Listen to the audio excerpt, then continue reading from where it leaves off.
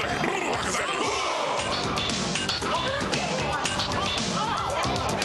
you might pray to God, y'all, but I like Lucifer best of all. Don't keep changing, waiting. Don't keep changing, waiting. Sunday school is a place for fools. It's hot in hell, but the devil's cool. Don't keep changing, waiting. Don't keep changing, waiting. So don't just sit there, join the club. Sell your soul to Beelzebub. Hey everybody, it is I, Count Jackula, your favorite satanic streamer here once again on YouTube. Back on YouTube these days. And I just want to say, Hail Satan to everybody. Let's all start the evening with a good Hail Satan. Hail Satan. Hail Satan. There we go. You know, and what about Satan is worth hailing? Well, get your Hail Satans out and I'll tell you. It's because that's Satan's world is a world of rocks. You know, like, come on. You've lived in a fucking kind of tired busybody fucking bullshit life that the internet has been for the last, I don't know, 10 years, especially the last 6, monitoring everybody. Making sure everyone's behaving. All that shit. When the reality is when really awful motherfuckers tend to come along. Pretty easy to fucking spot. You know, and the ones that are really good at hiding, you know, all this fucking stuff, they slip through those cracks, man. You know. So you gotta be careful. You know, you need time for yourself. You need time not just for yourself, but for the other things that life has to offer. You know, like donating money to my computer parts fund. Like that's a good one. But it also comes down to, man, sometimes we got to make the world a little bit more bearable for each other. You know, that's a big deal for me, making the world just a bit bearable. Because there's a lot of bullshit out there, and it's bad for you. You know, a lot of it's bullshit, a lot of it's bad for you. For example, like, every time I see a new, like, don't say gay bill, or, oh, let's outlaw abortion, or any of that stuff, that's all bad for you. That's all bad for you. You know? And why do we have such trouble with it? Well, we have such trouble with it because they make such a nice sounding case that is unfortunately not based in reality. You know, it's like, well, we can't have abortions. That's killing babies. Well, you can't fucking argue against not killing babies. That's kind of, you know, that's not cool. I mean, that's not really what it is it? You know, it's really about, hallelujah, Thorgrim. Hallelujah.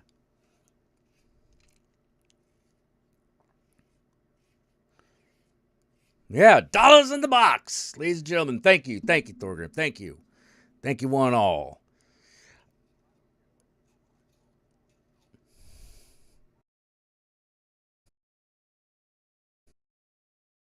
Thank you, hear all. Hail Satan, hear all, for the glory and power, Prince of Darkness. You know? Cybercat says they did a sensory deprivation float chamber session this week. It was awesome. Ain't it? Ain't it? Like, the minute you step back out into, like, the regular world, after having done that, it's just really amazing. You're just like, oh, I'm feeling okay. Everything's, like, kind of all right, you know? You know, you're not, like, you're a little high, but not, like, you're a little euphoric, but not, like, you know, like, you don't have to drop in to check out what condition your condition's in. You know, you just know. You know, and you're like, it's pretty good. You know, like, why don't I feel this way all the time? Like, that'd be kind of cool. You know? Yeah, no, it's super badass.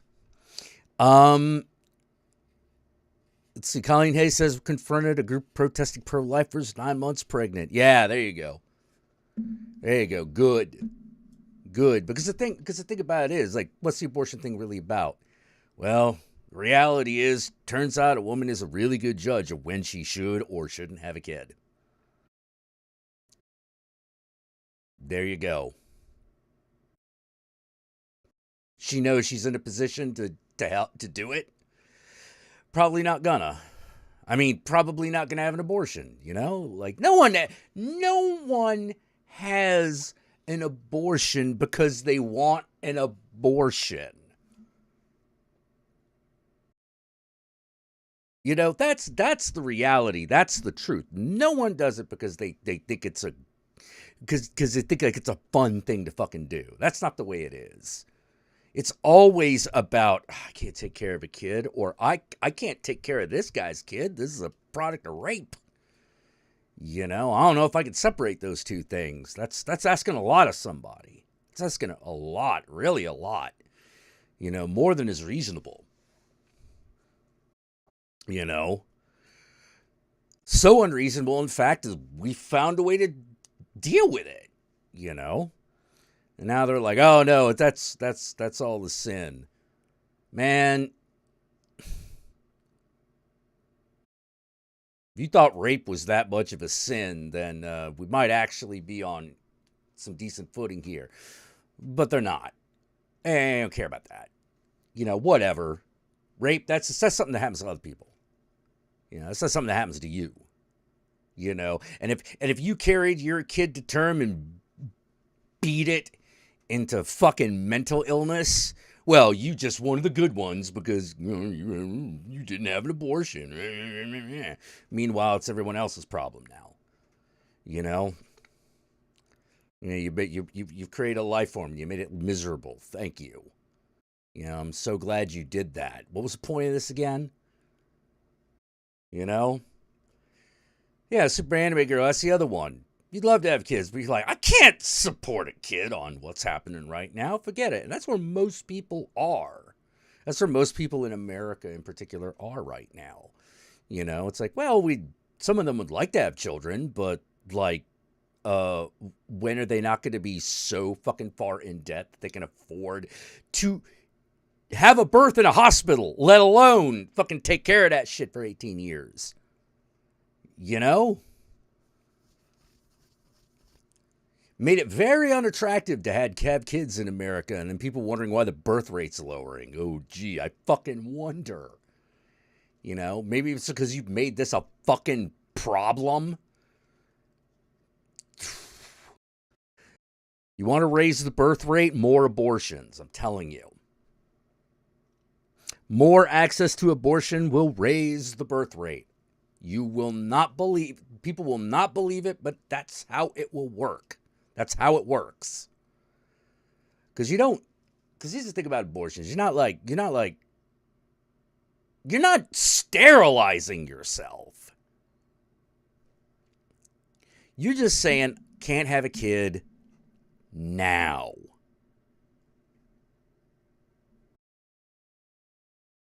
End of story. That's it. Can't have a kid now. This would be such a problem. And so stressful. That's going to have negative outcomes.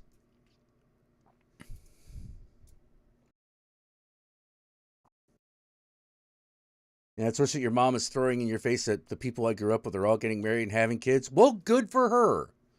Good for them. Good for them. It's just like, then you don't fucking need me to give you a grandchild. How's that? How's that? Adopt one of them fuckers. You know, you're so into it. Oh no, you have to see your little legacy. Fuck it. Fuck it. Fuck it. I never cared about that shit. I don't think I think people should care a lot less about it. You know, like, legacy. Well, like let me put it this way. When your real legacy is familial dysfunction and mental illness and a family that like fucking cuts each other's Achilles tendons off all the time. What kind of legacy is that? It's kind of bullshit. You know, like, fuck that. You don't need another family doing that. You know, like, the amount of distress that causes is just fucking insane. You know? Some religious people need the tradition of a family. It's limited, very limited thinking. Well, here's the thing. Some religious people rely on traditions as a panacea, as a security blanket, as the thing that tells them that what they're doing is okay. That's why they're so confident when they do monstrous shit. You know, because the tradition is telling them that it's good. You know, and so they're like, oh, this must be good. Tradition says so. Or more appropriately, one guy says tradition says so, and we just happen to all agree with him. You know, not God's will. I don't fucking. If God's omnipotent, isn't everything his will anyway? Like, no. Their God is too small, too petty, and too far away. You know, I'm not worried about. I'm more worried about my kids surviving because that's all I could ever deal with. You know, I can love a kid easy. I'm not a very stable man, so I wouldn't be at every baseball game, even though I know I should be. You know. But I'll be there for a lot of them. The biggest problem for me is I'm not responsible enough to handle a child. Plus, I'm always broke. You know? Well, there's a period of time where I almost had a kid. On purpose, almost had a kid. And decide against it. You know? Just decide against it. I'm like, no, I can't. No, this is not... I don't know what's going on in the world, but I do not need a little me running around. You know, just not something I need in my life. You know, adult me, big me will do just fine. Yeah. Like I would totally be someone's uncle. Like that's easy. That's simple. I get to leave. You know.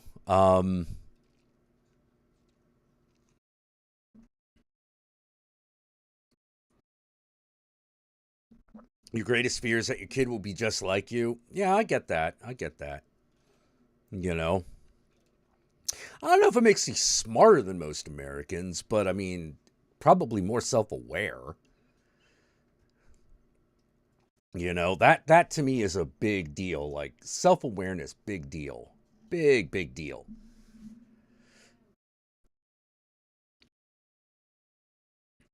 Let's see. Just spite your mom and tell her you'll have a kid, but grandma won't get to see her. Ooh. Oh, super anime girl, you're moving across the country. Cool, where are you moving to? Where are you moving to? Are you moving to the Great West Coast? And are you heading for California or the Pacific Northwest?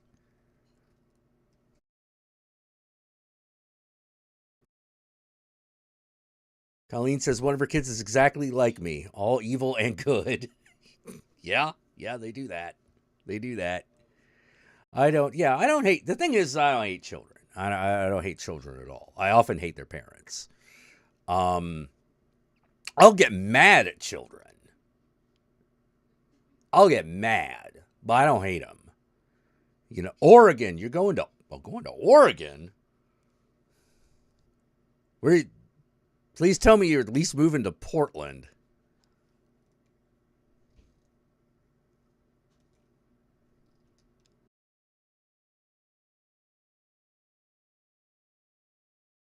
You're gonna want to be somewhere where like this, it's less than 90% white people. You know, like 70% is okay. You know,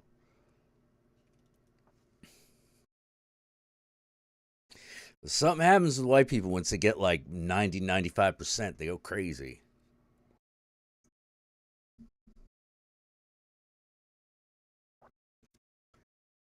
Bend, Oregon? You're going to move to Bend, Oregon? Okay. Why? Jason wants to move back to his hometown. Why does he want to move back to his hometown? See, that I don't get. That I don't get. I would never move back to my hometown.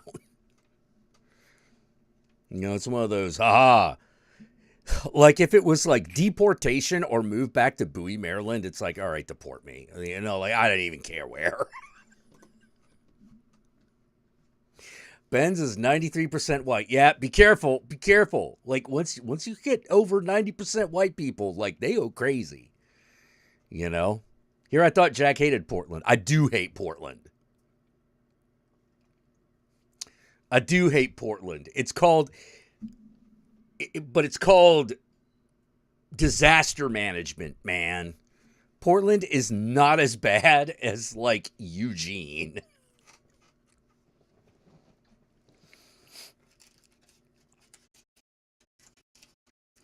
Yeah, what also helps that I'm a city creature. You know, like I am a city creature. I like cities. I like activity. I'm actually like the fact that I'm actually in like a kind of quiet section of the city I live in actually does kind of bug me a little bit. You know, Cybercat's like, I'd love to get out of Los Angeles. Oh man, you're in LA? Like, I love LA. I fucking love Los Angeles. You know? Thoughts on Seattle? I like Seattle. Seattle's a good place. Really cold. One of the biggest problems that you have to deal with in Seattle is that people don't leave that have a hard time leaving their houses.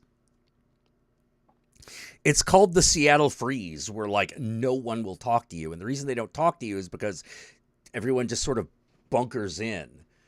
Because like there's this kind of weird thing that happens with human beings when it's just cold all the time, which is they huddle, you know.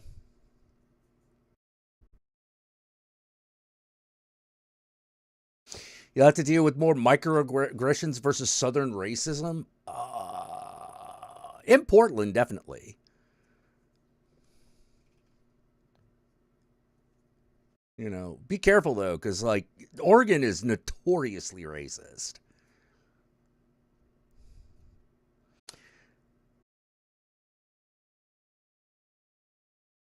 Yeah, the thing I like about LA is that it there's a lot of people. Yeah, so Seattle is a city of introverts. Yeah, yeah, it is. It is. You know, it has a lot of the same problems that like San Francisco has, to be totally honest. But it has them perennially, whereas like in San Francisco, it comes and goes with the decades. Like right now, it's a pretty introverted town because everyone's involved in the fucking tech industry, and so those are like 100-hour work weeks and shit. So there aren't as many people like about and doing stuff. There's not a lot of that youthful activity. Not of the sort of the levels that I'm used to.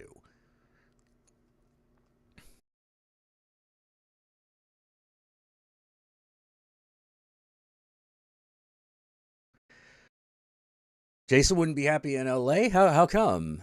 I see. It's a lot of people like have problems with LA, but like I I've never had a problem with LA. You know, like that whole Two Face thing, like that's everywhere. That is fucking everywhere. LA too. But like I've never been to a place that didn't have it in large fucking quantities.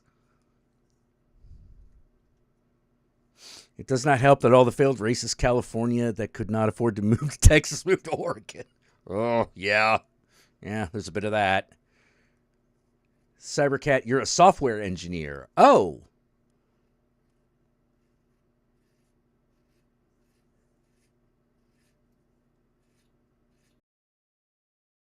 What's the problem with me? Like, what does your? Well, here's my question, Cybercat. Does your place just suck, or is it just, you just don't like LA in general? Because part of the reason I like LA is it's kind of warm, and there are people moving about, milling about, and that's actually kind of something I like. Like if I need privacy, I stay indoors. But if I don't want privacy, I have somewhere to go. You know, like here in San Francisco, it's actually gotten a little harder to make the meeting people part happen. You know, everyone meets each other on like Tinder or some shit. And it's just like I'm not looking for dates, man. I'm married. I'm happily married. I don't need a date. I don't even need a fuck buddy. I'm just looking to make friends. Like, where do you go to do that when you're in your 40s? LA's kind of got that handled for you because no one's over 39 in fucking LA. Everyone's actually 10 years younger than they are, Yeah,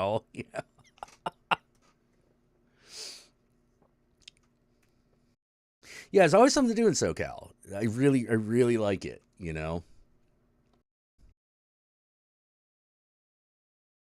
He hates cities, warm weather, and the high cost of living. Well, I hate one of those things. I definitely hate the high cost of living.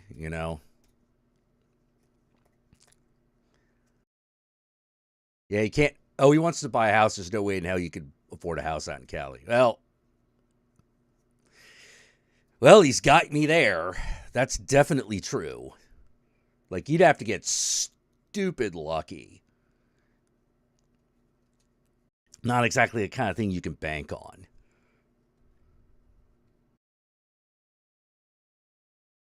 Wait, a non-profit video DVD Blu-ray rental store located in Washington?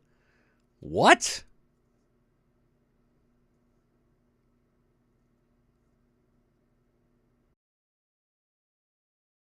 Okay. Non-profit, huh? All right. I have this problem with nonprofits. Not that I think that the profit motive should be everything, but uh a lot of people create nonprofits as an excuse for not trying. And that I don't like.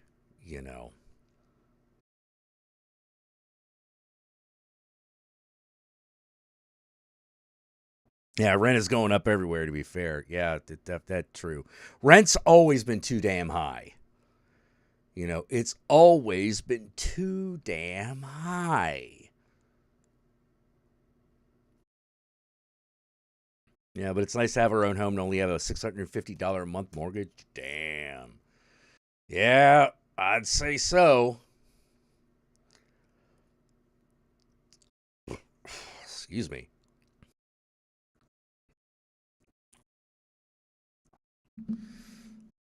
But I like cities. I like cities a lot. I maybe if I lived somewhere really beautiful like Hawaii, I would feel different.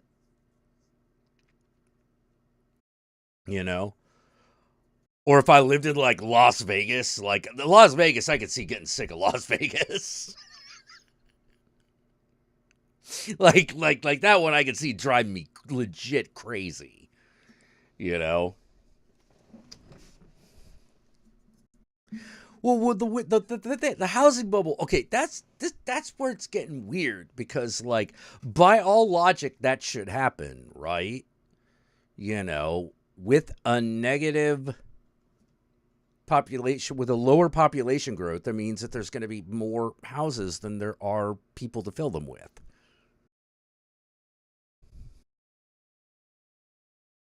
Let's see, rent even in West Virginia is getting bad. My cousin's paying $800 a month for a one bedroom. Oh, Jesus. Yeah, that is a lot for West Virginia. Holy shit.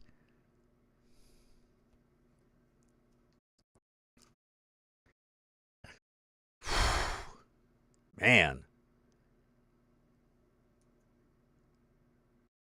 I know there are a lot of porn stars in Vegas. I'm just saying Vegas drive me crazy. It's like, nice place to visit. I wouldn't want to live there. I would go insane.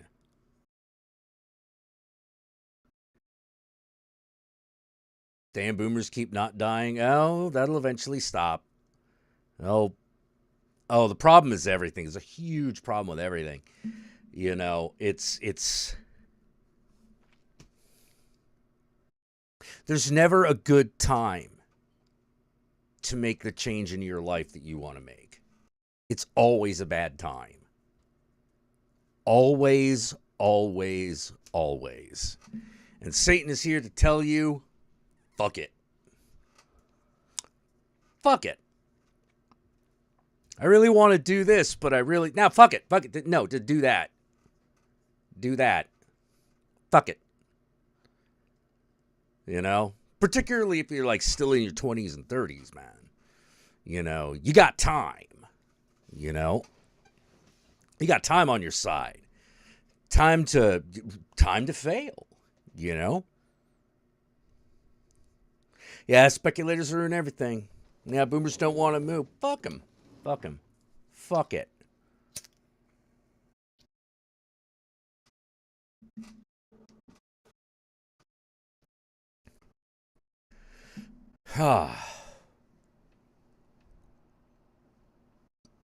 Logan's Run might have had the right idea. Yeah, I know. Well, in Logan's Run, I'd already be dead like 17 years ago.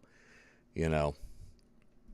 Well, my feelings about like old people is man, everything got fucked up somewhere. I know exactly what it is, but along the way, something got fucked up.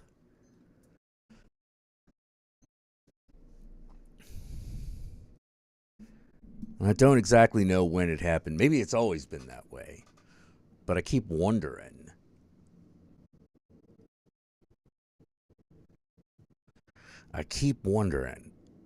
Yeah, you thought you'd have your shit together by your late 20s? Nope. Nope, you never have your shit together.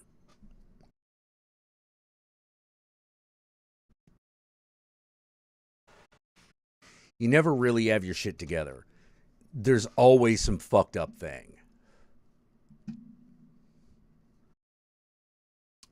And I'm going to be perfectly honest.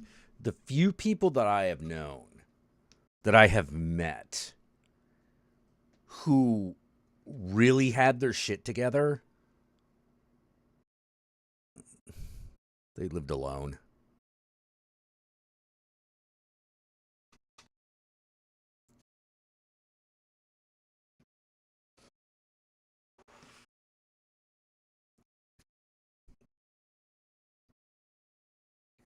You want to live alone? Get your shit together. You know? I don't think you ever really get your shit together.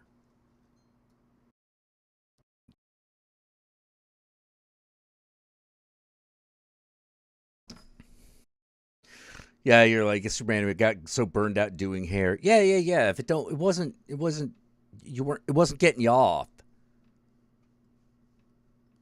You know? If you're not doing that thing in your life that is getting you off, what you're doing for money is not going to fill that void. Never does.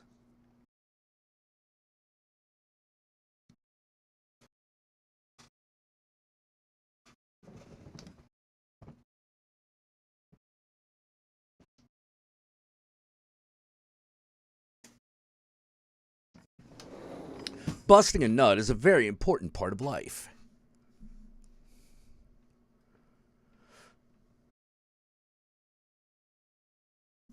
No one's got their shit together. No one really. Not for real. There's always something broken. There's always something missing. There's always something not there. You know? That's why the hardest lesson for me is to have gratitude for the things I got, right? Ain't that the hardest lesson? You know? Always grass is always greener. Always. You know?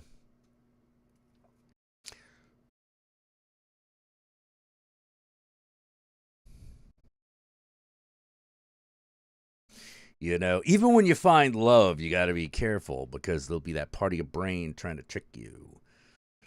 Trying to tell you, well, is this it? Motherfucker, what are you talking about? Is this it? You've won. You know, that's nothing but net. You win the game. And we're sitting here wondering, Is it good enough? You know, like, what is it? What is it about us that's so dissatisfied? You know?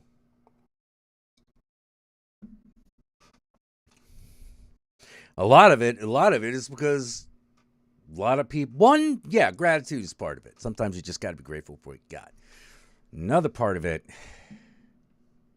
is not going for it.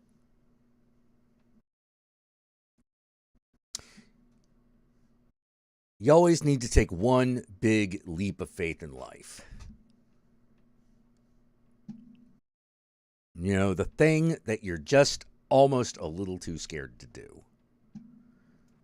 Don't even need to do it that often. Once or twice in a lifetime is fine. Yeah, we're always skeptical when things go good. Good thing is whether you're skeptical of it or not doesn't matter.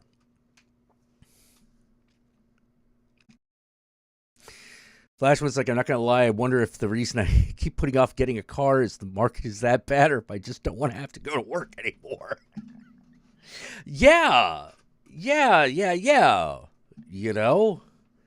Like, well, hands up. Who would go to their job if they didn't have to?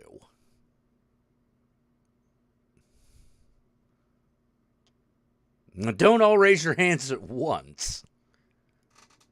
You know, but I'm willing to bet not too many people. You know. So why do people stay in those positions? Why do they keep doing it? Well, survival's a big deal. Can't be discounted. Living, very important. However, those people, your job is not, I don't think your job or the way you make money is supposed to be the end all be all of all satisfaction. I don't think that's actually, I think that's a lie. I think it's a big fat lie. You know, I think the reality is your job is just supposed to keep you alive. You know, this is the thing you do to make sure that you have the thing that allows you to keep surviving in civilization. That's it. You know, that's just it. And you work with what you got. You work with what you got, and that's it. That's all there is to it.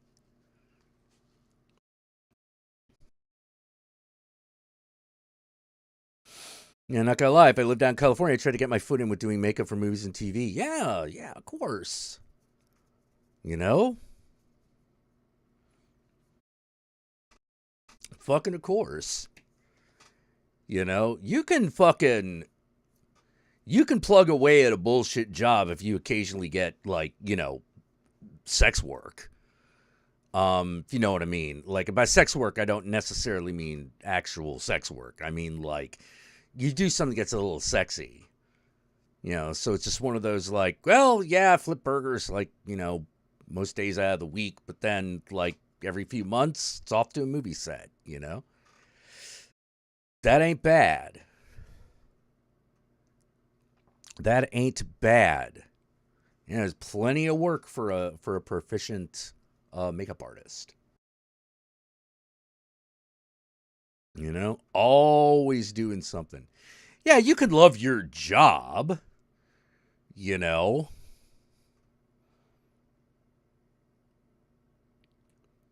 Yeah. See, that's why I'm all about. That's why I keep saying California, Los Angeles. You know, that's the place. California, Los Angeles, place you want to be for that shit, because that's where all that shit happens. Where all those decisions get made. You got to take a meeting. You're gonna take it in L.A. You know.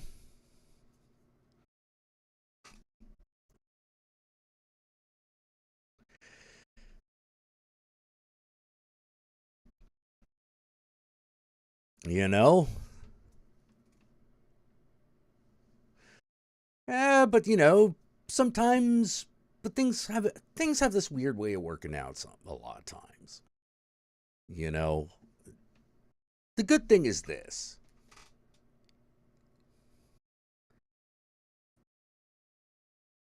Oh, you know how to do black hair and not a lot of stylists in Hollywood do? Ooh. Ah, Interesting. Yeah. Like, we're all like, yeah, man. Man, we all beg for the money. I do not want to go back to school. I'll tell you that right now. I do not want to go back to school. I hate school. Um, I do very poorly in that environment. I wish it wasn't the case, but it is. You know.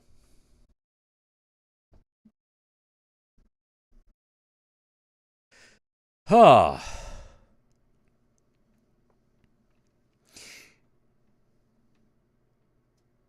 Flash was like, I want to go back to acting. That's why you want to move to. Yeah.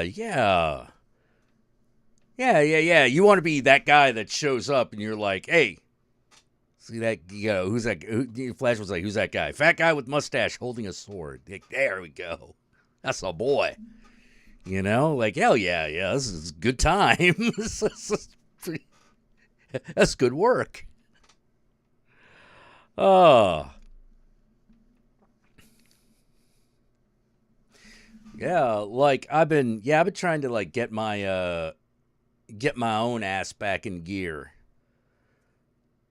because like so often we focus on the frustration and the heartbreak, and I'm trying to let go of all that. It's not easy. I wouldn't say it was easy, but like, doing what we can. Yeah, even if you're doing extra work in commercials, yeah, that'd be great, you know?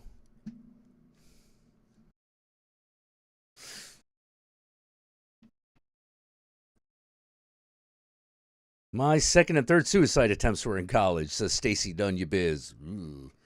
Okay, so you definitely deal with college worse than I do, but I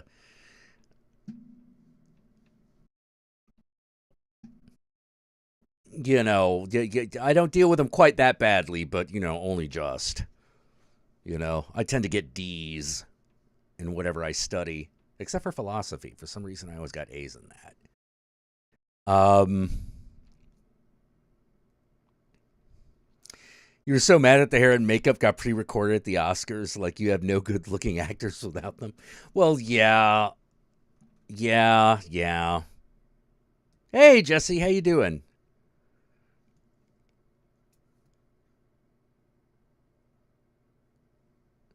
Cybercat's like, I love being a software engineer, but I'd honestly rather be a scientist. What science would you would you be into?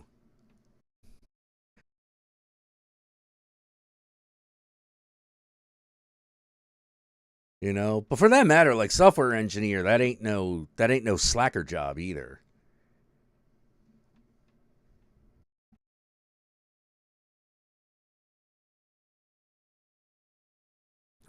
Software engineer is not a hard, not a hard, not an easy job. You got the worst score in philosophy. Oh, Thorgrim's like, well, Jack, you are a wizard. And I'm like, well, yeah, apparently. Um, Biochemistry. Oh man, it's funny. I have a friend who just left who recently being like a few years, left the biochemistry field to become uh, a therapist, like a psychological therapist.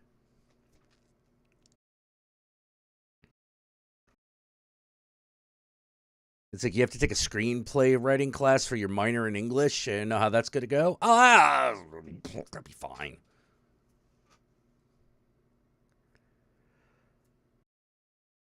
You'll be fine. Just remember what's supposed to be in front of the camera.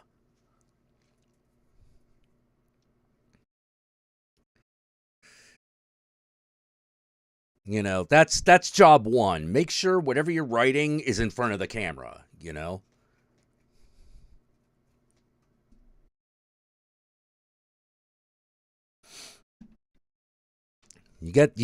do that, you're ahead of the curve.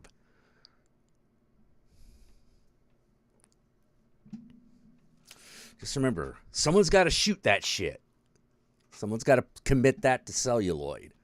That's the goal. You're not a good creative writer like it all. You'll probably surprise yourself.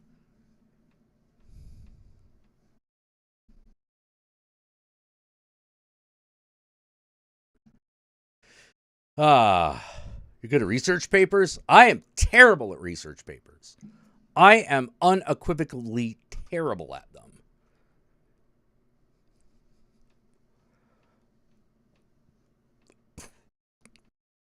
I have a hard time remembering facts long enough to make the reference. I'm really bad at research papers.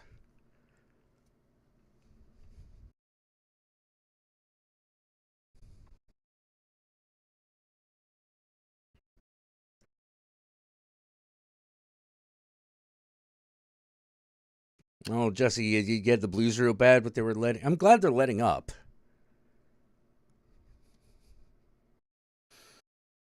Do do do do do.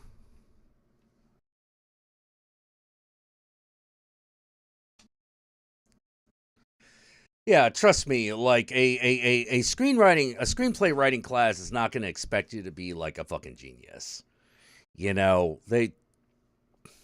it's largely going to be about formatting and how to construct a scene and things like that. And at the end of the day, like I said, big thing, just remember it needs to be whatever what you're doing is showing whatever is supposed to be in front of the camera.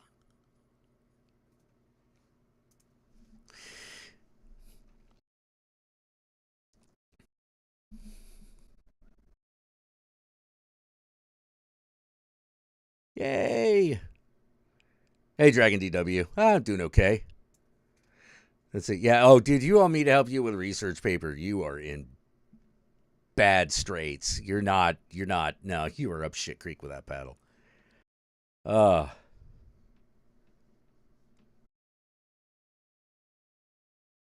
I love I love talking about stuff. I like reading stuff, particularly subjects I'm interested in. Although, man, not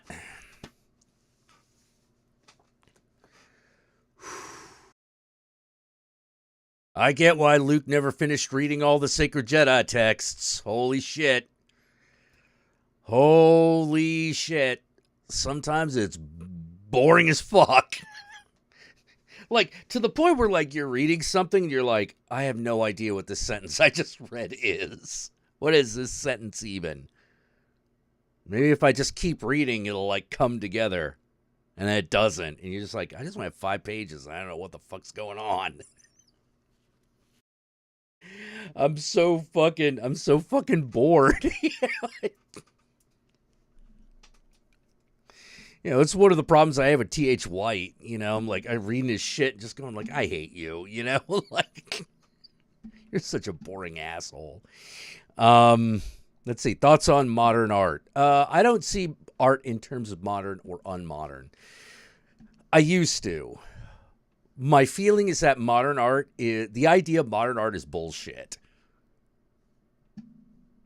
And we're already talking about art, which is the art of bullshit. So you would think that that would be okay, but the problem is I feel like once you've seen behind the curtain of modern art, it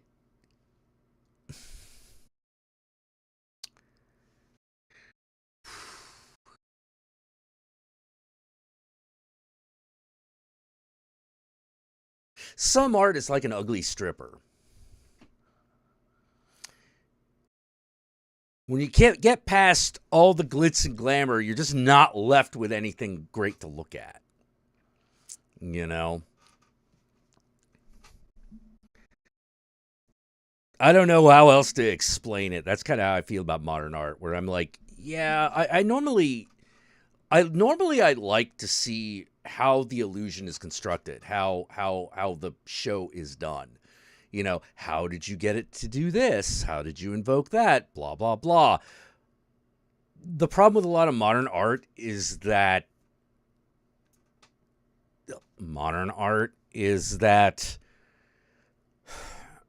once you see through it, you're like, that's a really stupid trick.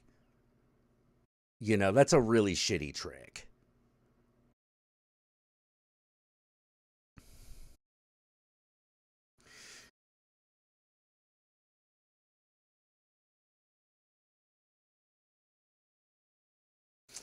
Yeah. Like, if here's the thing, I know that there is some modern art out there that I would love.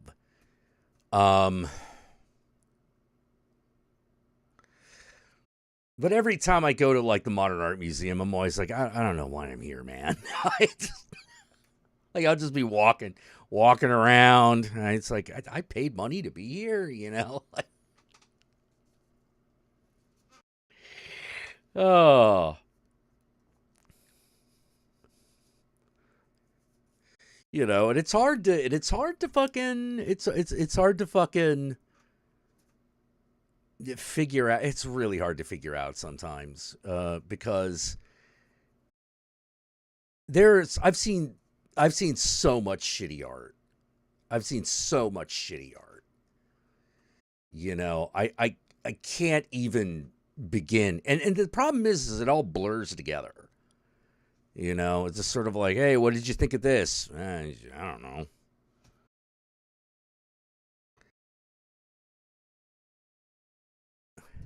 Oh,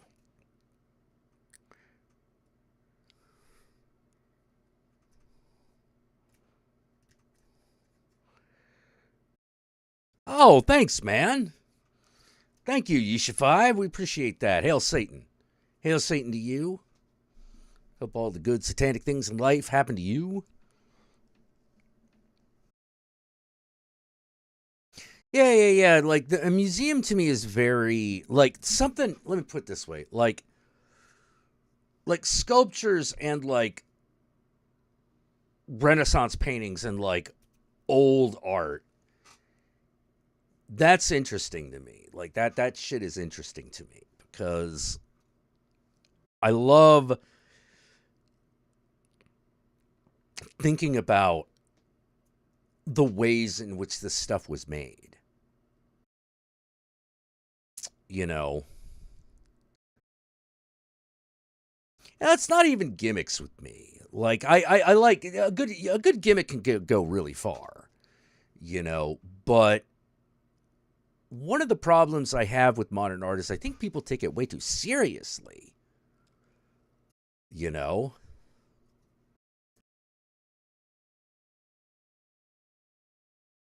I think people are busy looking for shit that isn't there. You know, whether or not it should be or it should be there is another matter entirely. But I think some people just take it way too seriously. You know, when the reality is that,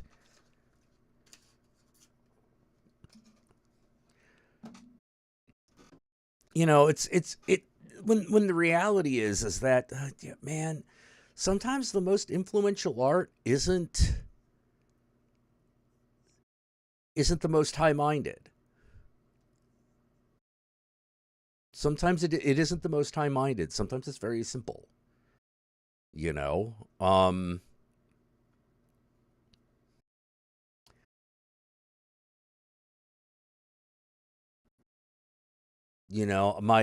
opinions on art. I have an extremely critical eye when it comes to art. Um, I have to let go of a lot of things that I perceive as flaws. I just have to let them go because no piece of art is perfect. Because I've gotten to that level where it's like, yeah, nothing's ever going to be, nothing's ever going to satisfy. I have to learn to just enjoy things as they come. I have to enjoy it for what it is, not what I wish it were. And that's kind of when I see a lot of like modern art, I kind of just don't feel anything. And I don't like that. I don't like looking at something someone's created and go like, yeah, uh-huh. Yeah, that exists. Because like there's a part of me going, is this really all you've got? Is this really what you have? Is this is it? This is what you're doing? All right. I mean, not for everyone, I guess. You know, You know, I'm not even worried about whether or not it can be considered art. It's just about me whether or not I care about it. Yeah, and Frank Frazetta's artwork was really amazing. Yeah, really, really good. Like when you actually look at those paintings, it's amazing how much he did with so little. You know, it's hard to explain unless you really like examine a Frazetta. You know, uh, yeah, it's impossible to describe. It's impossible to describe, but when you look at it,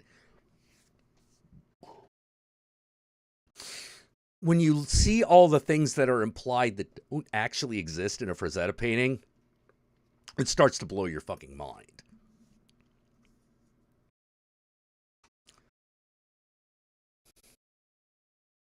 You know, um,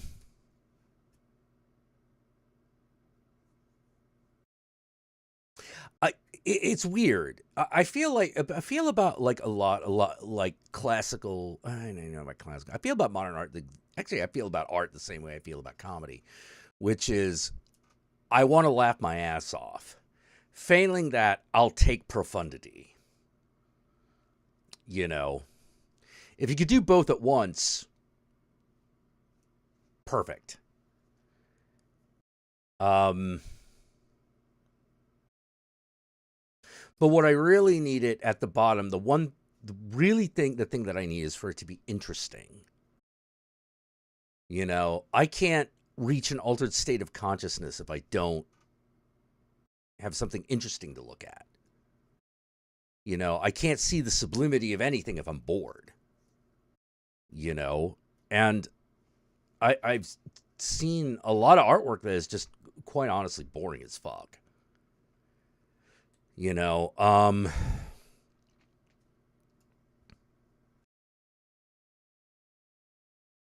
yeah, yeah. You want some real modern art? Jack Kirby, Oda, Satoshi Kon, Toshio Medea, Maeda, Moderna.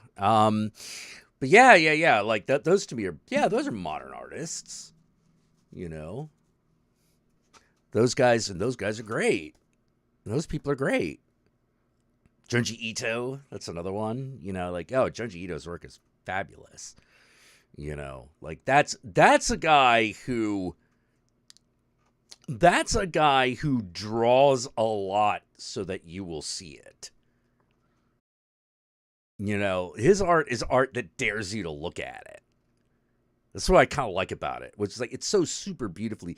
It's the fact that you look at it, you think about his artwork, and you're like, dude, you spent a day doing that. You are so into this fucking. You were so into this fucking idea of a guy's like face bending in two that you spent hours doing it. You know, many times his comics are are just a build up to an excuse to draw one thing. You know, that's what makes him so interesting. You know, because like, why did he do Uzumaki? It's because he noticed spirals were everywhere, and he got obsessed with drawing them. And so he was like, I got it. I'll do a horror story about spirals. And all the kind of fucked up things I could do with spirals. Okay, let's do that. You know, like the one about the girl whose like face is unraveling. Oh man, it was just an excuse to do that, you know?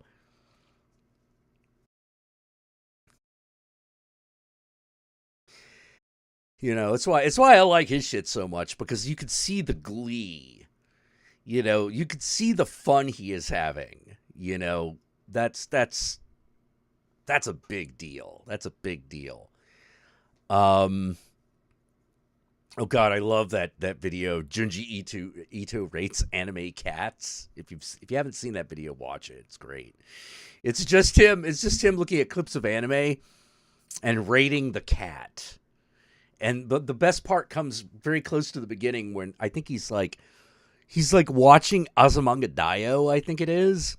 You know, it's like this general kind of small slice of life sometimes a little weird, kind of anime about school, people in school. Like, no big plot, you know? It's just, my hand got bitten by a cat on the way to school today. Here's a story about that, like. And so they show that one because that's actually an episode they did, that Azumanga Daioh did. And it's just, there's a cat, and the girl's reaching up for it. And the cat's face turns into just like a big cartoon of a cat's face with like clamp jaw teeth, and then just bites her. And then Junji Ito looks at the camera and goes, "That was very scary."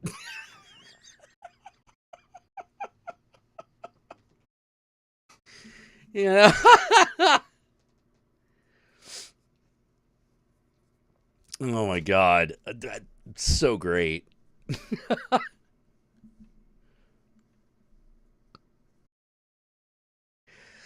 Yeah. Well, here's the thing about like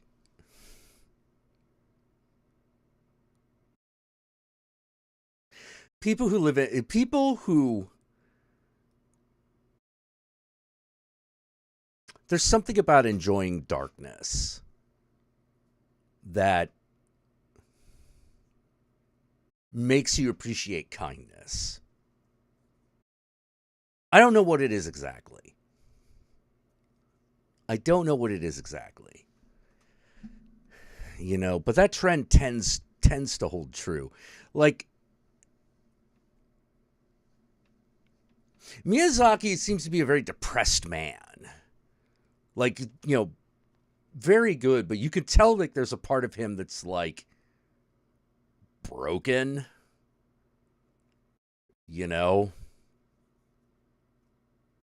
Like he does weep for a simpler time, a more pastoral age. Whereas Junji Ito is way more like, I'm gonna do a story about a woman who fucks a house.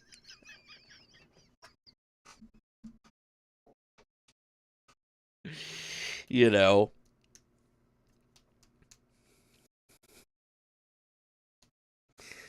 the man is a scaredy cat but loves doing horror. Yeah, who knows more about fear than a guy who constantly lives it?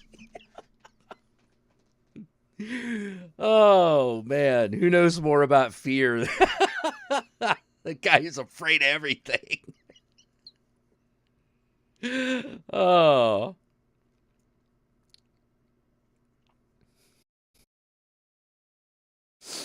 Oh, man. Yeah, Chain Chomp Cat. Yeah. No, there is something about... Definitely Junji Ito fits the mold of like the person with the really like dark imagination who seems to be a very, very nice person.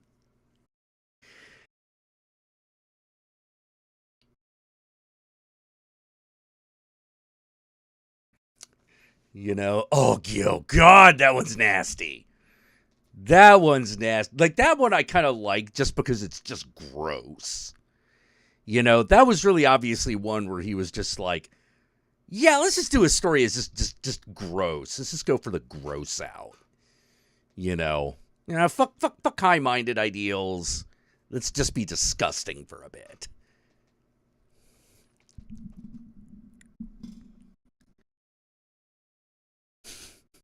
Yeah, the house fucking story. Well, like, you could tell that the whole point of that fucking story was like, look, I don't know where this is going. It's just all about a woman who wants to fuck a house. Oh, God, what was it even called? The Woodwife? I think it was called Woodwife.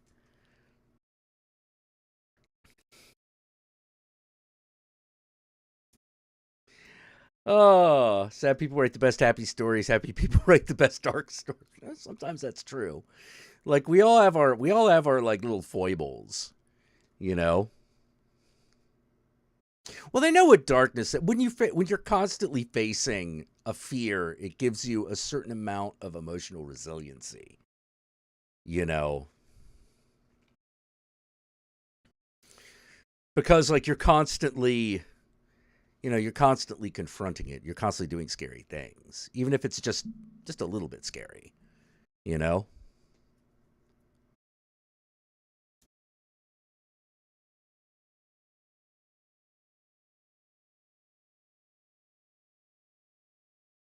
Yeah, Miyazaki.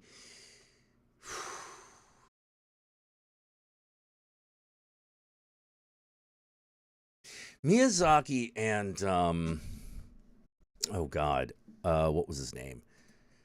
Guy did Astro Boy.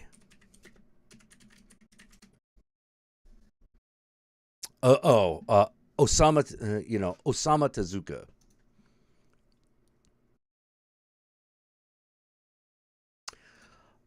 He and Miyazaki were definitely, they're definitely children of World War II.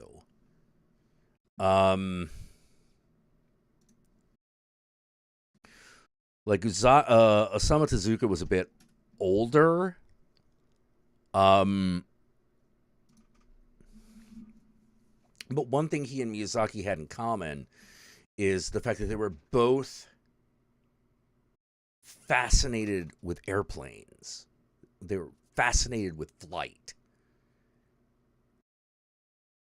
And what more horrible thing could there be for a person who loves flight than the kamikaze?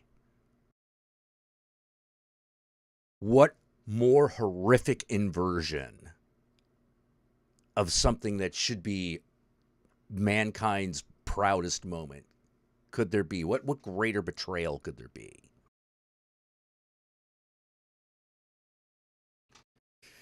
You know,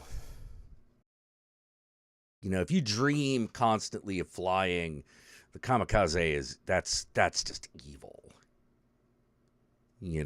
That's evil shit.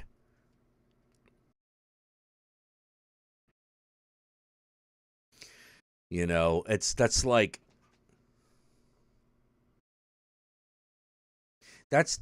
yeah, I've always dreamed about living on a farm and working the land. Oh, okay, here, have a farm. Oh, thank you. Hey, here, have this whip. Wait, what do I do with this? Oh, you beat those black people to death. Wait, what? Yeah.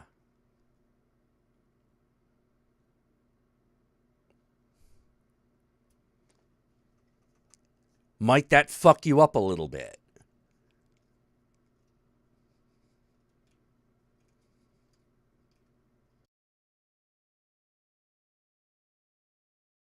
Yeah, Miyazaki's movie The Wind Rises is all about that. I know.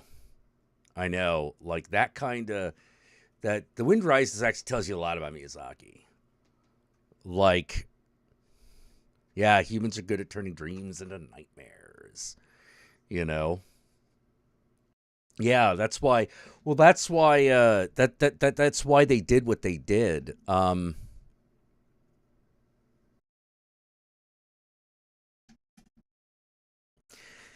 That was the idea behind part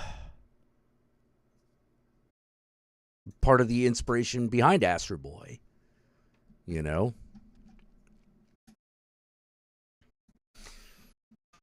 The dream of a better world.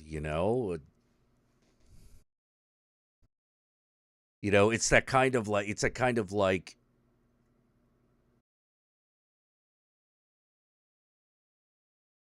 that kind of feeling of like, was Pinocchio so bad? You know, what if he was a good boy?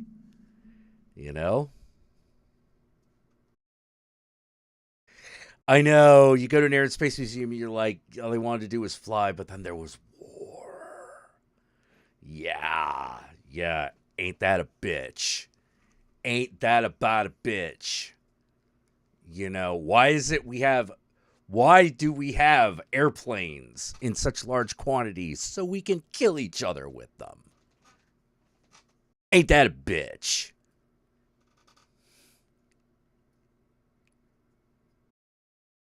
Like that's the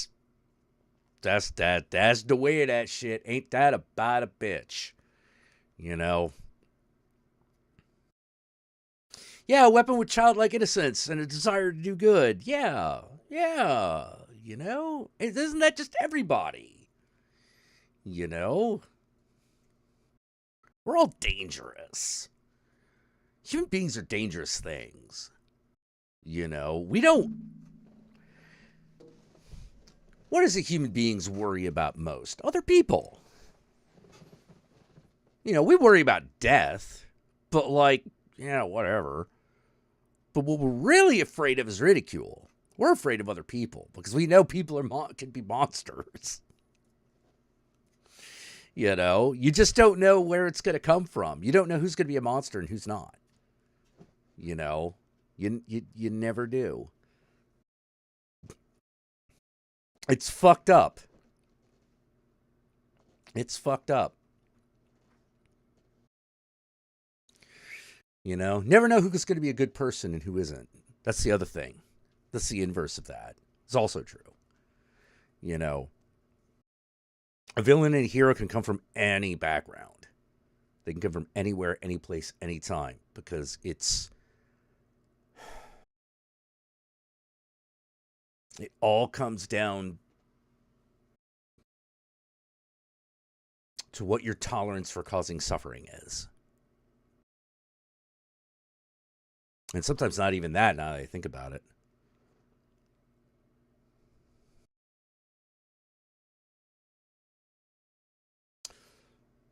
You know? I don't like people being in pain for no good reason. You know, I'm like, I don't like it. I don't like emotional distress. Like, physical pain sucks, but like, to me, emotional distress is like way worse.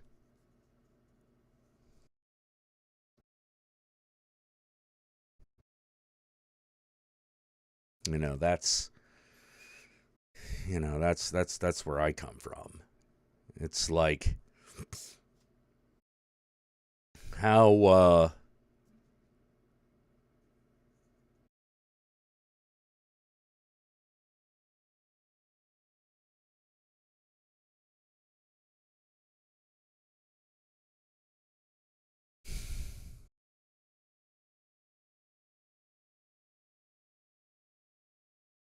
when I think about like why I don't like try to start a real cult or anything like that, it always kind of comes down to the same answer. What if they blame themselves?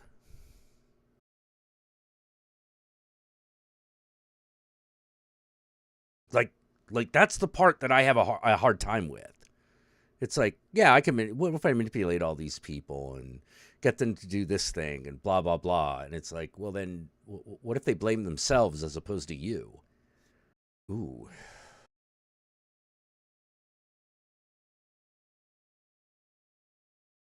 Ooh.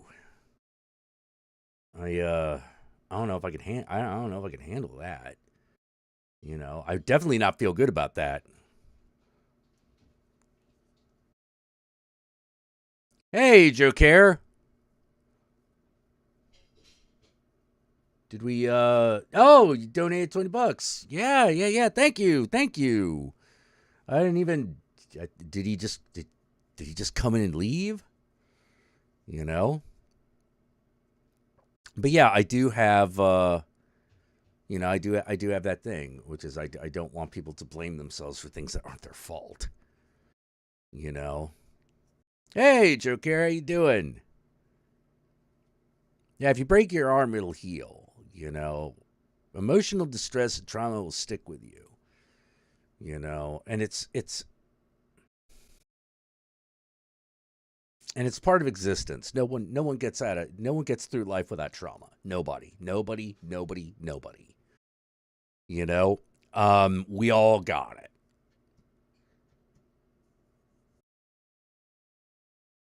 But there are a lot of people in the world that blame themselves for things that aren't their fault.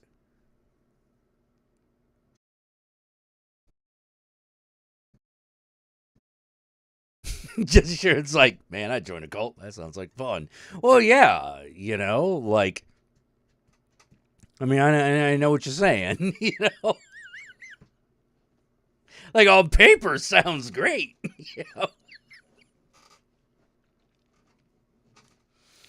You know, get some of that free love going. That sounds like the life. You know. But for me, it's always been like, yeah, but when fucked up shit goes down, I don't want people blaming themselves for it. And it's the easiest thing in the goddamn world to do. just to trick people into blaming themselves. I don't like that. It doesn't sit right with me. Oh man. Whoa. Oh, I think I got to get. Hold on.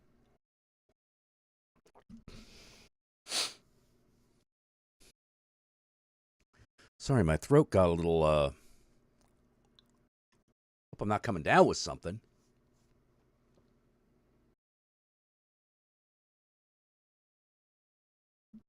Let's see. Anything could be a cult, like when Unus Annus was still online. That was a bit of a cult. What's Unus Annus? Holy shit! That I don't know what this is.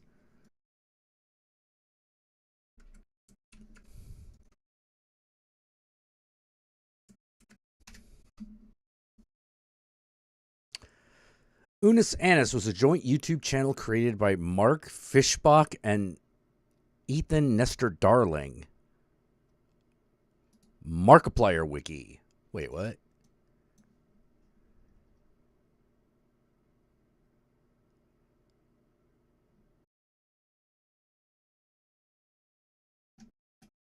Okay. Ethan is Unus and Mark is Annus. Okay.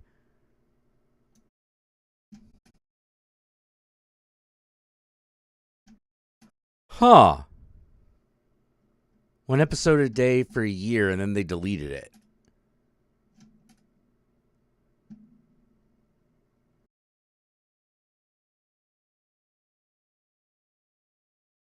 Interesting.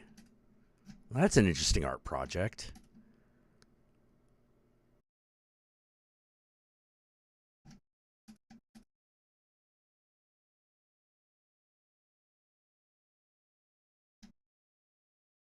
Huh.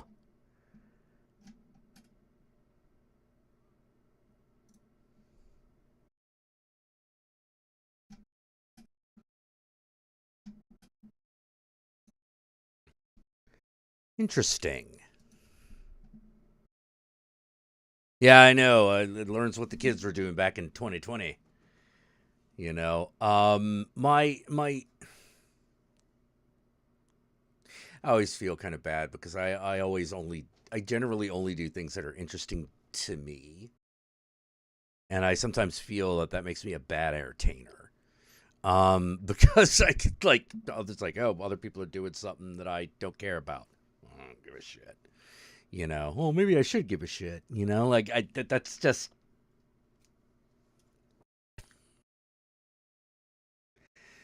Oh man.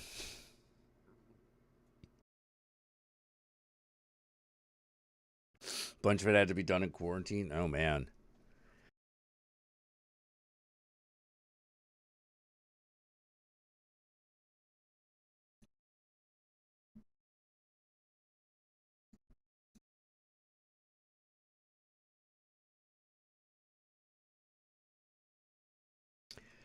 Oh man. All right. We're gonna go hit an intermission. I'll be right back.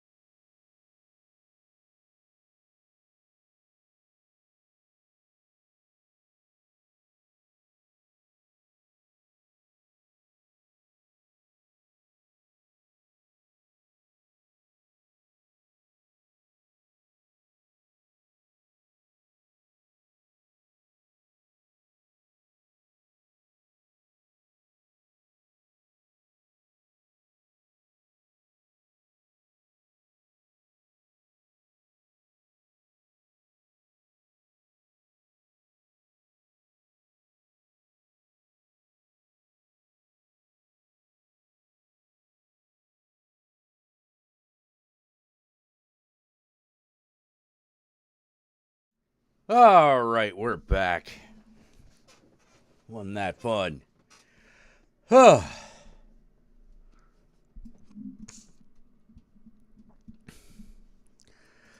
oh boy. All right, kids. Here's every little thing. Oh, God.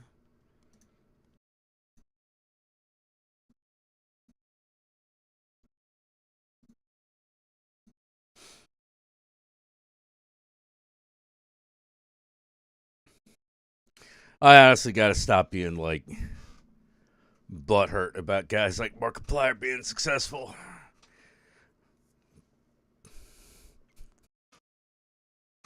Doesn't seem to be anything wrong with Markiplier. I'm just not as popular as he is.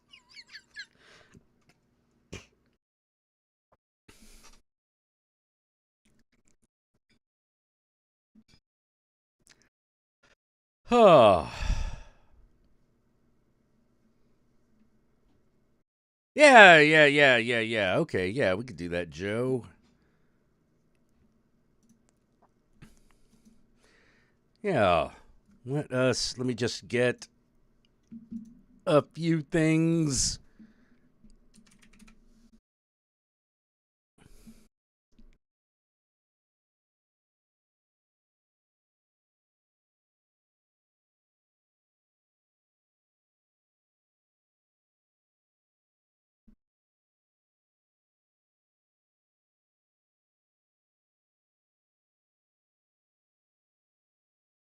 Da da da da da da.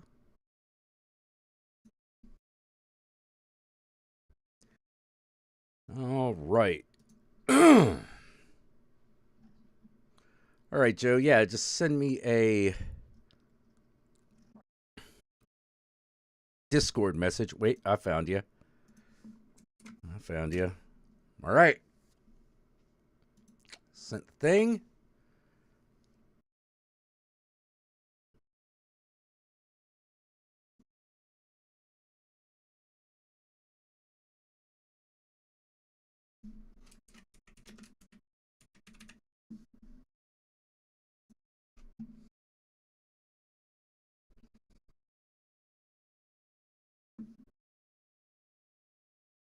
Aw.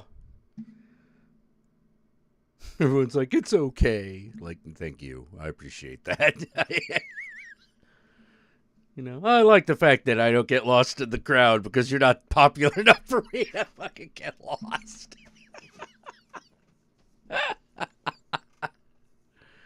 uh, no, but I know what you meant. I know what you meant, Catherine.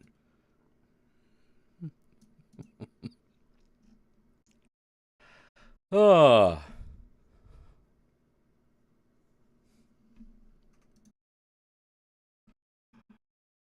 Okay, here we go.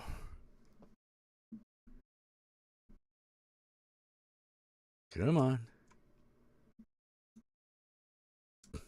Do.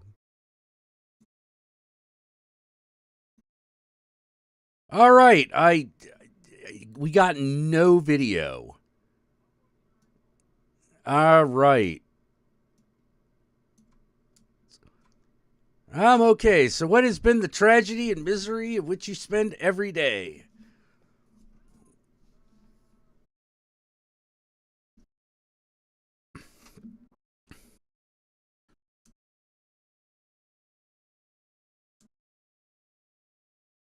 Oh, that's an odd way of putting it.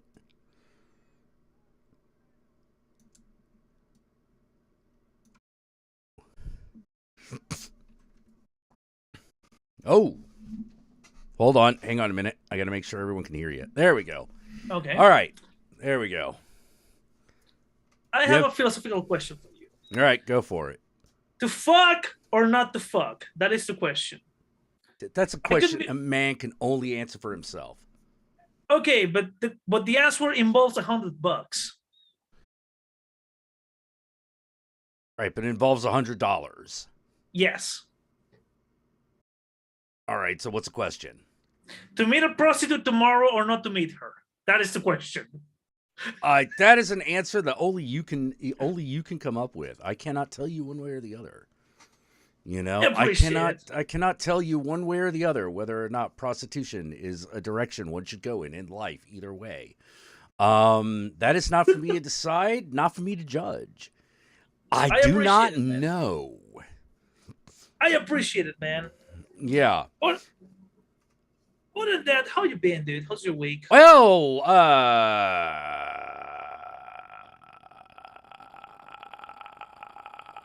my friend Steve is in the hospital. He had a heart attack, and that was fantastic. That was great. I had one friend die just for another to end up in the hospital like 2 weeks later. And it's like, oh, fantastic. Hey, it might laugh a fucking thrill a minute. You know, these interesting times can stop. It can fucking stop. You know, I'm done with it. I'm absolutely flat out done. You know, I don't need a nuclear war. I don't need fucking COVID. I don't need my friends dying, you know, slowly or quickly. You know, I don't need none of that shit. I'm done with it. It's bullshit. And I hate it.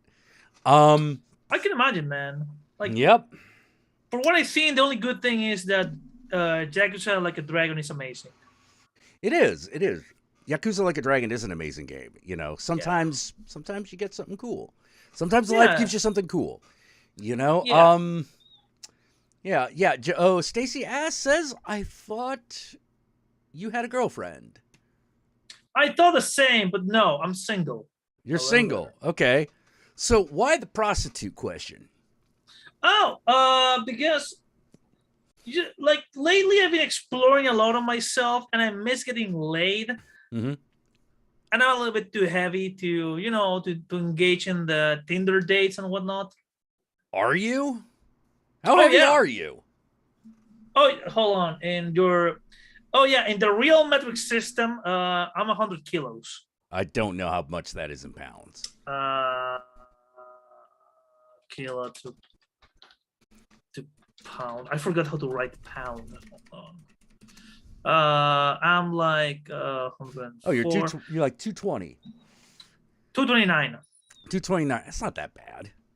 Yeah, but still, like, you know, and I'm also a short guy by your standards. Yeah, how tall are you? 149. I mean 169. I'm not kidding. I'm 169. I don't know what centimeters. 4'6". No, you can't be 4'6". Hold on. Pretty sure I'm not. Let's see. Like, how many centimeters tall? 169. 169. Yeah, 2 inches. Yeah, you're about 5'5". Okay, 5'6". A little short, but not like you're not like a midget or nothing. You know, you're not even the shortest guy. You wouldn't even be the shortest guy I've ever met. Wait, somebody's asking me to speak American, Joe. I fix your roof. You want me to sell you oranges? Blow your leaves for you? Yeah, 220 is not that heavy. Is prostitution legal here? No. That's an interesting question, and the answer is crime. Yeah, I'm about to say, like, no, I'm pretty sure it's not. Yeah, no. Let's see. Like, yeah, I don't even know where. I think I'm like 185, 6 foot. You know? Oh, you're a tall motherfucker. Yeah, I'm a tall motherfucker. Like, Horror Guru, I'm pretty sure is like, he's like 250, 280. But he's also like 6'6" and 6'2". Also, hi, Gomez. Sorry, Gomez is moving in the background. Yeah, 5'5" is not midget. Yeah. You know. In other news, man, funny enough, you were talking about cults, and I saw this documentary about the cult of Subgenius. Oh, yeah, cult of Subgenius, yes. I feel bad about them. Why? Do you know what happened afterwards in the later years? What's later years, man? Like, if it was, we talking the 90s, or we talking like... From the 90s till today. Oh, no, I have no fucking idea, because I stopped following those guys, like, around turn of the century. Okay. So, Spoiler alert for everybody: the cultists of the subgenius is a joke. People started to take it seriously. Okay. Too seriously. Okay. Way too seriously. All right. What happened? Well, at one point, in order to get publicity, one of their the vocal guys said, "Oh yeah, Eric and Dylan Harris were totally members of the subgenius." Who? Eric and Dylan, the Columbine shooters, within 2 weeks of Columbine. Hey, Kitty. I don't remember this. Hold on. Yes, Kitty. By the way, somebody's telling me if you do, make sure you wrap your sticky. Hey, I'm a firm believer of that. Okay, I don't want any STDs. Oh, hi, Kitty. You just want your slack. Isn't that right, cat? You want to smoke your crumchy and fucking get some slack. We're talking about the sub. Yeah. Have you heard about the sub purr? The sub kitty. Oh. Subscribe. But he's top kitty. He cannot be sub. He's top, I think. Oh man. There's going to be a lot of that. He's been doing way more of the in and outs lately. I know exactly what it is. Is he why on it is? Or... No, he's neutered. Oh. Yeah. He ain't had balls since he was like 4 months old. How old is Gomez right now?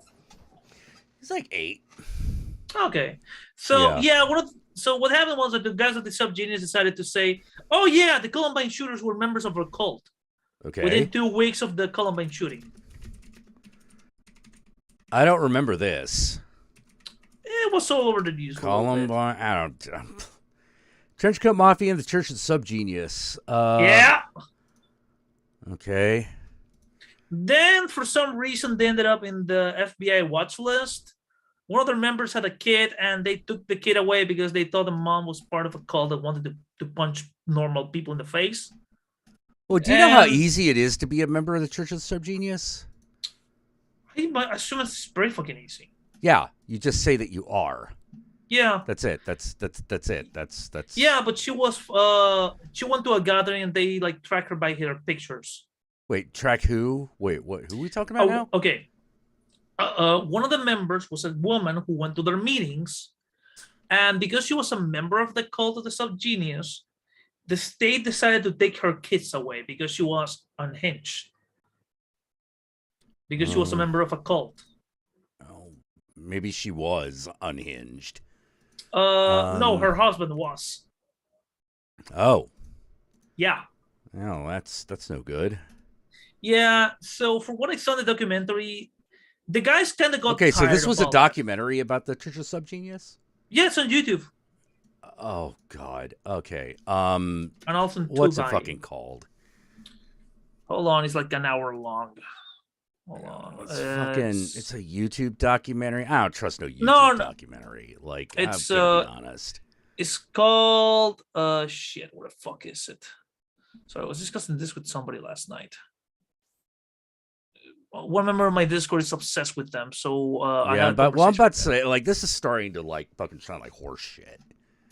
Fuck, I forgot the name. It's called like J.R. Bob and the Cult of Subgenius. It's like 1 hour long. Wait, is it on the Film Threat channel?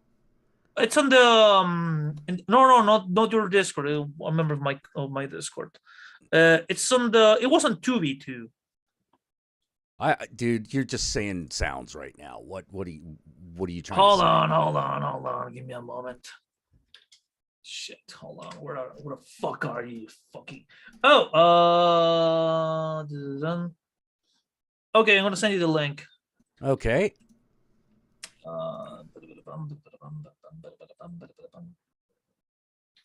There you go. It should be on the Zoom.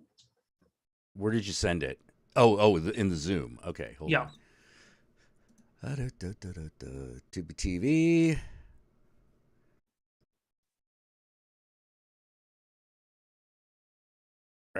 Bob Dobbs, the Church of the Subgenius. Enter the absurdist anti-establishment campaign that began as a lark and led to a religious movement that turned Southern theology on its head. What? Yeah, because they're from Texas. Yeah, I mean, I know that part, but And What? here's the same. And here's the same documentary, but on YouTube. It's exactly the same one. Sandy K. What else have they done? Nothing. Oh yeah, this is real reputable. Film Threat Watch Party. Oh, okay. It's like some sort of.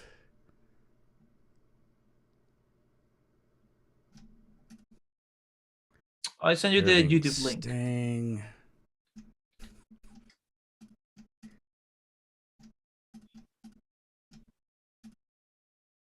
Oh, thank you, William.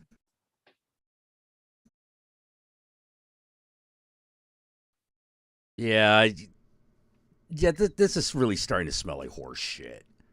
I mean, maybe, but like,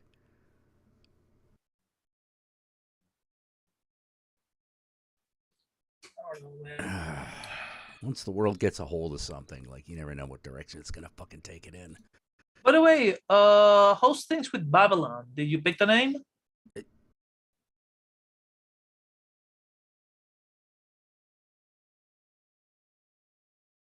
I'll take it as a maybe. Yeah. How about we'll take it as like we're having some trouble there. Oh shit, yeah. man, I'm sorry. No, I shouldn't be angry.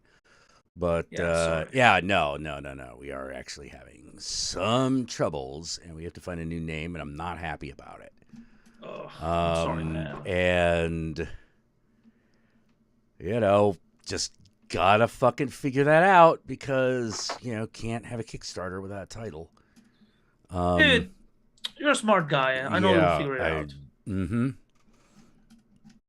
Yeah. Anyway, I don't feel like looking up this Church of the Subgenius thing because I really honestly fair, man. Don't worry, man. Don't worry. So, what have you been watching lately? Well, let's see. I watched Moon Knight. That was really cool. Ooh, Moon Knight was pretty cool.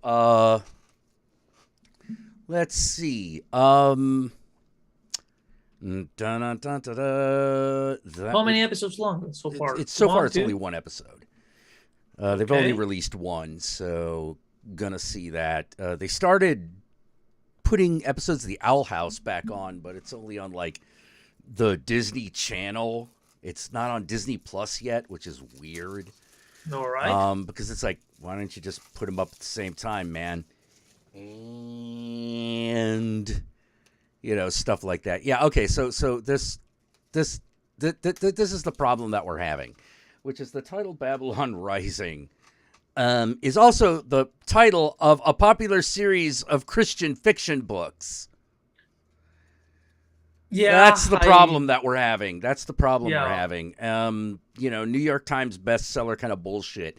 It would be like if we were doing a game that was basically about a bunch of people who were left behind after the apocalypse, and we called it Left Behind. Yeah. Even if they were different stories, that creates a huge problem. Yeah, I can imagine. So right now we're casting about, trying to find a new title.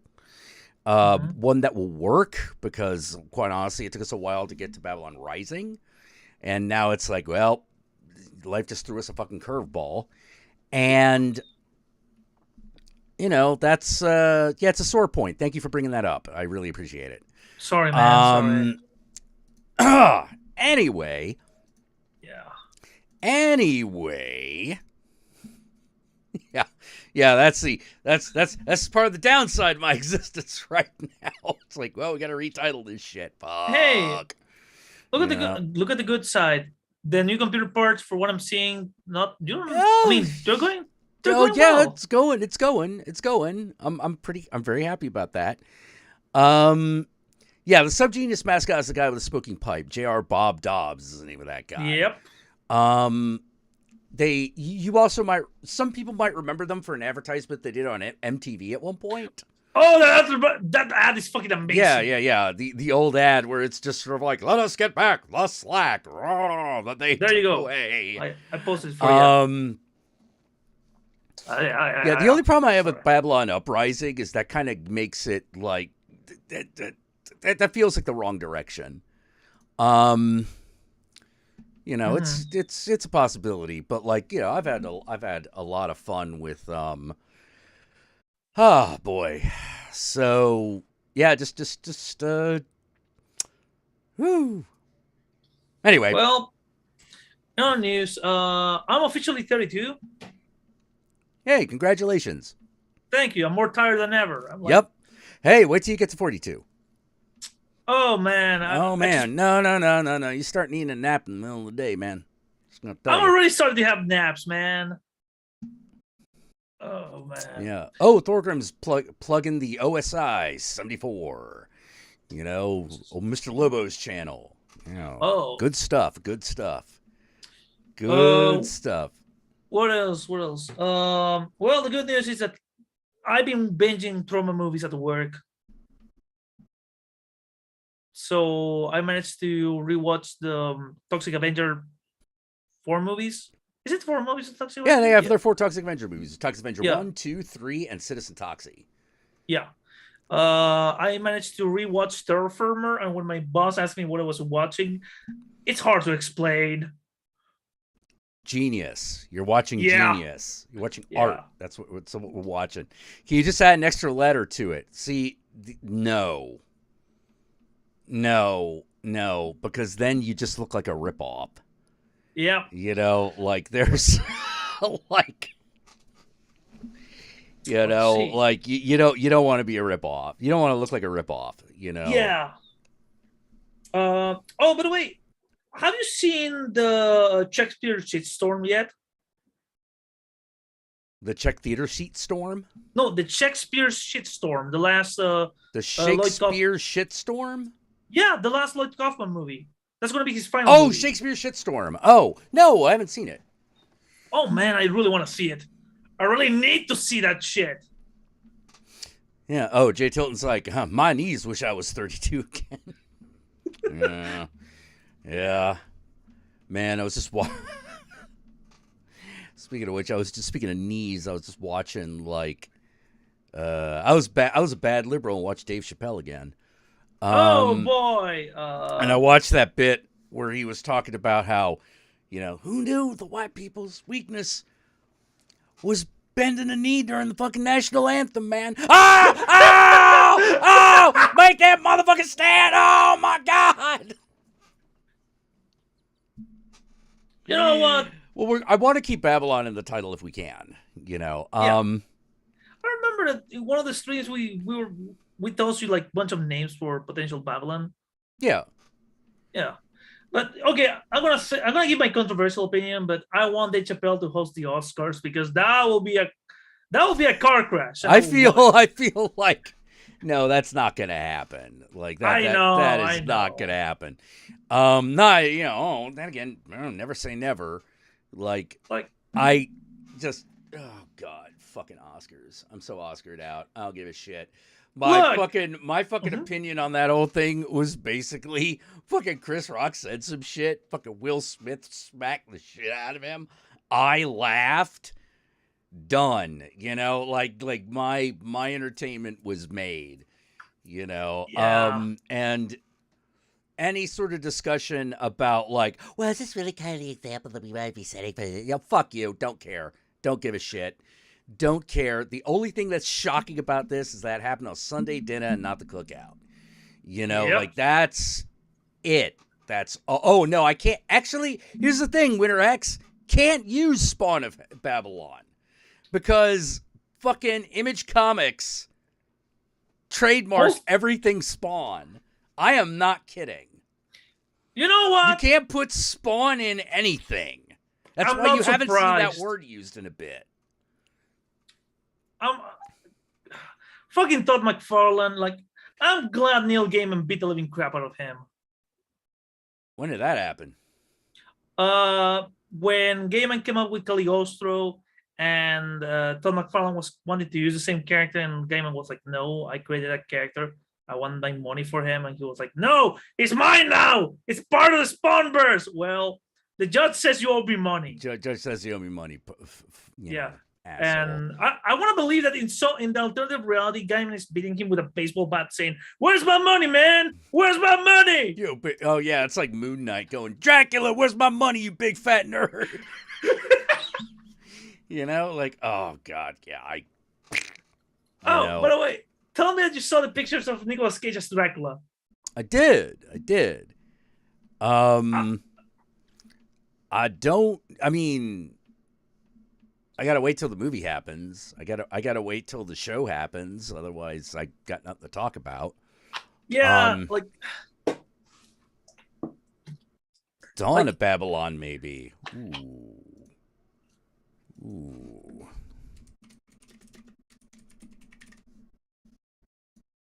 Arise, Babylon, arise. No, Jack needs some Magic Girl Power Rangers in his setting. Then there'll be Babylon 5. Oh.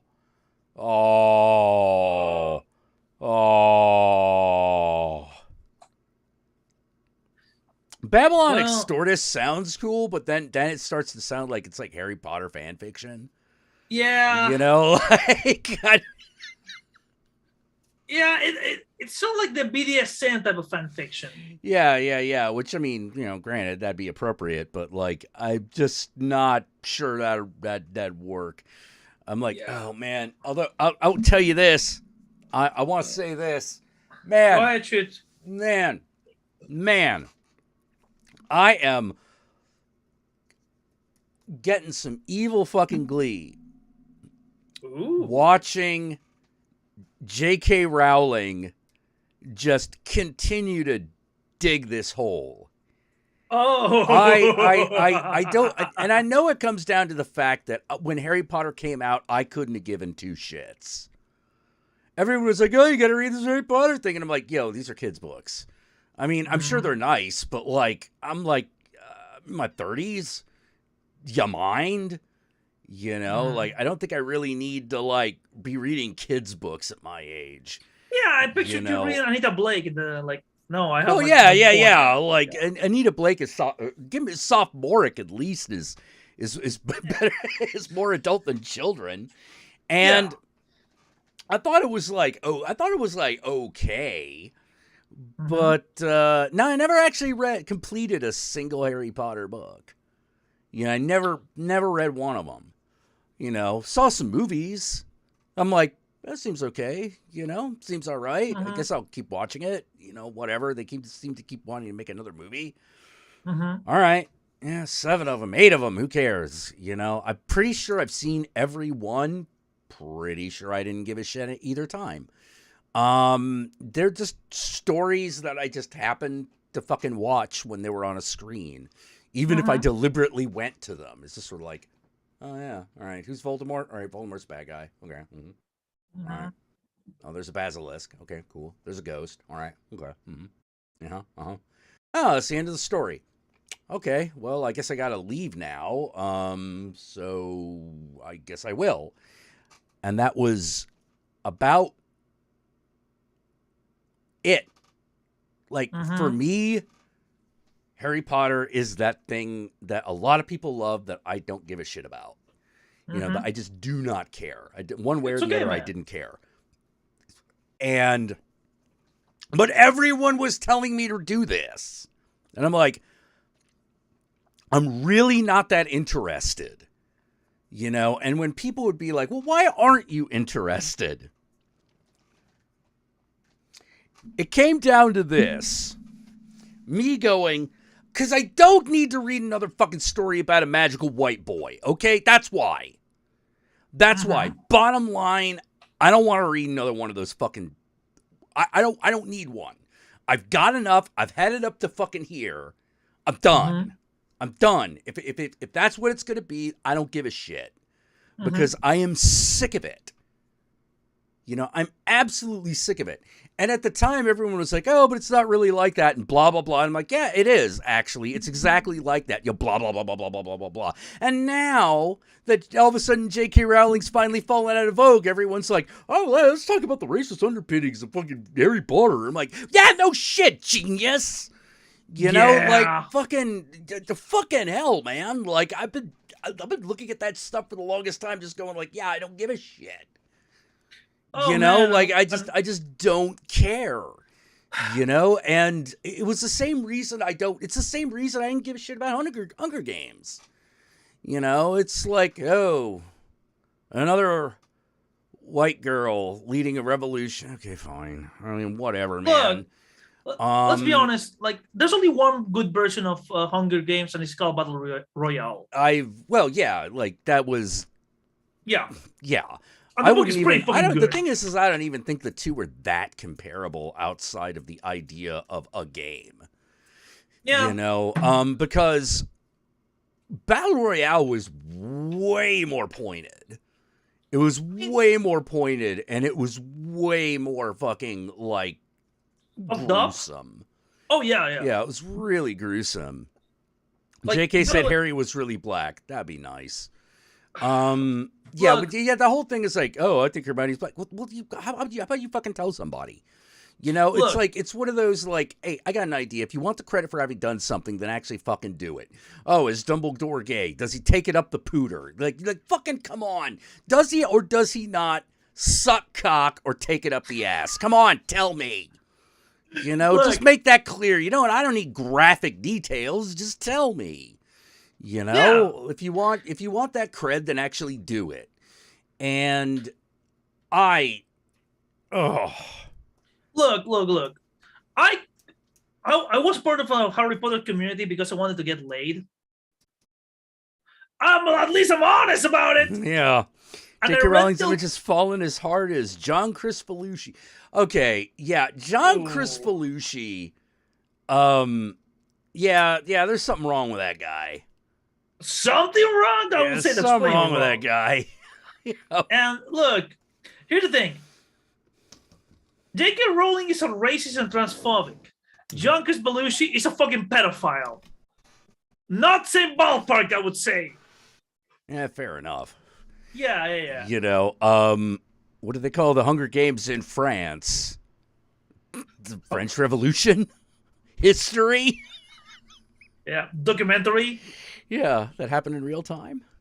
You know, those work. I want to die. It's a good work, but I'm sleeping. I'm working 9 hours a day. We'll call it the Adventures of Guillotine Joe. You know, Battle Royale with cheese. Oh, okay. I'm sorry. You did. I see. You said the Adventures of Guillotine Joe, and now I'm picturing like Bayou Billy, but set in France. Yeah, set in France. He has guillotine hands. Yeah. Also, dude, I you won't believe this, but speaking about France, there is a fighting game about Les Mis. Some genius made a fighting game a la Street Fighter. Out of Les Miserables? Yes. Hold on.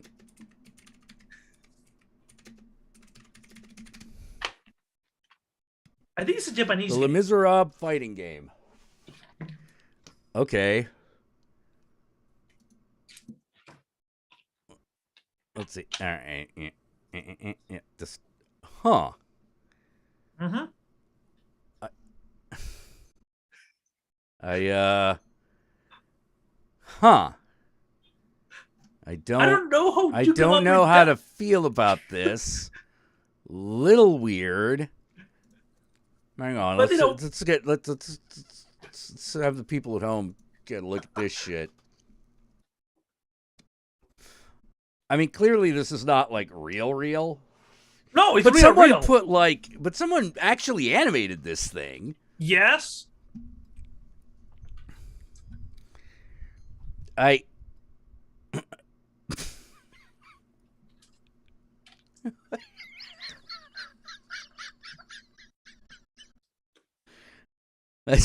Man, someone went all out.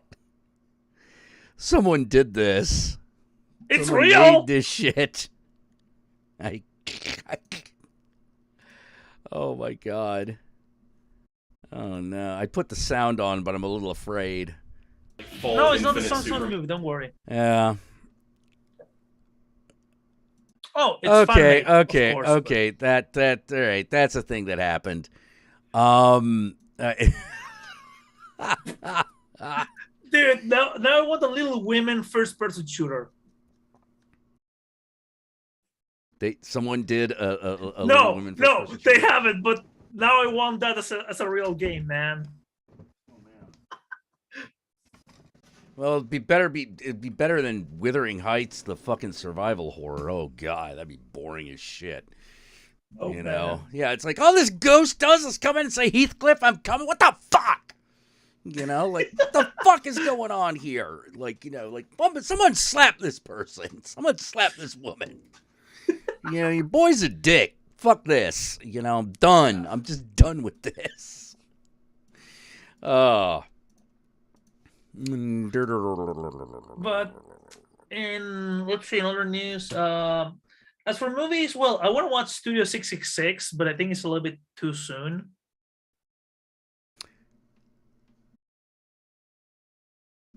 Oh, maybe. You know, the drummer died.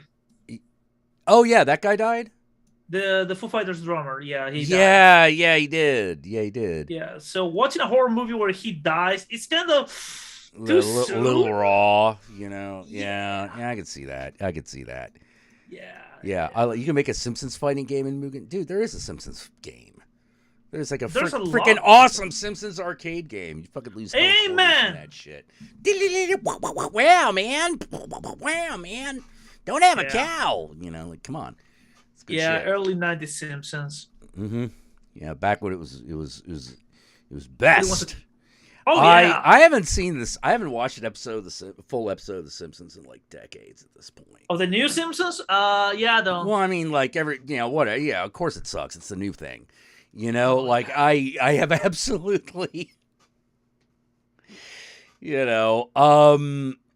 have absolutely no, illusions that it's any good, but like, that's kind of a foregone conclusion. It'd be more amazing if it was still good, Okay. So down here, The Simpsons is religion. Like everybody posts the show all the time. Any favorite episodes? Or any favorite moments? Me? Yeah. Oh yeah, but they're all like ancient. Shoot, man. Like hey Lisa, I dare you to drink the water. I am the Lizard King. I'm not sure that is water. Lisa, drink the water. I am the Lizard Queen. No way out. No way out, I tell you. Also from that same episode, have you been eating that sandwich? Marge, I'd like to be alone with a sandwich if you don't mind. You gonna eat it? Yes. Oh god, that show used to be so fucking good. Yeah. And honestly, I think the best House of Horrors episode is the one, the toaster one. Oh, it's raining again. This is a disturbing universe. Oh man. Yeah. God damn it. What happened to that show? Oh, I know. Sideshow Bob singing? Which one? Like, he sings in a lot of them. Yeah. Or if you just anytime Sideshow Bob sings, it's like your favorite bit. Or anytime he steps on a rake. Yeah. Okay, kids, who wants to go to the cactus? Me. Not me. Oh, yeah, I think another one of my favorites is, whoa, hey there. Sidewalks for regular walking, not for fancy walking. Yeah. You were not allowed to watch them for the first 10 years. Oh, geez. Dude, that's illegal. Yeah, I'm pretty sure that counts as child abuse. Yeah. Come on, Lisa. Everyone knows leprechauns went extinct. And that's when I tied an onion to my belt, which was the style at the time. Oh, jeez. Hang on a minute. Take time.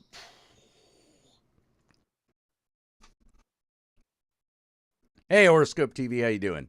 What is the horoscope for today? Today is gonna be a very let Horoscope TV answer it. Oh, I was asking them. But read it with the David Lynch voice. King of the Fat says, my favorite joke of The Simpsons would be an episode where Homer is accused of sexually harassing a kid's babysitter. Yes! He gets out of the shower, then a news chopper takes a picture. Oh, I remember that. Yeah. Yeah. Ah! Oh, I think one of my favorite episodes is when That's they where I saw the leprechaun. He tells me to burn burn things. things. Oh man, I'm in danger. I think one of my Oh, favorite episodes is the one when they make the band, like the B sharps. oh yeah, I remember that one. I just I don't know why. Also, like the one where they take the road trip and go to like Branson, Missouri. oh yeah, And they're like, Andy Williams. We're not going to that. Oh yes, we yes we are. are. Bart, can we have I ice didn't cream? think he was gonna play Moon River, but then bow, zing, second encore. Let's Bart, see. can we get some Horoscope ice TV cream? says doing good. Yesterday was my summoning day, so I'm a year closer to 30. Oh, Oh. about ready to hit the big 3-0. Well, Yeah. as somebody who Yeah, just Dustin. Yeah, what defines a person's 30s? Fear of your 40s. I'm going to tell yes, you right there. yeah. Oh, I'm realizing all your friends are getting married or having kids. Yeah, that is when most of them start doing it. You know, late 20s, Yeah. early 30s, you know. Yeah. Um yeah. Yeah, I haven't yeah, those when you don't have children, you stop seeing anyone who does have children. Like they just leave. They're just gone. Yeah. You know, Yeah, like yeah. they're off in parent land now and they only talk to other parents. And they all Yeah. get together and they all talk about the fact that nobody sees each other anymore because they're all too busy being parents. And yeah, that's about it. That's about how things go. But you Eh, know what? In a way, you're like, hey man, how you doing? I'm a dad now. That sucks for you. that sucks for I'm you. gonna go get wasted because I don't have that type of responsibility. Woohoo! You know, yeah. Well, the thing is I do miss some of my friends though. But like, man, I can imagine. I am kind of waiting. I'm like, there's definitely some times when I'm like, ain't your kids in college yet? You know, like, Yeah. come on. Off to college? Yeah, fuck off to college. Yeah. Give me a call. Give me a call. We'll go out. We'll do something. But like, no, that doesn't happen. They're like, well, now my kids are in college, and now I know how it's going to go down. All their kids are going to go off to college, and then they're going to move back home because where else are they going to fucking go? Yeah. And then everyone's be like, this kid's got to get a job. And I'm like, there's got to be a job to get had, you know? And then we like, I just don't know what to do. I didn't think I'd be doing this my entire life. Well, too bad. You're the one who had children, you know? And Yeah. I just don't know what to tell people other than the nuclear family is bullshit and it's bad for you. I think it's bad for people. I think you need aunts and uncles and fucking grandparents and all that shit to be like within easy reach so that Yeah. you as a human being don't just turn into like a friendless thing that now exists only to compare yourself to what could have been if you hadn't had children. You know what? like, holy fucking crap. So one of the chicks I used to date went to the coffee shop. Not she who shall not be named, another one, and she looked miserable. Like when we used to date, she was beautiful, but now she looked beat down. Her tits were like saggy. She looked miserable. I was like, dude, what happened to you? I had 3 kids. And I tried my hardest not to laugh. Yeah, well, I knew And that. it's hard. Oh man, okay. Worst one for me was this. I'm at a coffee shop at some ungodly early fucking hour, Right. because I was working at the time, and this woman comes in, and she looks vaguely familiar. She doesn't have all of her teeth. But her skin's still got like a little bit of youthfulness to her, so it's just sort of like, what the fuck?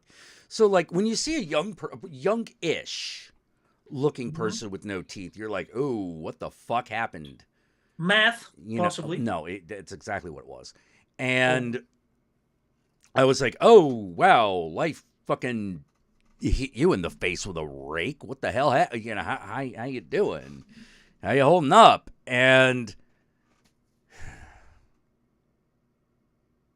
there are times in your life when you're like, no, I'm doing okay. I'm doing okay. I'm doing all right. I'm clearly doing better than you are. And that is the moment when someone tells you, I'm a good mom, but I got arrested on a DUI going to the hearing where I was going to argue that my child should not be taken away from me. Quoting Brandon Rogers, And I'm a that- man making a difference. And that fucking just was the end of that conversation, because I'm like, yeah, there's nothing I can say about that. You know, what do you want me to say? If you don't have the wherewithal to not be sober on your way to the hearing where whether or not you are going to be allowed to be with your children is the question, then I'm pretty sure the state should be taking your children away. Because you have got to be fucking kidding me. You have got to be kidding me. What the fuck have you done to yourself? Look, you know, I'm a firm believer that if you want to have kids, you have to go through some kind of psychological test. No. Every time I try to think of something like that, I come back with the same answer. No, bullshit. No, you can't do that. You know, because here's the thing. I'm pretty sure the reason that mating is an instinct and not a 100% conscious choice is because we cannot be trusted with it. Like, it's like my rant against eugenics, right? You know, like, how do you feel what about human eugenics? Would that work? And there are some people who are like, oh yeah, it would work, but you know, if we could just get over those damn Nazis. And I'm like, no, it wouldn't work. It would never work because human beings don't have any fucking idea what is good for them. None of us do. We don't. If we created eugenics, made the pug, and while the pug is adorable, we are monsters for having created it. Yep. You know, like the eugenics gives us the Habsburg chin. You know, like, come on, people. What's the problem with eugenics? No one knows what's good for you. No one knows what's good for the genetic line. Nobody. Absolutely fucking no one. We're wrong every single fucking time. So, let it go. Yeah, you know, just fucking let it go. Like, no, eugenics is a terrible idea because you don't know no one knows what strength and adaptability really are. They just know them when they see them. Yep. And that's it. That's it. You know? Also, we have enough with Alabama and Florida. We don't need any more of that. No, but I do. But that's why I'm so a pro-choice guy, because like, you know what does help? Having the mom go, yeah, this is a bad idea, or yeah, no, this is okay. Like putting that decision in their hands and making sure it stays there. That's your litmus test. That's your litmus test. Because, let me put it this way. If a woman thinks that she should have an abortion, do you think that she should be having children? Good point. You know? Like, if you're at a point in your life when you're thinking, I should get an abortion, you probably shouldn't be having kids. You know? Like, personally, I made a decision that I would love to have kids, but as soon as I get at least one, I'm going to get a vasectomy, man. Nah, I always just like come in a condom. I don't understand why people have such a hard time with it. I'm pretty fucking simple that way. It's just sort of like, Well, what do you do about sex? I wear a fucking rubber, man. Well, how come what if you can't feel anything? And I'm like, if I can't feel anything, then I'm just not into it enough to finish. Good point. Like if I'm bored having sex, then the sex is not going well. And sometimes you just get, let me put it this way, and sometimes you just get old. Sometimes you're just sitting there going like, yeah, that was good for 5 minutes, but all of a sudden you're sitting there thinking about Police Academy. Like, it happens. It happens. It fucking happens. Okay, you just broke me, man. Oh. Oh God. No. So I'm not fucking is definitely something I want to be able to keep doing up till the end, but like there's some, hey man, yeah, there's a point where you slow down. You're just like, look, it starts taking a bit more work than it used to. Okay. Know what I mean? As somebody who started to use the sexual services of people, if I end up thinking about Police Academy midway through because of you, I'll give you $5. Now it's in the air. You got it now. You've got the bug now. It's gonna happen. You're gonna be sitting there having sex with a girl, and all of a sudden it's gonna be. And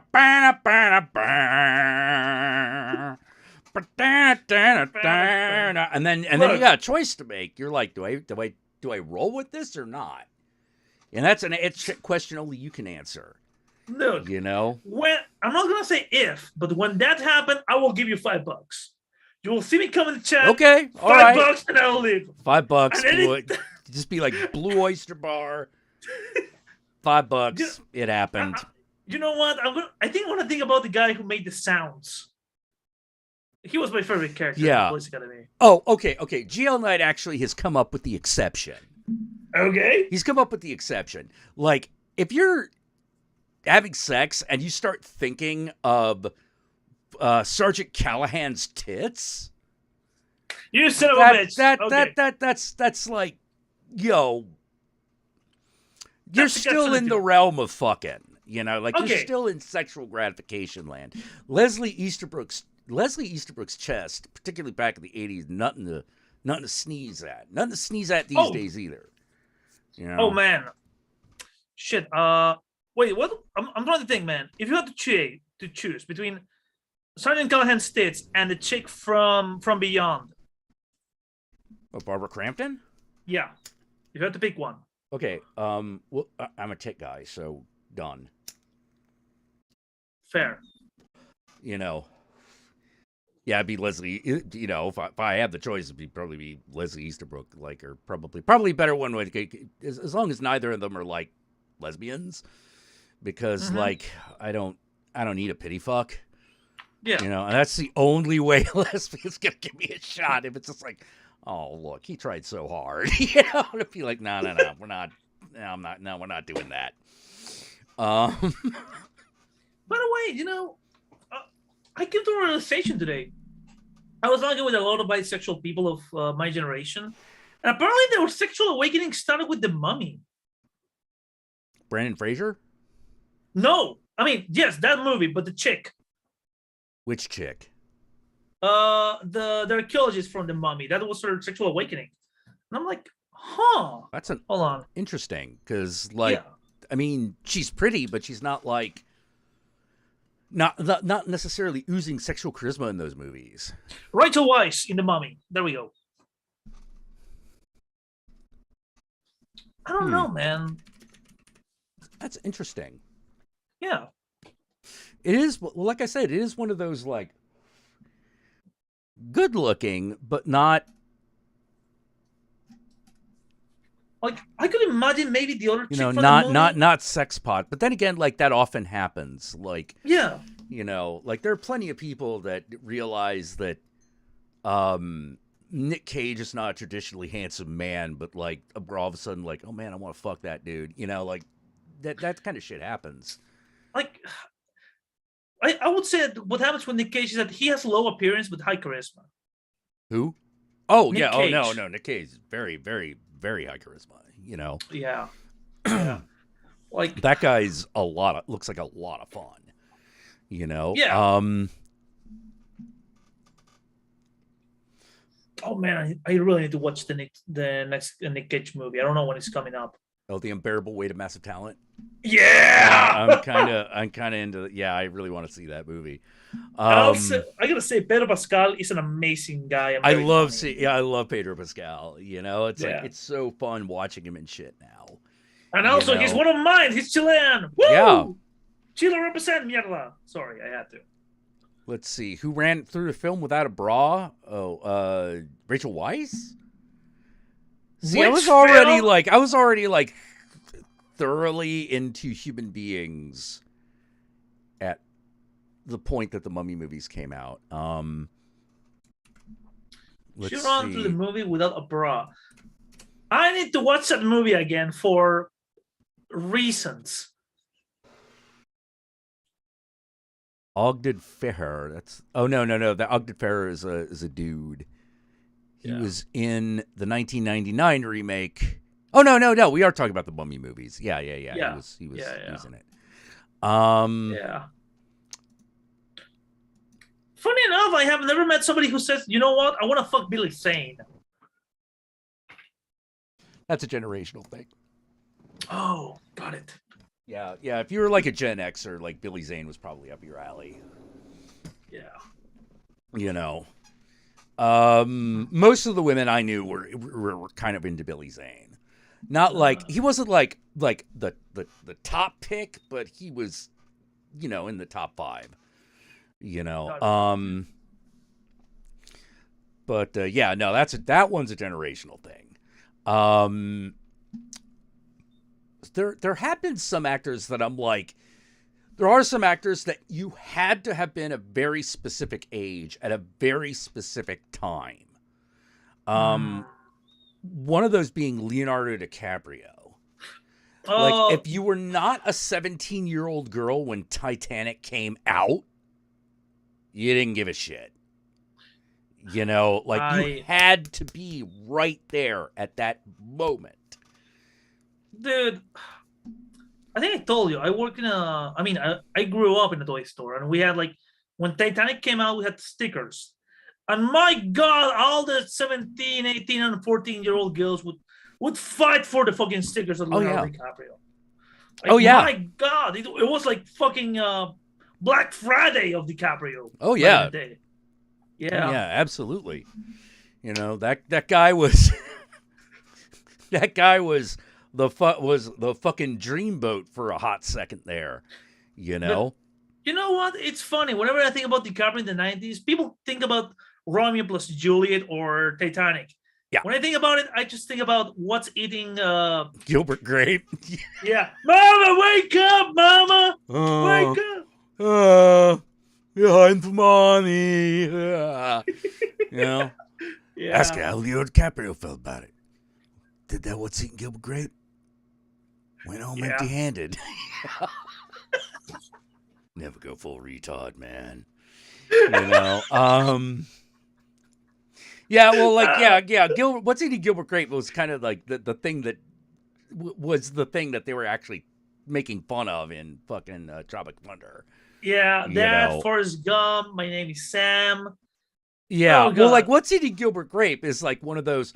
No, you actually, you're kind of you think that actor might actually have brain damage because we weren't familiar with Leonardo DiCaprio at the point. Yeah, he was just that guy.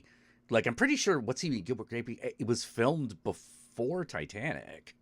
Yeah, wait. You know? Yeah, it was like 94. Yeah. It was like 94 and Titanic was like 97. Oh, shit. Hold on. I totally forgot. Yeah, DiCaprio was in Critters 3. Yeah. Yeah, I totally forgot about that. Yeah. The main thing I remember about Critters 3 is it's better than chocolate. It's carob. Like, that line always stuck with me because that was the moment when a very important decision was made in my mind. And that was no decent grandmother doesn't just give kids chocolate because you know that that's some bullshit. Fucking, I had carob. It's ass. It was fucking ass. It was terrible. Like, I can't even begin to, like, fucking... It's like chewing hard Play-Doh. And it tastes terrible. You know, I hated that stuff. Ooh, it's good for you. Oh, shut up. You know, like, come on. Like, you're telling me, you're trying to tell me that sniffing borax is as good as cocaine. It's not. It's not. You know, it just isn't. You know, like, stop that. Like, let's stop pretending that we're trying to be healthy. If you want chocolate, just fucking eat some chocolate. Yeah. You know, what the shit? I hated those health crazes. I hate them so much. You know, it's like, hey, do you want, like, gluten-free bread? I was like, bread is largely made of gluten. So what's in the fucking bread, brah? You know? Yeah. You know, like, what's in it? Oh, this thing's gluten-free. Fuck you, gluten-free. The hell are you talking about? You know, I don't know what that is. I don't have celiac disease. Just fucking give me some bread and a sandwich, you piece of shit. Yeah. You know? Let's see. My buddy keeps flipping carob Easter crosses whenever he sees them and takes a picture like yesterday. Oh, God. Carob Easter okay, that's another thing. That's a fucking another thing. Mm-hmm. Chocolate crosses. I hate that shit. I hate that shit with a burning passion. I hate that more than the fucking hollow chocolate Easter bunny. You know, like, I hate, and don't get me wrong, I hate a hollow chocolate Easter bunny. Because I'm just like, this is an affront. This is a lie. You know what I hate? Bullshit, you know, like. Okay. I hate something even more, and I think we're gonna think about this. Mm-hmm. I hate when it's Halloween and they give you veggies and fruits. No, fuck you. Yeah, no, fuck you. Fuck you. Give me the fucking candy now. I will accept a box of raisins, and that's about it. You know, like, that's the only fruit I will accept on Halloween. Look. I don't condemn pranks on Halloween, but my God, if you want to put, like, toothpaste in somebody's lock because of that, do it. Oh my God, yeah, because, like, I don't know how to say it, but, like, someone always think it's like fucking giving prayer for Christmas. Fuck you. Well, it's a thought that counts. Yeah, what that take you about 5 seconds? Do you want to hear something even more fucked up? When it's Christmas, you're a little boy, and instead of giving you present, they give you school things. Like books and fucking clothing, and it's like, you see, we don't have to go buy you a uniform anymore because it's Christmas. Fuck you. Yeah, that's definitely one of those, like, man, fucking hate that shit. You got a Quaker Oats bar on Halloween? Yeah, that's pushing the limit, man. Yeah. You know, that's pushing the limit. Like, I found myself going like, well, I mean, I'm like, God, I grew up in the 80s. You used to get hella granola bars and shit. And it was fucking bullshit. Dude, you know? Now, what is funny is that now in Christmas, I want people to give me socks because I need socks. And I'm too lazy to go buy them. Yeah. When you're an adult, getting clothes is kind of cool. Like, you're like, oh, hey, I could use new socks. You know, but when you're a kid, it's like, no. Clothing of that type is not a gift. Yeah. You know, that is not a gift. That's a responsibility. Yeah. And no. Oh, God. Yeah, there actually have literally been times when it's just sort of like, oh, did you not come with a gift? I was like, I actually couldn't figure out anything to get them. Oh, you could just get something. And I'm like, I'm not going to come with an insult. You know, like, I'm not going to, socks. Yeah, no, that's me giving school books or a fucking sock to a kid. That's basically saying, life sucks and I hate you. You know, I might as well just, you know, fuck it. Why don't I just why don't you just have sex in front of the kid? Like, because, you're going to traumatize him or her either way. Hey, Jack. Like, good fucking gravy. Hey, little kid, you want some ice cream? Well, here's a rock of salt. Salt! Yeah, here's some rock salt and ice cubes and some milk. Like, oh, God. Like, stop it. Like, fucking stop it. And then people try to justify it. Well, we're trying to give the gift of, you ain't giving the gift of shit. You basically, you came up with the shittiest thing that you could do that took you 5 seconds so you didn't have to fucking think about it. Now you're trying to come off like a goddamn saint. Fuck you. I don't have time for that shit. I fucking hate that noise. And also, if you come with the fucking excuse of, I want him to learn to appreciate things. Fuck you. They have their entire life. Oh, man, maybe Taylor Pony's onto something. Maybe that's what I should say. Next time I'm, like, around somebody's kid and they get, like, socks for Christmas, be like, you know what that says? You're free now, Dobby. Run! Run! You're not here anymore.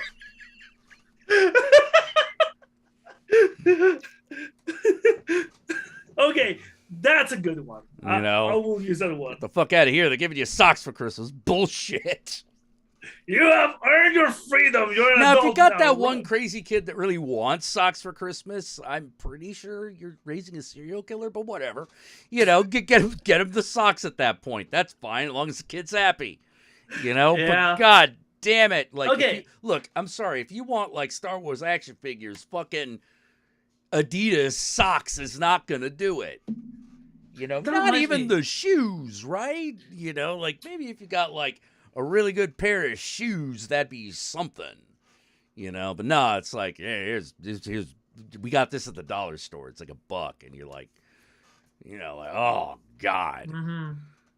Okay, that reminds me. The weirdest gift I ever got when I was a kid, when I was little, I didn't listen to music. I didn't listen to radio. I was a TV guy. Oh, you ever get a Bible for Christmas, Jack? Yes. Oh man, I want to give you a hug, dude. I have many Bibles. I have many Bibles actually. I don't know why I've kept so many of them. It's I really don't know why I've kept so many of them. It's just I just don't have the heart to get rid of them. Well, part of it is because I every once in a while when I remember to do this. I don't do it all the time, but when I remember to do this, I steal Bibles from hotels. I'm not surprised. A lot of people do that. I don't know. I just steal the Bible from the hotel. And it's like, why do you have this? Why do you have like so many fucking Bibles, dude? And it's like, oh yeah, it's because occasionally I'll steal one from a hotel room. Why? I don't know. Really? Because I really don't know. Because it's there. It's like stealing the towels. Yeah. It's like, well, no, I don't steal towels. I steal Bibles. Okay. I'm actually thinking that maybe what I should start doing is like putting a date in a hotel and the rating of the hotel that I give the hotel in the Bible, and just be like, oh yeah, this is the Hilton at fucking Atlanta, Georgia. Like yeah, that's a 3-star Bible right there. Decent hotel, they rip you off on cocktails, but then again, who doesn't? Oh, God, actually, I'll say this. Fucking fuck, $14 cocktails. Are you fucking shitting me? Look, I never stayed in a hotel. $15. Yeah, well, like, yeah, I have. I've been in hotels where the hotel bar is just like the biggest bullshit. And like the person who can generously be called a bartender, more like a bar sitter, but stander behind her. You fucking piece of shit. Like, look, I don't expect much, but I expect what I ordered. Mm-hmm. I've got to say this. I'm just going to say this. Mm-hmm. Don't shake a martini around me. No shaking, no shaking, not stirred bullshit. Fuck that. Stop. Mm-hmm. It's like, well, we're going to shake the martini. Okay, so you're going to ruin it. Just pour it in the fucking glass. Do I look like James? Just use it with the spoon and then just put it in the thing with the fucking olives. You fucking. Do I look like fucking James Bond to you? Just do it proper, damn it. Yeah. Do I look like? Oh fuck, what's that guy's name? Daniel Craig. Daniel Craig. You know, do I look like Daniel Craig or Pierce Brosnan or, heaven forbid, Timothy Dalton? Hey. No, then just fucking give me a real fucking martini. That's all I'm asking for. Oh man. Speaking of which, for those of you asking how's work, in a way, I love my boss because he's one of my best friends, and let's say that we've been celebrating St. Patrick's Day for a month now. He puts whiskey in my coffee. There you go. He's a good. Oh, Dark Seven Elements, like. They had a story about a cannibal butcher who was grinding people up and turning them into sausage and selling it to the neighbors, and they gave that to me as a book in 3rd grade. Well, see, there are exceptions to everything. Yeah. You know. Look, the weirdest gift I got for Christmas or birthday, I don't remember. I was like 5 or 6, and again, when I was 5 or 6, I didn't listen to music. And somebody gave me a Backstreet Boys cassette tape. I don't know why. Like a new one or like the one that came out in that moment. I was like 5 or 6. This is 95, 96. Okay, but like no, my question is, did you get like an original one or did they like okay, all right. I don't know why, but thanks to that, I will never forget any of the lyrics, whether I like it or not. I'll be dying in my bed and I will think about tell me why ain't nothing but a heartache. Hey. Yeah, no. Like, of course. And Backstreet's back. All right. I didn't even know they left, to be totally honest. But, like, hey. All I know is that one of them is a vampire, the other one is a werewolf. One of them is Jekyll and Hyde. It's a good video. Yeah. Man, I had these fucking cousins that would, like, give you, like, dub tapes. And I'm just like, you fucking piece of shit. You know, like, why did you even bother? Because now I got to look at this and decide whether or not I care. You know, we could have done this at any time. You know, like you're doing me a goddamn favor, you piece of shit. You know, like fucking hell. Yeah, that's right, Georgie and Andy. All your gifts sucked. Your gifts sucked. And I fucking hated that shit. Okay, I got a funny thing for you. So my dad always mixed up Star Wars and Star Trek. So when I was a wee lad, I got a shit ton of Star Trek toys. If you want Star Wars toys, Star Trek toys ain't gonna fit the bill. I mean, I have an Enterprise like this big in the other room. Well, I mean, do you like them? I was okay with them. And only like 2 years ago I started to watch Star Trek. But when I was a kid, I was like, what? Wait, what? Yes! Oh man. Sorry, I have a lot of trauma around Christmas. Like the gift giving is just the least of it. Hey. But but basically it comes down to this. Like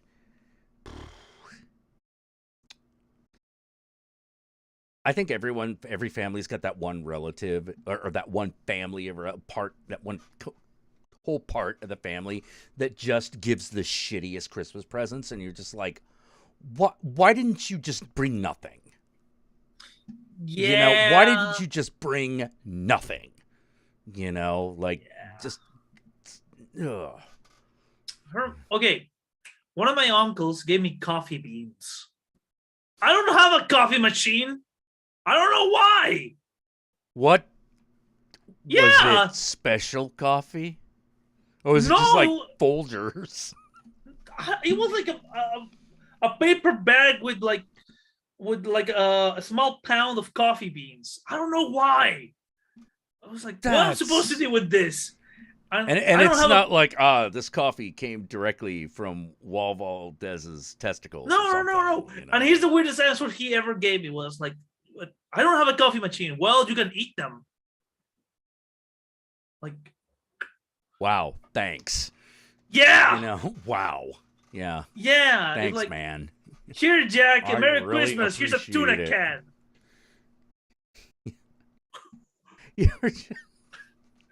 Man, there have been some fucking like fantasies that I've had where like, reliving some Christmas moments, just getting the thing in my hand and then just immediately putting it in the garbage. And it's just like, this is what this means to me.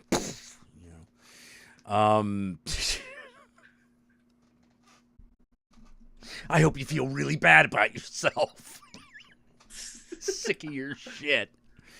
Oh, isn't this cute? But it's wrong! It's wrong! Like, good God. Yeah, just, see, the thing is that I actually, there was actually a time when I used to really like Christmas. Now it just bums me out. Dude, okay. Being broke on Christmas will do that to you. If that happens for like 10 years in a row. Oof. Okay. Thanks to fucking Hollywood and movies, when I was a wee lad, I expected snowing Christmas.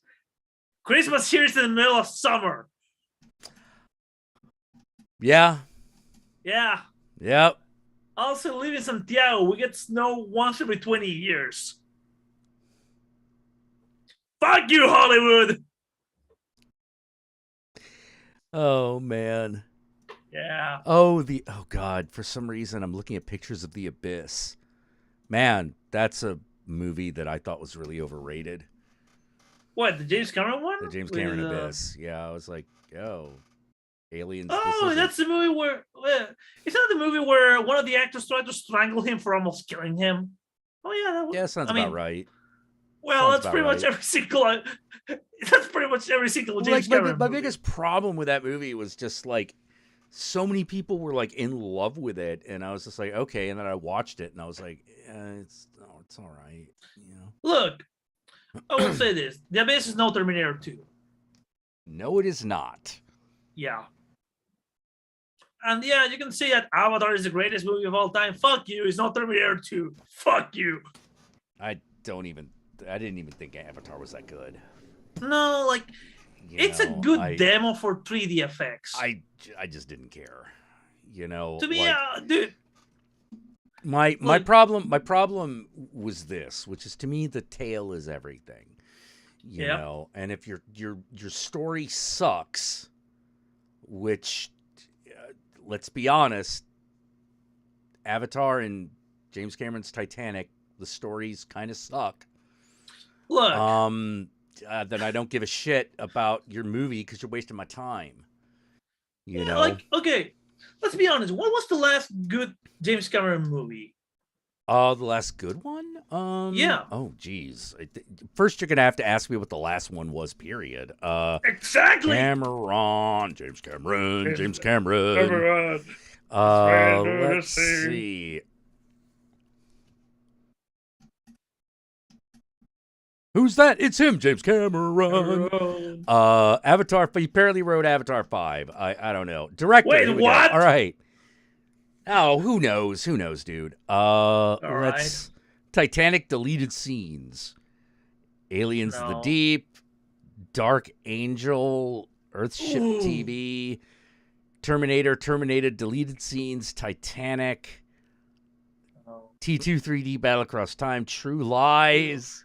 Okay. That's okay. Yeah. Terminator 2 Judgment Day. That's pretty good. Woo! That's a pretty good one. Yeah. Aliens, that was good. Oh, Terminator was good. Piranha 2 was all right. Yeah. I won't hold it against him. It's got Lance Henriksen in it. Hey, Lance Henriksen need a new kitchen, okay? Yeah. I think he did this one before he was in like. Yeah, this is like the movie he did like I think right after Close Encounters of the Third Kind. And if you're like Lance Henriksen was in Close Encounters, yeah, like he's like random scientist pushing buttons. Yeah. But yeah, he directed True Lies. Yeah, I didn't care for it. Look, I only care about the striptease scene. I didn't even care about that. I didn't care about none of it. I didn't give a shit.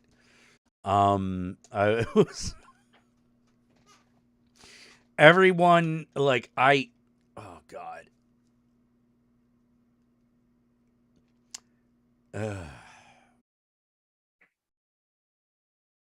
Me and movies in the 90s don't get along very well. It's okay. That in my opinion was some dark times.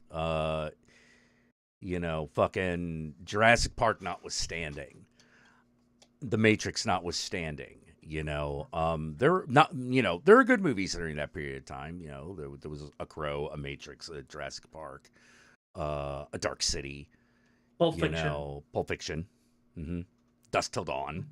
Oh yeah. A lot of good, El Mariachi, a lot of good stuff, but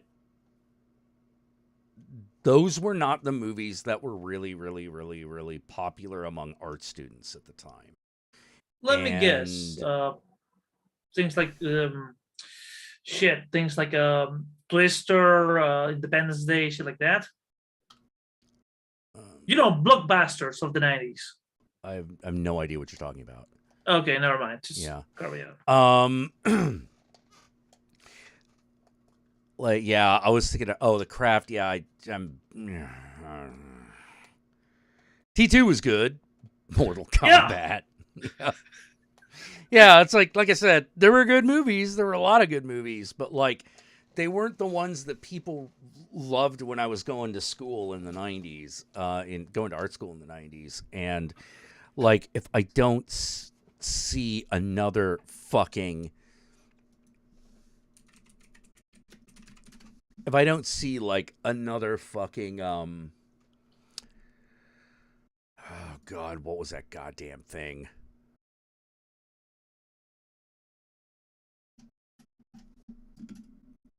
Magnolia, that was definitely one of them. Like, I knew a lot of people were into Magnolia, and I was like, oh, fuck you. And a lot of people were really not into Quentin Tarantino. And I'm like, yeah, I know you're not into Quentin Tarantino, but like, what are you actually into, you fucking void of talent?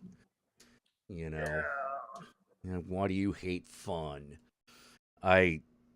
Jesus Christ. Yeah, no, like nothing will make you hate nothing will make you hate movies than going to film school.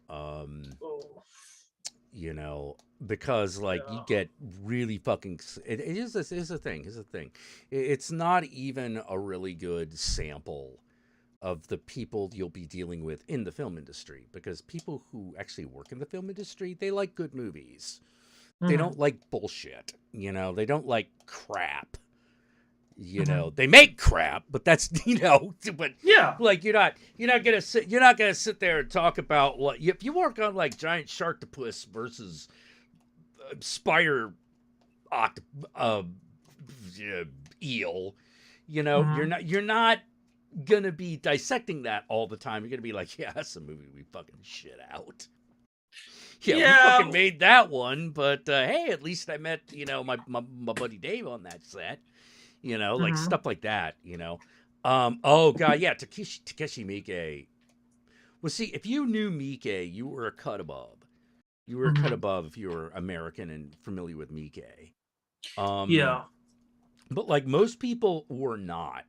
A lot of people were obsessed with David Lynch, but had absolutely no idea or appreciation of what Lynch was doing, which was frustrating as hell. Yeah. There were also a lot of people who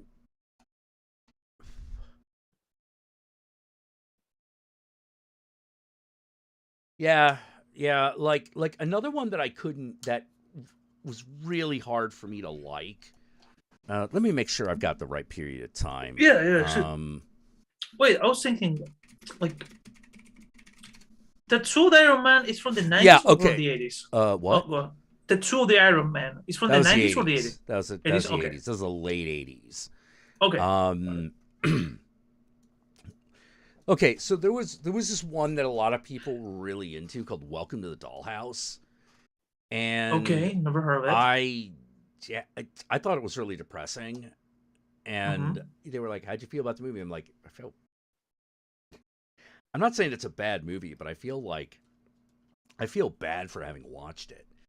Like I don't know how else to explain it. Like I felt bad for having watched the movie, and then apparently there was eventually another movie that person made that is set in the same world, and it starts out with the funeral of the little girl from Welcome to the Dollhouse because that character commits suicide, and I was like, yeah, that's about right.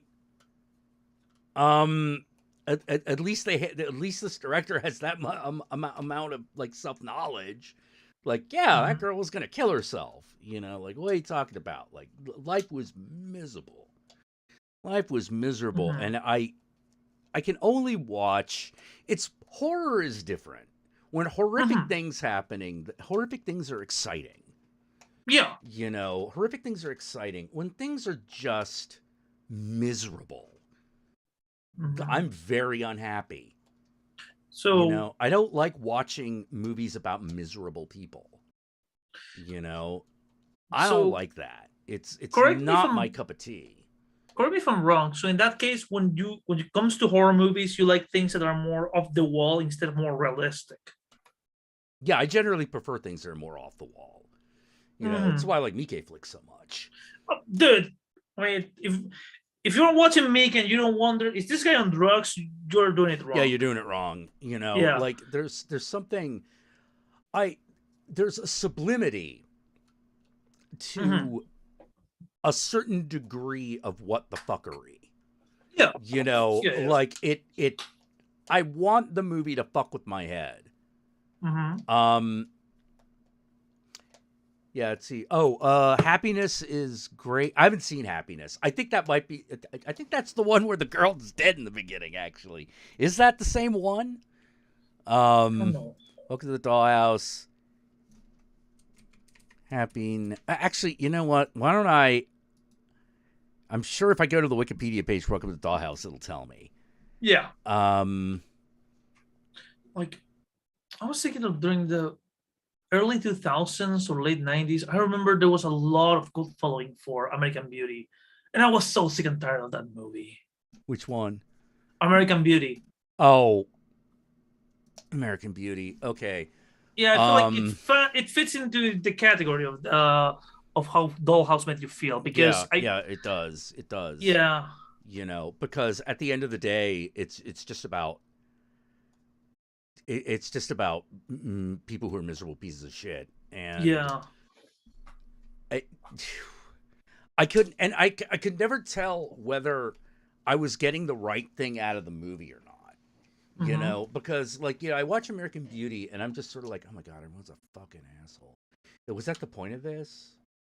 Like, you know, everybody's miserable. Point? Everyone's a miserable piece of shit, and and this guy gets killed because he's a piece of shit. Yeah. Everyone's a piece of shit, but like, the mom is the one that kills him because she is so invested in her piece of shit life that she can't have it disturbed. And that's the ultimate sin of suburban America. Was that the point? If that was the point, then congratulations, you did it. But I still didn't enjoy this movie. Yeah. Because I don't know. I don't know how to say it other than Kevin Spacey. It's Kevin Spacey, right? Yeah. Yeah. Okay. Yeah. Kevin Spacey tries to relive his 20s. Hooray! Like, I fucking fuck you. You know. I watch movies to have fun. I watch movies to feel uplifted. I don't necessarily need to feel uplifted. I just want an experience that I can appreciate. Like, I understand. Looking at like suburban America is generally not something I can appreciate because I lived through too much of it.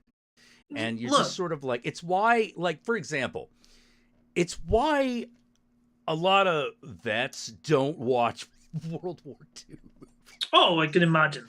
You know, like, you just like, no, I don't need to see a movie about this shit. I lived it, you know, like, fuck it. Look, so to me, the greatest movie experience I ever had in my life was watching Evil Dead, the remake. Oh, I like that movie. I actually like the remake Dude, of Evil Dead. when she shot this chainsaw on the double ganger's face, I stood up from my seat and I screamed like, "Fuck yeah!" and I felt like, yes, this is what cinema is all about. Yeah, this is a movie. You know, Yeah, this is a motherfucking movie. Yeah. But then again, like, I try not to watch movies that depress me because I don't want to feel like that. Yeah. Like, for example, somebody asked me, why did you take a chick to watch Brain Dead in your first date? Because the movie's awesome. It's a great film. Yeah. There's actually, the thing is there's actually there's a movie. Don't get me wrong. Sometimes I like a depressing movie. It's okay. But it's got to be something I can relate to. Like, for example, like there is an old Roger Corman film made in the '80s called Suburbia. Rings a bell. It's all about punks in like Southern California. Okay. That movie is kind of depressing, but it's basically depressing because it's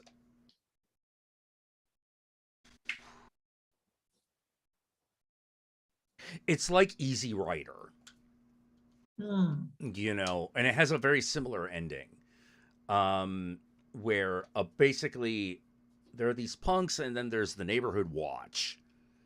And the Neighborhood Watch are, you know, these gun-toting, fucking, over-the-hill, reliving glory days that never fucking happened, like rednecks. Okay. And the last scene of the movie is them killing a kid. Just running him over with a car. You know, and just kind of, you know, to clean up the town. And by kid, I mean, like, 7-year-old.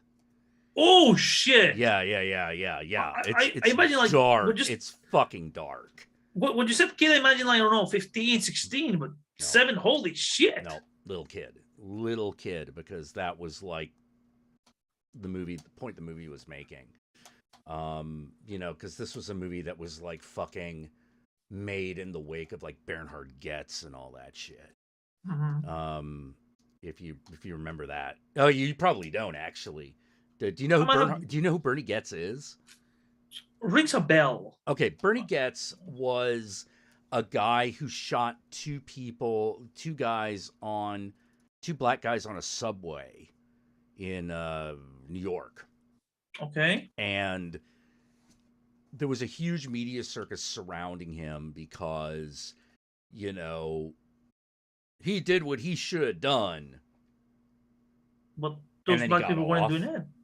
Oh yeah, then those 2 black people weren't like not doing anything, and he just did it out of racial. We have no prejudice? idea. We have no idea. Like, we don't know what fucking happened. All we know is that everyone was like, "Yeah, it's okay for him to have fucking shot 2 black guys." Although I'm pretty sure they didn't say it that way. I'm pretty sure they used another word. Yeah.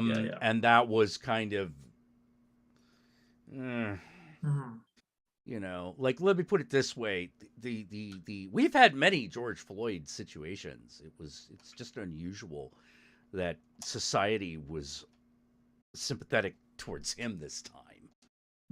You know, but that was but Bernie Goetz was a big deal, and there was a lot of discussion about, like, you know, like, this was, oh god, yeah, the 70s and the 80s, the rise of the Neighborhood Watch. Fuck those people. You know, I don't even know what to fucking say. Like, I hate Neighborhood Watches. I hate people who set them up. I think that they're bullshit, and I think that they're just there to kill people. I don't think they're there for any other reason. We don't really have much neighbor watch, but for what I've seen in US, it's just a way to give Karens more power, or to make them feel like they have power. Yeah, it is. It's a way to get suburban, middle-class, suburban, middle-aged people feel powerless, and so they do this shit, you know? Yeah. Because their entire lives are about them getting, you know, shafted and ripped off and abused, and so now they got to do it to somebody else, right? And rather than fixing the abuse, they just want you to cement the fact that it's okay for them to do it to other people. You know, Well, talking about depressing movies, I came up with a realization. Mm-hmm. I have never seen many movies of the guy who did Antichrist. Lars von Trier? Yeah, I haven't seen much of the Last Word Preacher movies. I've seen a lot of Lars von Trier flicks. Yeah, but here's the thing. I haven't seen I only seen Elephant. No, that's Gus Van Sant. Sorry. I only seen I was about to say. Yeah, I only seen Nymphomaniac, but for what I've seen about the other movies he has done, I respect him as a filmmaker, but I think these movies are way too depressing for me, and that's not something I'm looking forward to. Yeah. They're not happy films. Yeah. They are not happy films, you know. Yeah. I don't know how to put it, but yeah, no, you're right. They're Gus Van Sant, sorry, not Gus Van Sant. Fucking Lars von Trier. Lars von Trier is never gonna make you smile. Yeah, or here's the thing, because most of the horror movies I watch, even if they're fucked up, I can say, oh yeah, this is a movie. I can separate myself from the situation. Mm-hmm. But for example, Nymphomaniac really fucked me up. Well, and it's about their movie's about misery. And I'm pretty sure that if I watch fucking Antichrist, I'll end up like broken. Antichrist is that is problems with psychological problems with women, the movie, you know? Or why you should never be the therapist of your wife, the movie.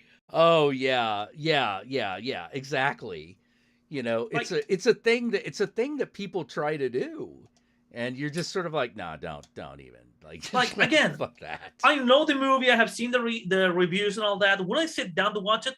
No, I'm a happier guy like this. I actually kind of like Antichrist, but like it is not a pleasant film. Oh, you know? I actually think Antichrist is a really good movie, but like people are like, I don't want to watch that. I'm like, I hear you. Yeah. Like you can respect people. I'm just crazy.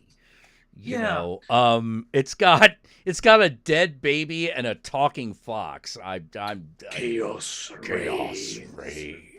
Yeah, but here's the thing: I don't want to see a chick cutting her own clit or William Dafoe's dong being destroyed. Oh, what are you talking about? This is a highlight of the goddamn picture. Fucking destroys them testicles, man. Ba-boom! Oh man, like. That to me was the tension breaker. I was like, yes. Like, Jack, you're a sick man. I know. I'm a sick man. I'm watching Willem Dafoe's testicles get destroyed on screen. Best part of the movie. Wait. Didn't he also did the house that Jack built, or am I high again? I don't know. I don't know if he did that. I don't think so. Hold on. Oh, give me 2 seconds. I need to use the can. Be right back. Shit. Oh, he did do the house that Jack built. Huh. Matt Dillon and Bruno Gantz. Huh. That's a recent one. Now we're getting some. Well, we know what kind of range his microphone has. Yeah. How you doing, John? What's up?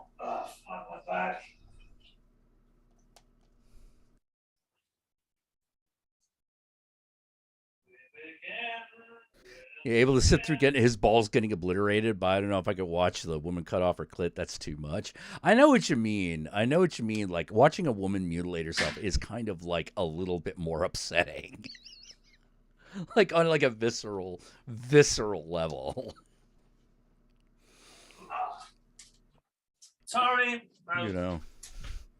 I need to release the whistle. Well, we heard every bit of that. We heard every bit of that. There was not a part of that we missed. I'm not ashamed of that. I'm going to release a Christmas album. Yeah. So, who did the house that Jack built? Yeah, he did. He did do the house that Jack built. I haven't seen that one. It's the only one of this. I think Nymphomania 1 was the last one I saw. Oh no, dude! I saw 1 and 2 back to back because I hated myself. Yeah, I didn't see 2. I didn't see Nymphomania 2 because I was sort of like, well, if the point was to make sex really boring and depressing, congratulations, you've succeeded. And the thing is, it's Lars von Trier, so I don't know if that wasn't the point.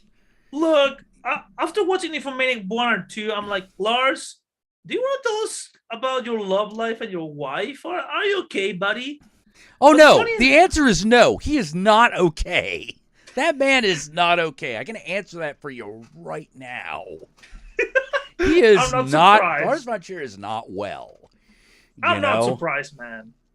This is a guy. This is one of the guys that came up with film dogma. Oh yeah, you think a person who does that is like fucking okay? No, they're not. Now, funny enough, I think the only movie by him that I actually enjoy and watch a couple of times is The House that Jack Built. I don't know why I like it. Maybe it looks like it's a retelling of Dante's Inferno. At least that's what I'm getting from the synopsis here. It's a retelling of Dante's Inferno from the point of view of a serial killer who thinks he's the greatest killer of all time. Okay.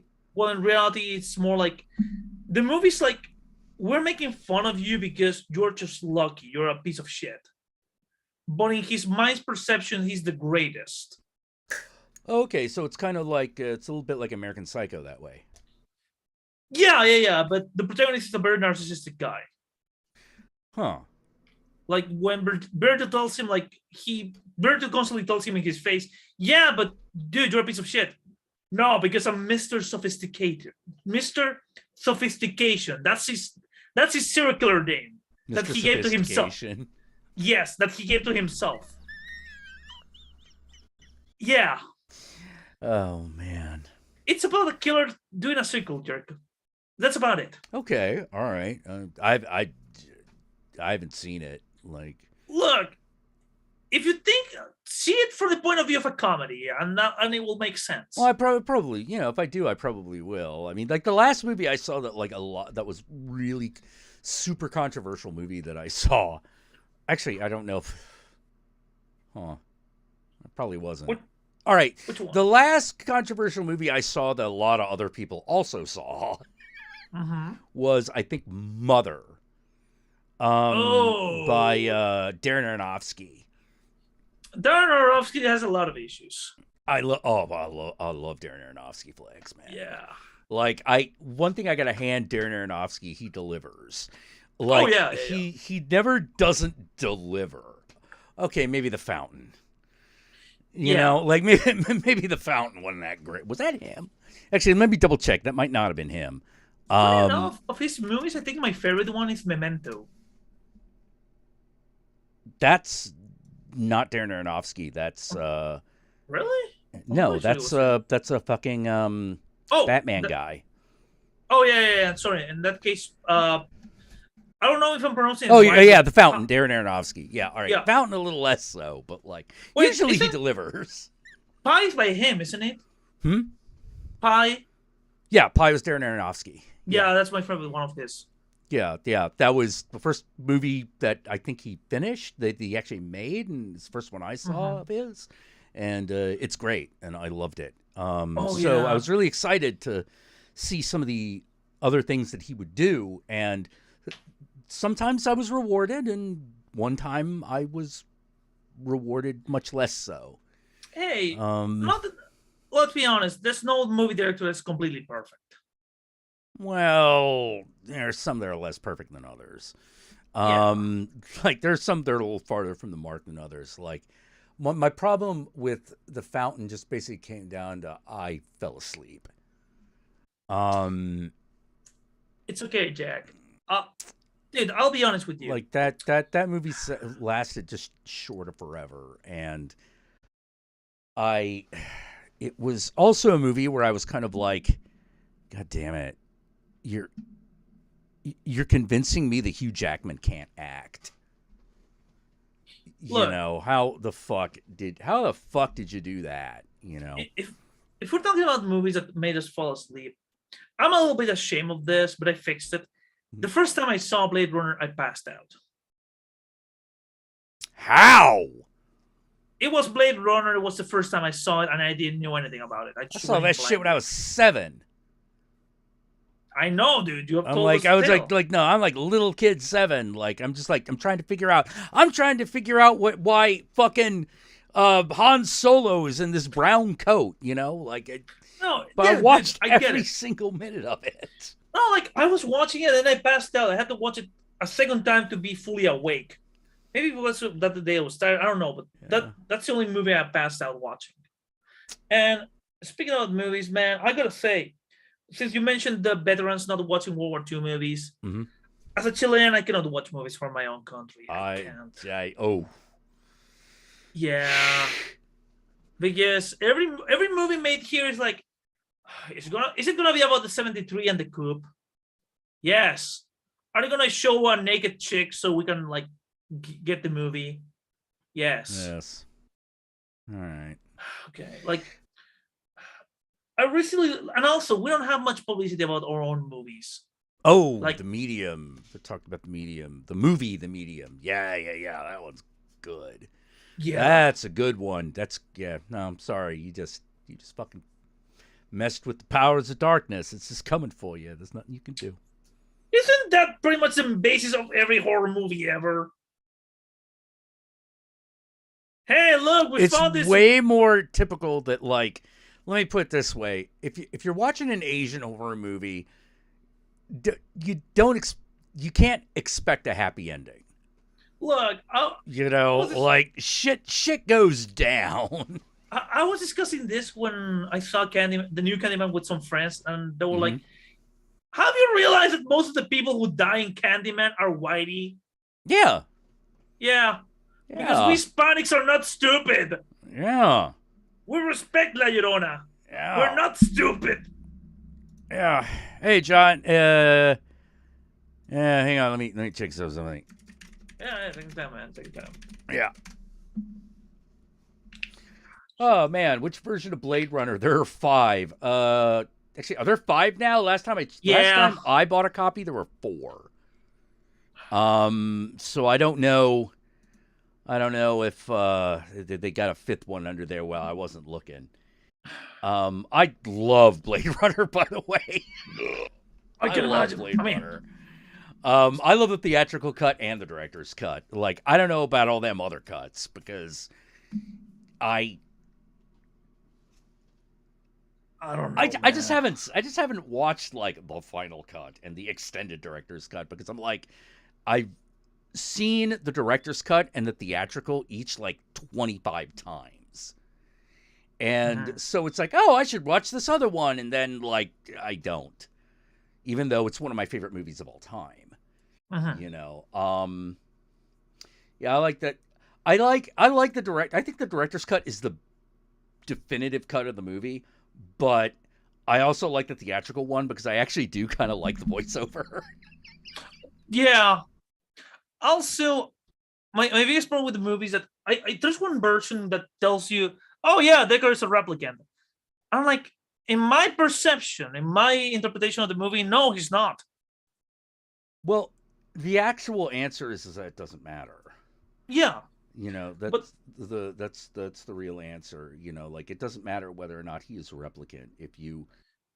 If humanity has feeling, it feels for the machine, isn't that good enough?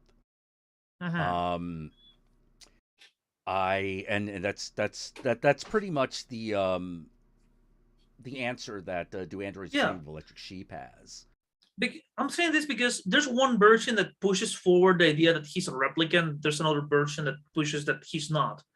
And if you ask Ridley Scott, the answer is yes. If you ask Harrison Ford, he says no. No. But then again, Harrison Ford's business was being the character. Yeah. And if you ask Philip K. Dick, well, he's dead. So. Well, if you ask Philip K. Dick, he would say it doesn't matter. The point was to consider the humanity of what was going on and wondering, and you're never gonna know. You're never gonna know, and that's always gonna bug you because you can never know what's going on in a person's head. What do you thought about 2045? Oh, the 2049. I loved it. Yeah. I thought it was a great fucking continuation that asked the question, is love real? And in a way that was not even, in a way that was not bullshit. Dude. Like the whole idea, the thing that I like about it is it does that Philip K. Dick thing where it actually does kind of give you an answer, but it didn't spell it out for you. Yeah. What's the answer? Well, Joy risked everything because she cares about Ryan Gosling. Yeah. She's sacrificed herself. And it's like, Yeah. yeah, but wasn't she programmed to do that? Well, yeah, but is there a difference? Yeah. Is there a difference? She didn't have to do that. That was a choice. Everything. That's the thing that's really interesting. Joy while Joy is not the main character of the story, she is the only character in the story who definitively makes choices that are her own because they're so odd. Yeah. And also, let's be honest, Joy's the heart of the movie. Yeah, she definitely is. She absolutely is. Yeah. Yeah. All right, man. I think I'm going to let you go for now. All right. I'm going to bring John on in a minute. By the way, there's an interesting rumor about Doctor Strange that might get you very hyped. Probably not, but go on. Okay, so apparently multiverse, and they're going to show... Apparently, the rumor has it that Jeffrey Combs is going to show up as one version of Strange. That'd be funny. Yeah. That'd be funny. I'd be into that, Yeah. I don't know if they're going to do that, but because he was kind of not Doctor Strange. He was Dr. Mordred, But if Dr. Mordred shows up, I'll still be like, hey. Like, that'd still be kind of fun. Yeah. Yeah, that'd be okay. I'm not going to put too much stock in that, though. It's going to be like, hey. Yeah. All right, man. I will talk to you later. You take care, dude. You too, man. And watch Steady Coins, damn it.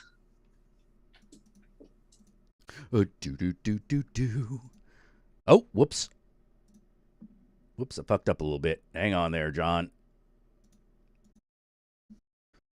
Yeah, John, I gotta send you a new invite. Hang on. There we go. Come on. Go. There we go. There we go. All right. Well, John gets his shit figured out. I'm going to pour myself a coffee. I'll be right back.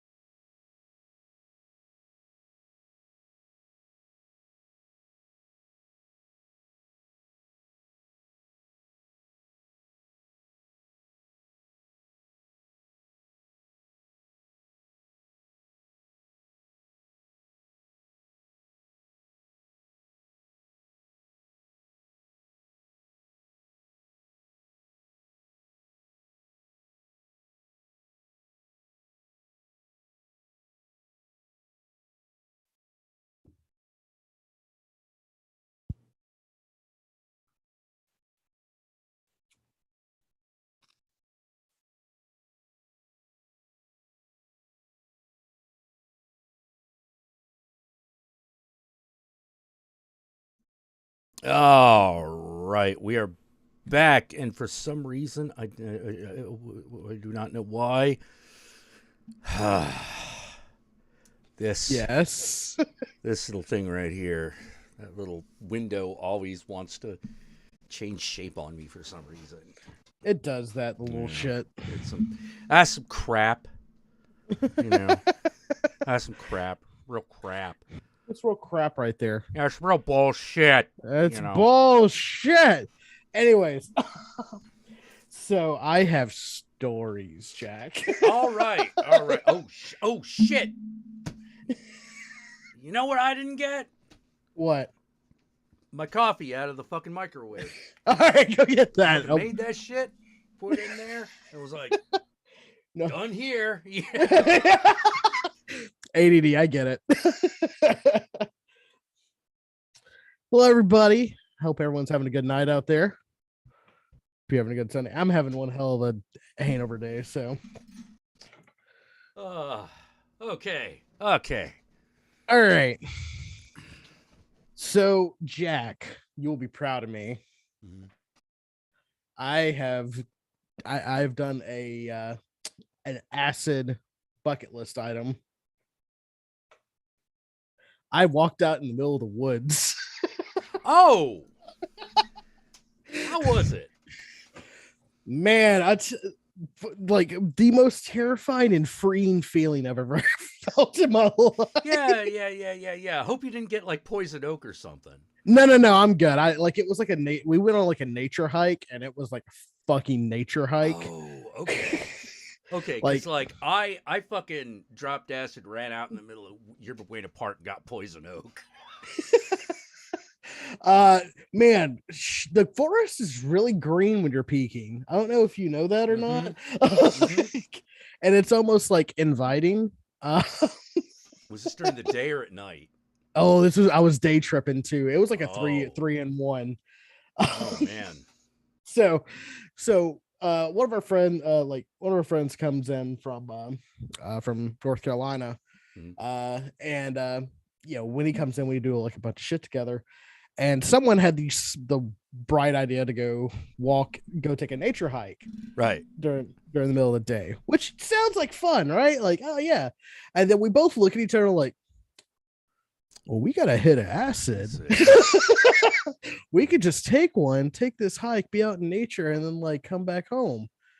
What I didn't know about this nature hike, it was like a 4.5 mile nature hike. Oh wow. Okay, so like this is taking a bit. Right. So was it level, uphill, downhill, through like valleys and shit. It was a fucking walk. And so like I started peaking about like halfway through this walk, right? Mm-hmm. And for those of you that aren't familiar with how acid works, is like when you start peaking, that peak can last anywhere from like 30 minutes to like 2 hours. Mine lasted a long time this time. Right. So we get done with this walk, right? We're like, oh man, we're really fucking hungry because we just walked 4.5 fucking miles. Right. And they're like, I know, we go grab some Mexican food, which sounds amazing, right? Go to the Mexican restaurant, it's closed. They're refurbishing it. So then the rest of the group said, let's go to Toots. Now, to explain what Toots is, imagine a Hooters, but it's asses. And that's about it. That's the only difference. You are the second person within 12 hours who's told me about this place. Fucking really? Who else? My friend Mike, who I was just talking to earlier this afternoon, mentioned Toots. And I was like, the fuck are you talking about? Oh, man. Mike actually might live near me. No. He lives in Oakland. Really? But there's one in Oakland? Holy shit. No, I don't think there is one in Oakland. I think he's just aware of the existence of this place. It's it's kind of like a local chain restaurant here. Okay. So I said like I was like by like kind of like a halfway point, but almost near the near end point I was peaking.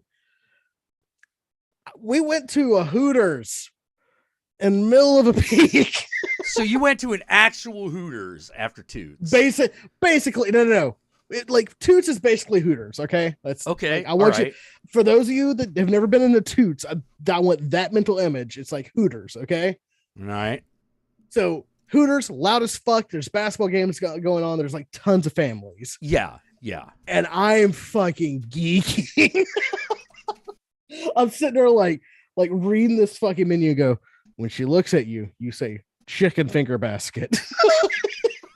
And you don't growl at her or else they'll kick you out. And my other friend, who's also fucking peaking, is doing the exact same thing. And we're like mentally coaching each other up.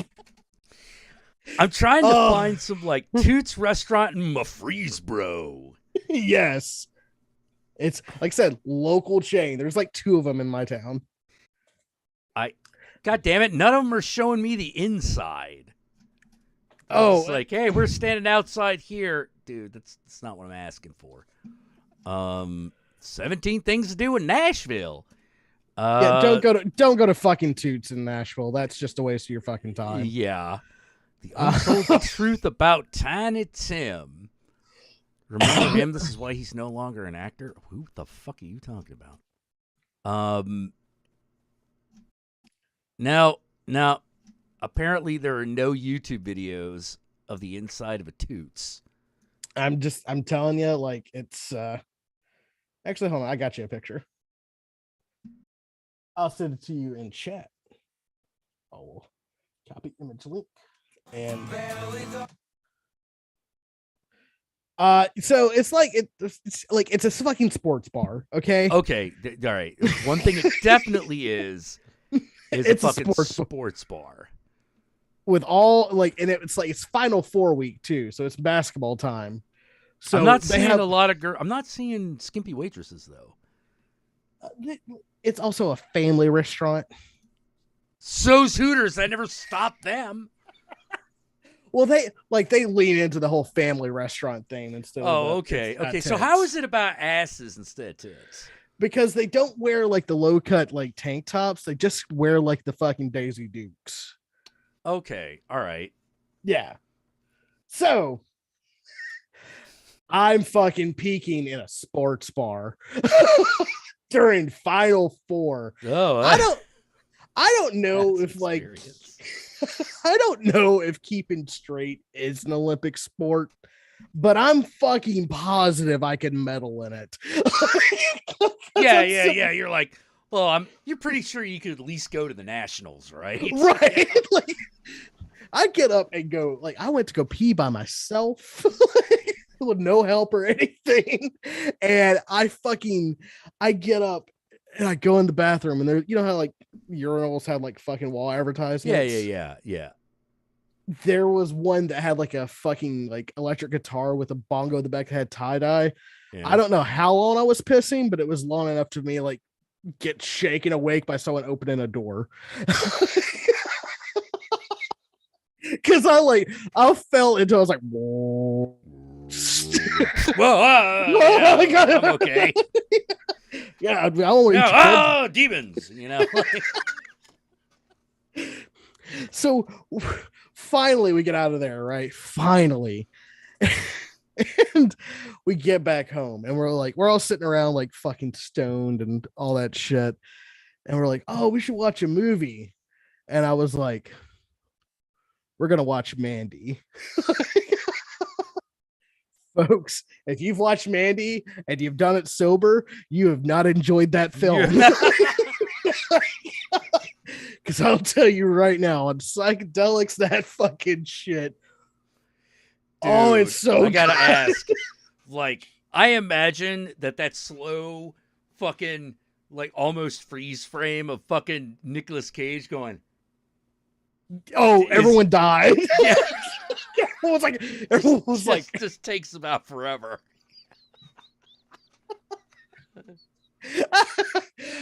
No, Saint Speed. I didn't fall asleep while taking a leak. I fell into the advertisement in my brain while taking a leak. Yeah, I've done that. You just sort of like, huh. Wow, I guess it really is the king of beers. I want to go to the used music store. Like, how do you use music? Yeah. Yeah. So, yeah, it's gotta go to the used music store, man. Whoa, I didn't know you could buy that used, man. What kind of music do you? How do you use music, man? You know, like no. Can I buy talent? Yeah, can I buy talent? I'd love to buy talent. You know. Mandy is fucking great. Mandy's one of the best like Nick Cage films. But until you've seen it the way I saw it, dude. Yeah, I've watched trauma flicks on acid. You know, like it's definitely enhances the experience. So I'm assuming everybody's seen Mandy. If you haven't seen Mandy, like, go. Yeah, if go you haven't watch seen Mandy. it, go watch it. It's a great movie. It's amazing. How high were you? All of it. All of it. It sounds Every like all bit of it. Well, like, you know, like I'm used to like some like I'm used to like the calm, chill acid high. I was not used to the let's go exercise acid. Oh. Oh yeah, that's different shit. Right, because you know, my like, blood's pumping now. yeah. Me like doing acid on the couch is very different from doing acid in an all-night rave. You know, where everyone's just sort of like, hey man, have you like, yeah. Like you're trying your damnedest not to break your teeth because you're clenching your jaw so hard. Yep. Anyways, that's how high I was. Like I was so high that okay, my favorite scene is when the guy's like explaining his cult to Mandy. Yeah. And it's like, you know, they do that like kind of like fade between both of their faces being similar. Yeah. Brain just yeah, because you're like, whoa, the movie's doing what my brain is doing, so like it's now like the fourth dimension of that. As my friend put it, I know they're fucking with me in that film, but it's not all that film. Yeah. So Mandy while high, 100% recommend. I recommend it sober too, but it takes it a little bit over the edge. Like when you're high as shit. I feel like that scene in the mountain with the tiger, like like everyone we went from riffing that movie to just like everyone being quiet. yeah, fucking with Richard I Brake. imagine you have that moment where you're just like, wait a minute, is fucking dude is fucking tripping while we're tripping watching him tripping. Okay, man, I can see there's no arguing with a man on a quest. He's like a tiger. That's why I have that tiger over there. You're like, yeah, man. Well, like all that happens, then after the scene ends, all of a sudden, like one of my friends who was like, you know, she's like on an edible. She was like, that was his shirt. Yeah. Yes.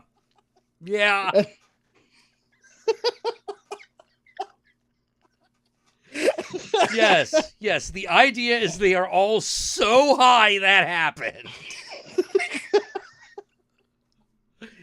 You know, like it's definitely like one of those movies that I'm like, yeah, like if you ever been like the champion of tripping, like this movie takes on another dimension. Fuck yeah, it does. Fuck yeah, it does. It's one of those rare movies like where you're watching it while you're tripping and you're like, this is not happening the way I think it's happening. Yep. Yeah, it is a tripception. It's because you can be sober and watch that film. Yeah, you're tripping. You're sober and like they're already like mimicking a lot of the effects of being on LSD. Oh, especially when like the children in New Dawn come in. Yeah, exactly. Oh. You're just like, oh God, but like, yeah, but right up to that point, right up to the end, in many ways, is the tale of like one gigantic acid trip. Oh, 100%. It's if you ever want to know what it feels like what it looks like, I would still suggest Fear and Loathing in Las Vegas. That's what you see. Yeah, that's what you'll see. Yeah. But if you want to know how it feels, yeah, Mandy, it's Mandy. Oh God, it's so good. Anyways, how are you doing, bud? I'm doing okay. Doing all right. Other than my friend Steve, who had a heart attack, and I'm just sort of like, can I go with one of these months without someone I know and love having a major health crisis or dying? I'd like that. I'd like that. Please. I'm on month 4. I'd like this to be where the trend ends. I really would. I don't think I'd go through 12 friends in a single year. I think I'd lose my mind. That'd be difficult. It's super hard. But, is he doing any better or? He's recovering. That's he's good. Bored as fuck, which is a good sign. It is really weird being in a room with him where he's the one struggling to keep up with the conversation because he's like passing out. Like, hey, man, they gave him the good shit. Oh, dude, let me tell you. So, like, I was watching this movie and then, hey, you wouldn't give a cripple crab a crutch, man. Like, all right, like, It's like talking to a fucking fucking person nodding out on heroin. Oh yeah. Oh yeah, because I'm pretty sure like they got him on something because they cut him open and went to town. He had to have like 4 bypasses or something. Holy shit! And I was like, what the fuck? Were you swimming in bacon or something? Like, the hell were you doing? And he's like, I no idea. He's one of those guys that exercises a lot, and he's going uphill and his heart starts racing. He's like, okay, I got to sit down. And then it didn't stop. And then it kept going. And he's like, all right, I think I want to go to the hospital now. And they're like, yeah, you're having a heart attack. The calmness of that. Like, I think I'm going to go to the hospital. Yeah, I'm going to go to the hospital right now. And that's how we're going to deal with this. And good thing he did, because apparently he needed a quadruple bypass. Holy fuck. And I'm like, this guy doesn't even drink. This guy, he doesn't drink. He doesn't, I mean, I don't know what his eating habits are like, but they're not. He doesn't drink. He doesn't smoke. Bad. Yeah, he doesn't drink. He doesn't smoke. He doesn't do drugs. He basically, he works on 3D models, robots, and snowboards all the time. Like that's his fucking deal. And so it was like that. Hearing that, I was definitely like, yeah, I don't know what healthy is. I just don't know at this point. Because healthy is a weird fucking thing. Health is like so much like outside influence, but like so much like shitty genetics. So yeah. Because like I'm fucking shocked that I have not had as many health problems as I've had. I've dodged a lot of bullets in my family. Yeah. No diabetes, no fucking heart attacks or heart issues. I'm just fat. Yeah, I've been lucky, knock wood, because like fucking I made it to 48 without having a massive health crisis. And that's pretty fucking good. That's pretty good, Worst health crisis I ever had, I think, was when I had pneumonia when I was in my early 20s. Pneumonia kicks the shit out of you. Oh, dude, that fucks you up big. Yeah. Like you take like the better part of a year to recover. And like, oh, you just like pneumonia is like, it's like a month of sick and then like 6 months of not being able to breathe completely. Yeah. It was one of those things where like I got pneumonia, and like my aunt was like, "All right, do yourself a favor, don't go back to school until next year." And I was like, "Huh?" It's like, "Yeah, you just had pneumonia. You're done. You're done." You know, like if you have to fucking push yourself on top of that, you're gonna do damage to yourself. Right. You know, I was like, okay. All right, fine. All right, fine. I'll just sit here. What about the rent? I'll pay the rent. It'll be fine. You'll be okay. Thank you.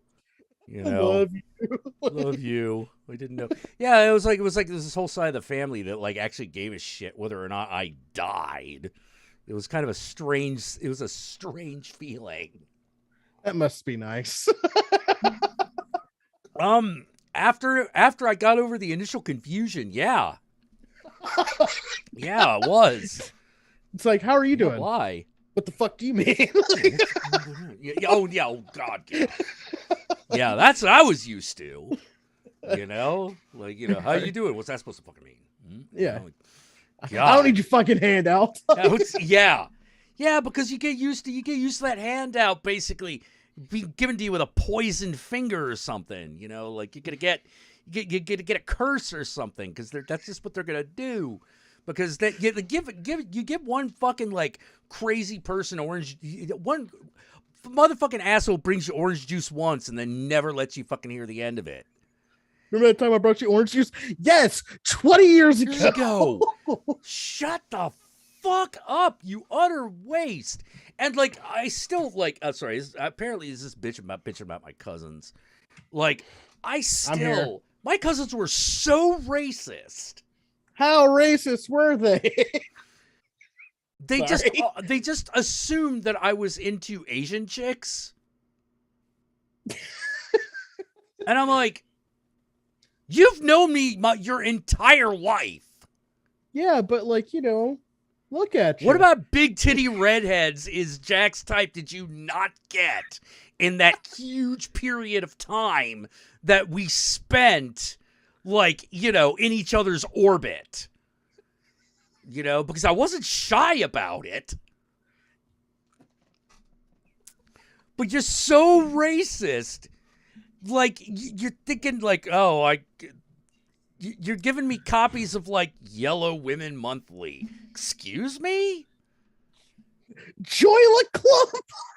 I mean, like, the Joy Luck Club of porn, and I'm like, no, I don't know. No way. This is not, no. You know, and it was just one of those, like, what the fuck made you make this assumption? Well, you know, look at you. You know, I don't fucking come up to your Lebanese ass and go like, hey, look at this, like barely visible burqas. You know, like I didn't do that shit. You know, what is it about like? What is it about the slit that just like? Why does I do that for you? You know, like, you know, maybe you can explain it. You know, like what the fuck, man.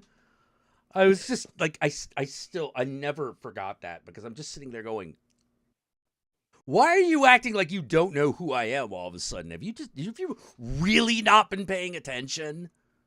Well, and that's Jack, the answer I came back with. So every time there's a death on that side of the family and someone comes over and it's sort of like, hey man, this person died. I'm like, wow, that's terrible. Click. Yeah. How did you get this number? You know, like. They could all be dead, and I have no fucking clue. You know, like, and I'm just sort of like, yeah, fine, because like after my grandmother died, I was just like, well, that's the last person I want to talk to about this side of the family. Fuck this shit. I need to fucking talk to nobody else.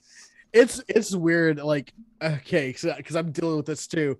There's not many fucking threads left to connect me to like my blood family. It's weird. Like I've got my mom and I got my grandma, and that's it. After Scott died, that shit went like fucking ripped in twins. Yeah. You're like, oh man, I really hate like 90% of the people I'm related to. Why? It's like, hey, how come you don't come to the family reunions anymore? Because Scott's dead. What does that have to do with it? He's the only one I wanted to see. Did you not notice that every time we went to these things, I only talked to him? Him? Yeah. Did you not? No, you didn't, because you don't have the self-awareness God gave the rhesus monkey. You know, like... I'm not a racist monkey. I said racist. Racist monkey! What does this have to do with peanut butter cups? God damn it! Damn it! every family reunion / like Christmas dinner for me right there. Oh, God. Oh, God. Nightmare family dinners, man. You know, holy shit. I literally had one happen not even a week ago. Oh, no. I'm sitting down to go out to eat with my grandma and my mom. And for some reason, like my mom brought the whole like, you know, free COVID test that we got from the government. Oh, okay. Yeah. And she's like, "Did you get your free COVID test?" Because like my mom's like mostly cool, but occasionally she's like let some wild shit come out of her mouth. I'll explain here in a moment. Okay. All right. I was like, yeah, I got my free COVID test. She's like, that's good. You know, it's a little bit weird though that they're made in China. And I went, everything's made in China. She's like, well, that's, you know, I think that's where it came from. I'm like, yeah. In fact, you are correct. It did seem to come from the Wuhan region of China. It's like one of those things where it's like you're racist, but like you don't. It's so weird. You're racist, but you're not mad about it. Like that's the fucking weird thing. And now this is your mom. This is my mom. This is my mom. My mom's like accidentally racist every once in a while. Like she doesn't hate people. She doesn't judge people like what of their ethnic or sexual orientations and shit like that. But she does kind of like say shit every once in a while. But sometimes the trailer park happens. Dude, we were at this concert and these it was like a Christmas concert and these two African American girls came on stage and they had the fucking no. Jack. Oh no, I can already see where this is going. And they had like head wraps on. Mm-hmm. And my mom, without like missing a beat, goes, "Oh, you know, if we got two black girls singing, it's gonna be a good time." You're not wrong, but why did you have to say it that way? And then, like my stepdad, who you ever had that family member, you're just like, we can't talk about politics because it ends with us yelling. Yeah. That's him. It's either don't talk about politics or don't talk. You know, it's one or the other. Pick one. You know, what's it gonna be? His I was always working class ass said, "Oh yeah, she wears one of those head wraps like my nanny used to when I was a kid." And I went, "Oh god damn it." I like literally tried to bury my fucking face, and they're like, "What? What'd I say?" Whoa! I was like, I did not need to know that The Help was a document. Be reminded that The Help was a documentary, and the events happened in real time. I was like, I think I literally popped up and said, "You can never say you're a working class ever again." Jesus Christ! You know, like what? Oh, it was so bad. Like I couldn't fucking. It was one of those things where it's like, again, it's like I don't know if you like are angry about it, but it's still kind of racist as fuck. Yeah, it's like you're not blaming them for every one of your fucking problems, but you're not helping. God, sorry, that kind of only slightly related, but yeah, there goes the kid. Damn cat. Only slightly related. I remember there was this girl I used to hang out with. She's actually like a roommate's friend, but you know, not nice enough. We were friendly enough, and she was a professional au pair. Now, the difference between an au pair and a nanny is basically how white you are. Man, like you said au pair, and I felt like a tax bracket going up. Oh yeah, abso-fucking-lutely. And one of the things that I was an asshole because she tells me this, and I'm like, the dad hired you, didn't he? Let me guess, you were right. Oh, of course I was right. Of course I was right. Yeah, I that was checks like, out. yeah, he's fucking, like he hired you for the same reason I'm looking at you right now. I had that conversation recently with a friend of mine too. She's like, I don't want to go to this babysitting job. I was like, did the dad hire you? And she's like, yeah. I'm like, he wants to fuck you. Yeah, that's just. They raised me. Chances are. Yeah, like they're really nice to me and they pay for shit. That's not good. Yeah. If the wife's paying for it, that's fine. If the dad's paying for it, you could be in trouble. So what does an au pair do? Just basically is everything a nanny does, but in a higher tax bracket. Is that it? That's like nothing else. Yeah. Like I had babysitters. That's the tax bracket I was in. Yeah. No, au pair is like the person comes over like every day. Oh no. See, well, I take that back. I had cousins that would come over every day to watch me. Yeah. That's what we use. That's what they're usually called. Like I was a latchkey kid at like 8. So you heard au pair and thought the Haunting of Bly Manor. Well, yeah. Yes, that is literally what that character is. Oh, okay. All right, now I get it. Like, yeah, like professional child friend. Yeah, exactly. A governess. Like that kind of shit. Oh God, the govern. Oh my God. And like it's really, really, really bizarre. It's really, truly bizarre. Every time I see this shit, because sometimes I'll be hanging out with people and it'll be like, "Yeah, let's go back to my house and hang out," or at least used to. And all of a sudden, you start to realize like you're in another fucking income class, and you're like, wait, where are we right now? If this is your parents' house, no, this are is you mine. fucking shitting me? Where's the lumpy couch? yeah. It's like, where's the fucking couch with the 3 cushions on it? It's like, where's the poster that's just got that's just the fucking weed leaf, and that's it. Like, but maybe the fuzzy tiger, like, What do you mean that your house is just decorated in pictures of movies you've seen? Like what? Like I'm talking, like Casablanca. What? Like who the fuck is this? That's my mom. Yeah. You keep that shit hanging around? What is wrong with? Why? Oh God, yeah. And it's really weird because those people never really realize that they had it financially good, because you don't. Like, you notice you're poor way before you realize you're well off. Yeah, reality has a real fucking bad way of doing that. Yeah, it does. It does. Like, it'll fucking hit you in the fucking face that way. Just all of a sudden you're just like, wait a minute, I think we're broke. Like...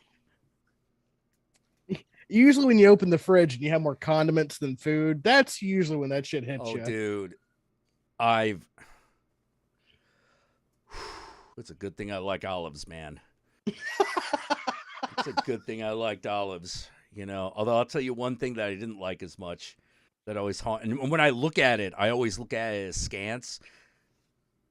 Maraschino cherries. Like I know that they're a thing that you use in a bar, but every time I see a jar of maraschino cherries, my initial thought is, it's come to this. It's like shiny red candy coated despair. It's like when you're breaking out ramen and you're not in college anymore. Like shit. Yeah. That Yeah. does not Except went well I'll for eat you. ramen way, way before I'll eat the maraschino cherries. Yes, You know? because And then you it's try too to, sweet. then you're like, maybe I'll give it a shot. Maybe I could, and then it's just stuck in that part of the fucking fridge. 'Cause it's just sugar is just crystallized around the fucking thing. Oh man. we're giving everyone here a real insight on what broke really is. Oh yeah, yeah. And now here's the thing. I was like, I thought Dad had a good job. Like, or like, no, I knew we weren't like rich, but like, I thought it was good enough. How could we be broke? Well, turns out you could be all kinds of broke if Dad's paying for things and Mom's just stealing the money. You know, you're just like, wait, what? We're not eating why? You know, like okay, all right. Like we never got to ketchup sandwiches. Oh, bless you. Never got to ketchup sandwiches. I got to ketchup sandwiches a few times. Yeah, that was.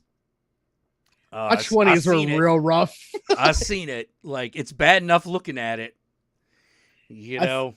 I think for a good 2 to 3 years, I survived on nothing but like Papa John's and fucking like cheap, like microwave food. Oh, yeah. Yeah, that definitely. Yeah. Yeah, which is also weird because my mom went through this big, like organic health nut phase.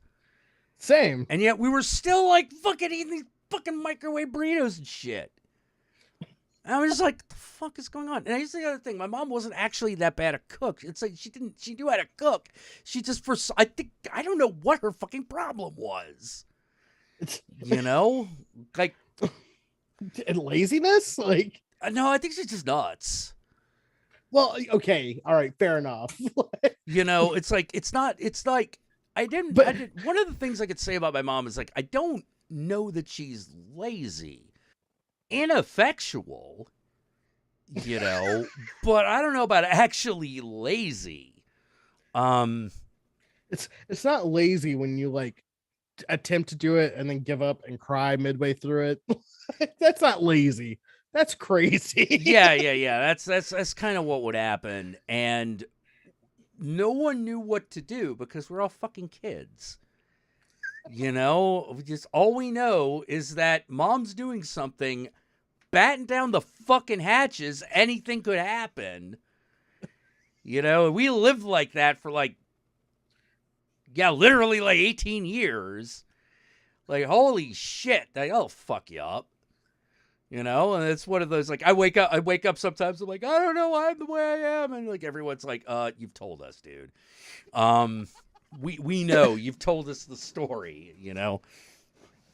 But why can't I be better? Because that's not how this works, dude. This is what happened.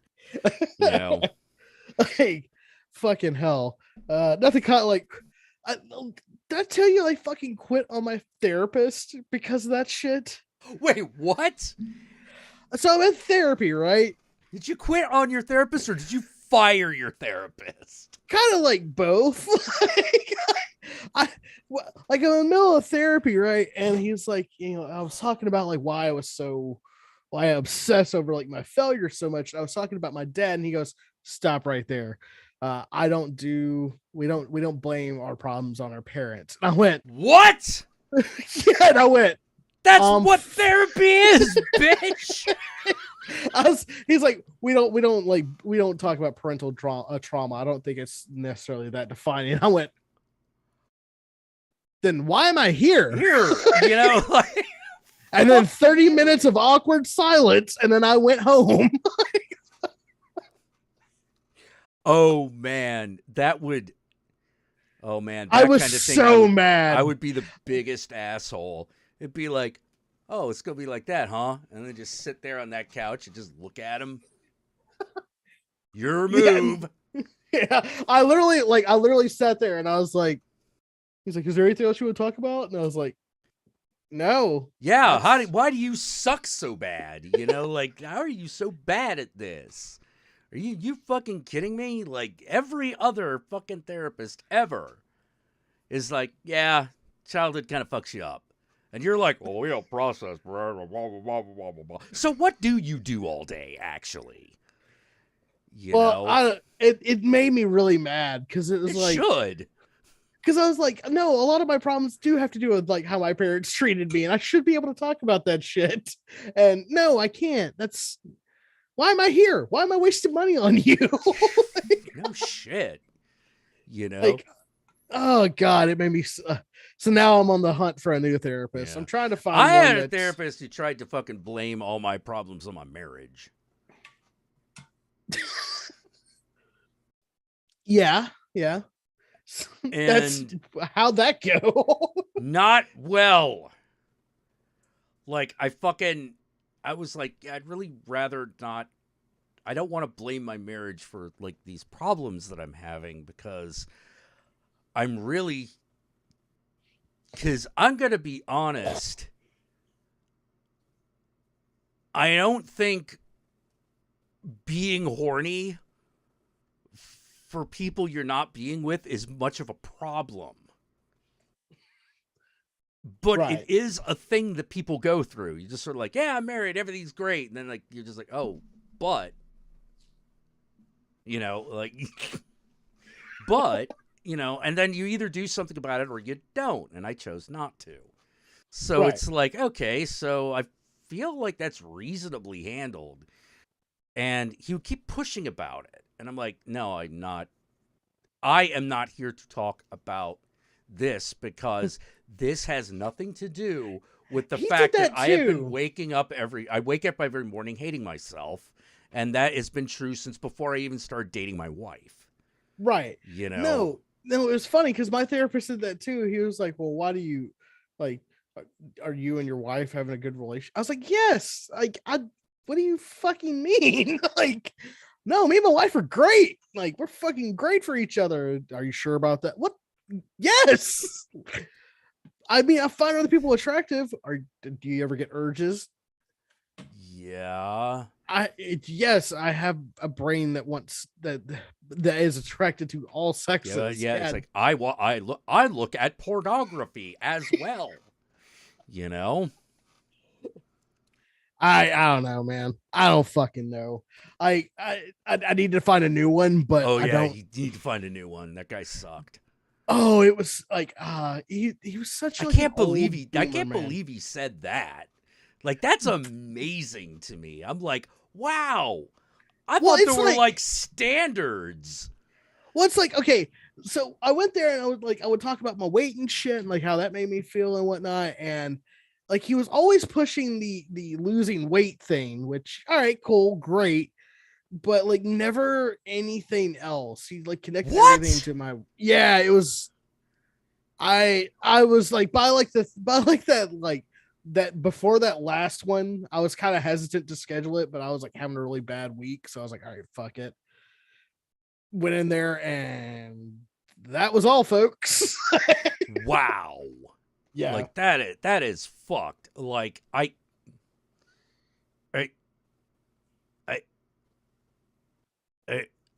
don't, I have like- a lot. I have friends who went into the field, and they were like, well, like in our profession, being overweight is a symptom. right. You know, it's treated like a symptom. You know, it's Right. not the problem. It's like, is it a problem? Yeah, sure, but that's for the medical doc. The medical doctor handles that shit. Right. You know, but if there's like an emotional reason why this person has an unhealthy relationship with eating, that's where we come in, and that usually that doesn't go away if they lose weight. Right. You know, like that's not our job. Like I ate sandwiches because sandwiches never yelled at me and called me the F slur. Oops. Sandwich doesn't slap me when I like fuck up something. Man, it's so weird. Okay, I guess we're gonna go into this shit. I'm Yeah, fine. Go for it. Go for it. It's so weird. Like, I still, as an adult, cannot do any construction work because of my dad.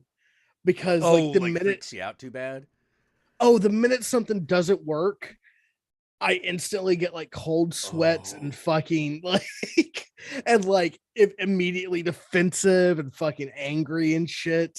Yeah. I don't know why. Well, I do know why, but I don't know why I can't get past it because I know what it is. Yeah, it's I can deal with pipes all day. Well, I mean, that's probably overstating it. Like, I can deal with pipes and not fucking lose my mind until there is water hitting me in the face. Now, we are dealing with plumbing, so that is a thing that happens with some degree of frequency. So, take it for what it is.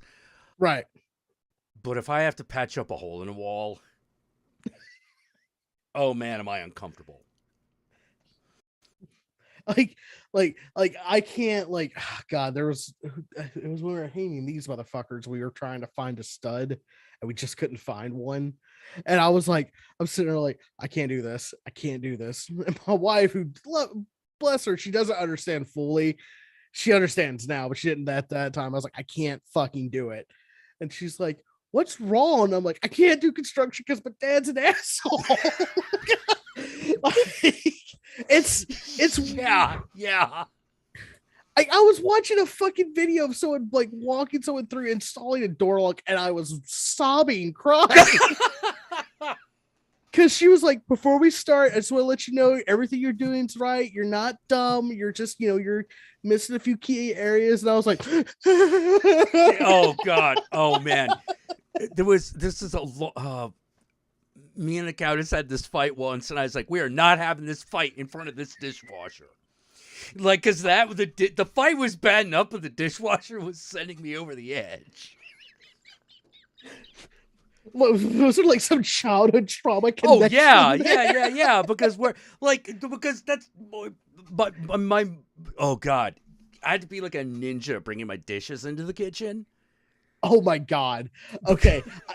I have a question for you after this because I feel like we're going to relate really hard, but go on. Yeah. Like, I was like, oh God, okay, I got to get these dishes out of my room because I want them out of my fucking room, and I got to get them to the sink, and then I have to quickly run back to the room to make sure I don't get intercepted, and really late at night, if I'm very careful, I will wash these dishes by hand and put them away so that we will never have to have a discussion about these dishes. And yeah, I didn't always make it. I did see there's definitely like a lot of solid snake in there. What? Oh shit! Shit! Oh God, what did I do now? And it wasn't always about the dishes. Sometimes it was about my toothbrush being in the sink, or not in the Batman cup. Yeah, it's just like I don't. It could just be fucking anything. Like,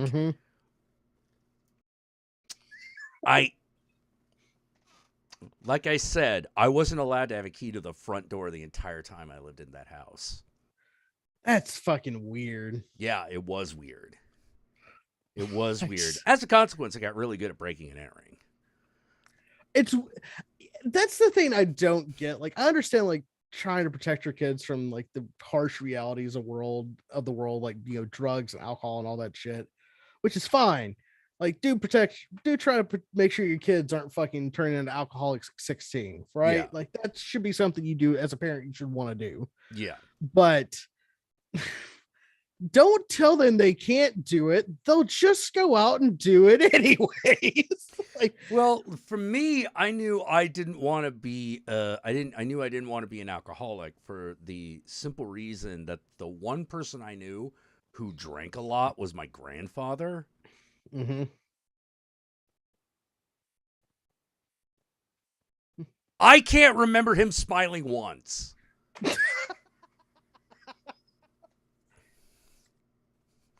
You know, Or laughing, for that yeah, here's matter. the funny thing. When he died, he smiled.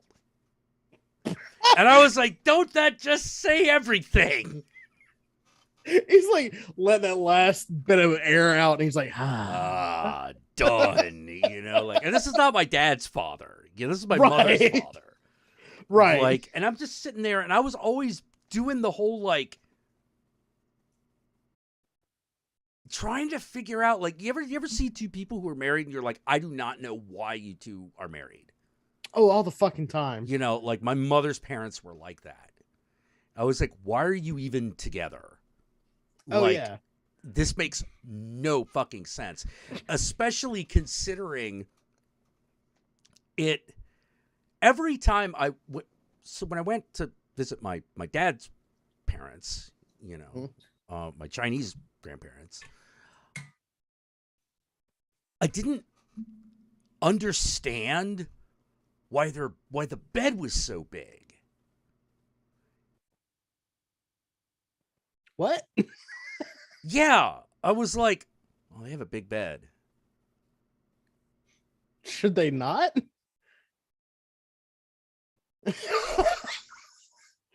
Oh, no. Here's what it was. Oh, God. They slept in the same bed together. Oh, no. Not no. Mhm. Oh, that's so fucking weird. Yeah. No. Oh, Yeah. how? Yeah, Like, what are they, don't Lucy and know. They both had, Ricardo? like, here's the thing.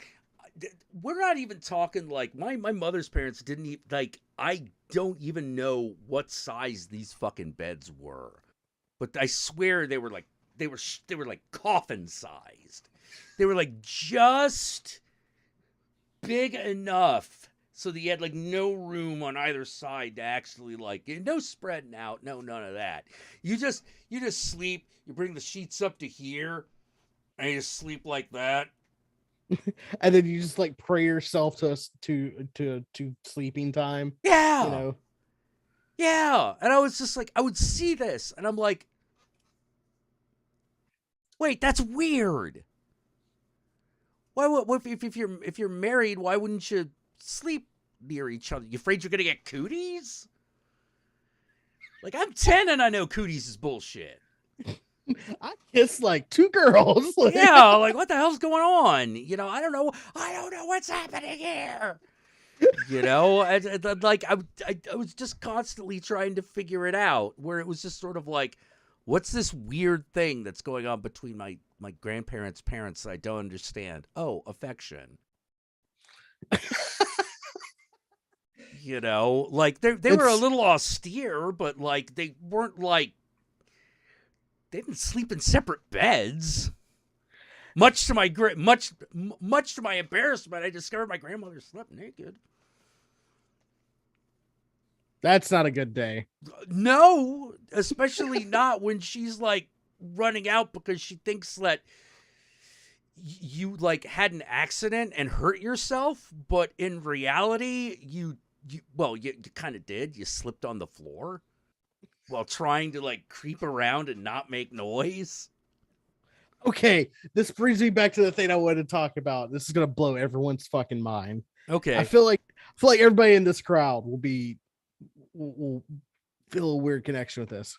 All right, Jack, you're in your house. Mhm. Let's say you have your like headphones off and like you got like a low thing going on, but you can like hear around the house. Okay. Do you know the people you live with's like walking pattern and where they are in the house at all times? At all times? Like if you're awake and you hear someone walk around the house, can you tell who it is and where they are? Yes. Yes. So normal people can't. Oh, it's a hypervigilance thing.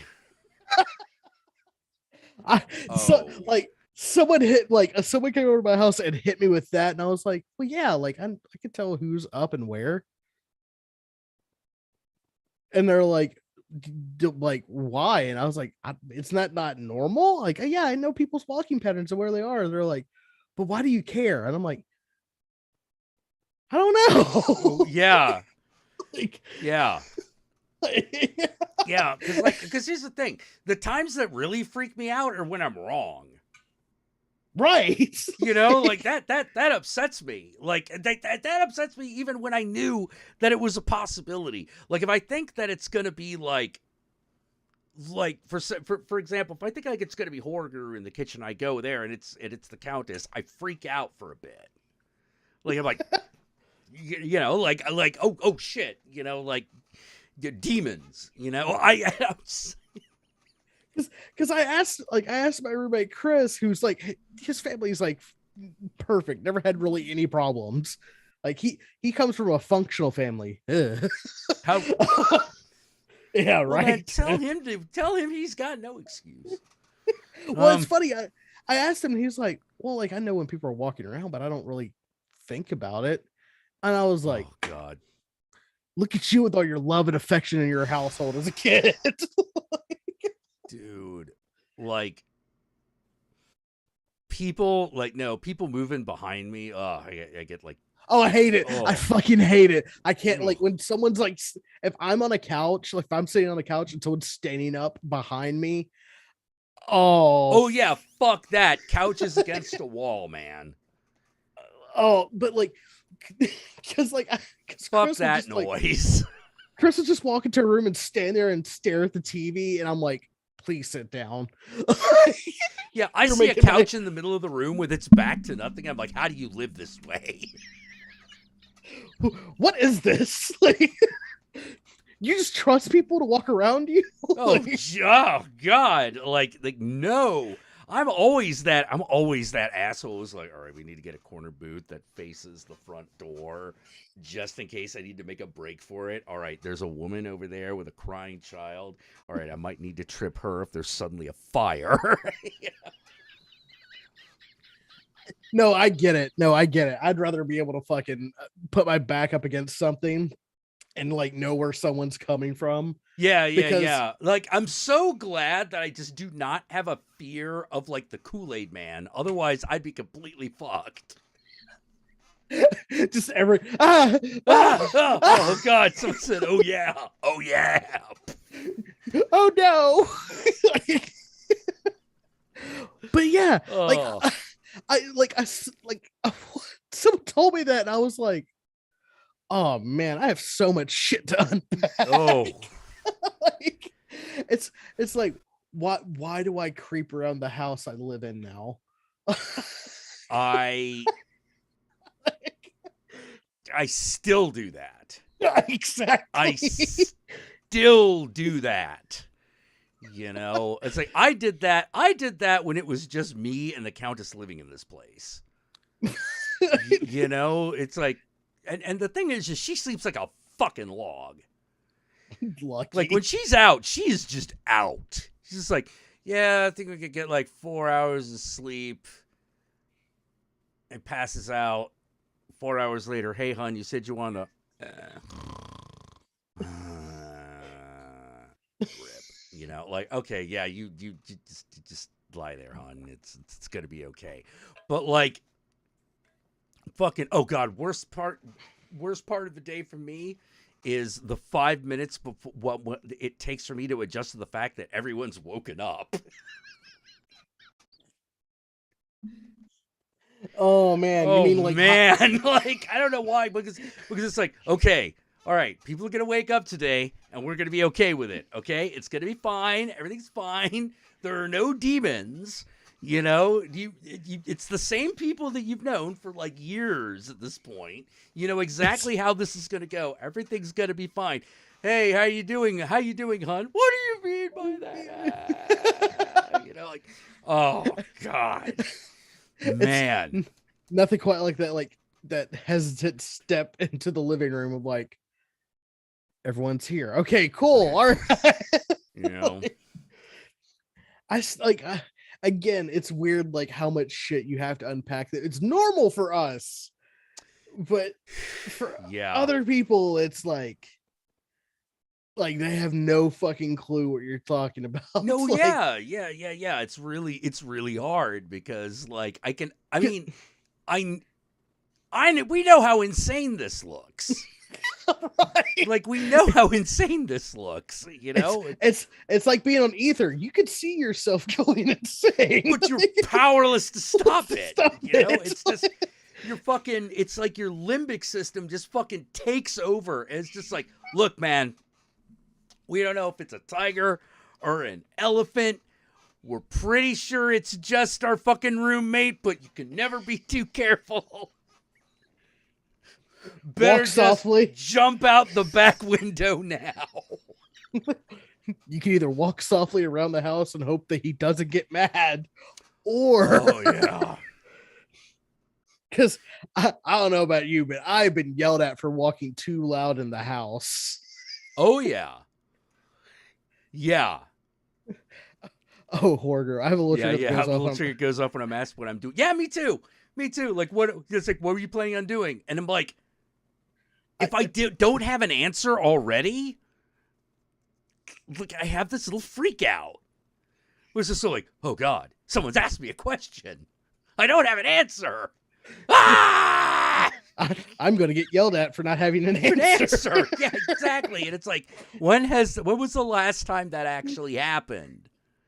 You know, and it doesn't care. It doesn't care. It's you just like, hey, this hasn't happened in a long time. It's okay. You don't have to do so. No. No. What was the last time you get yelled at for not having an answer?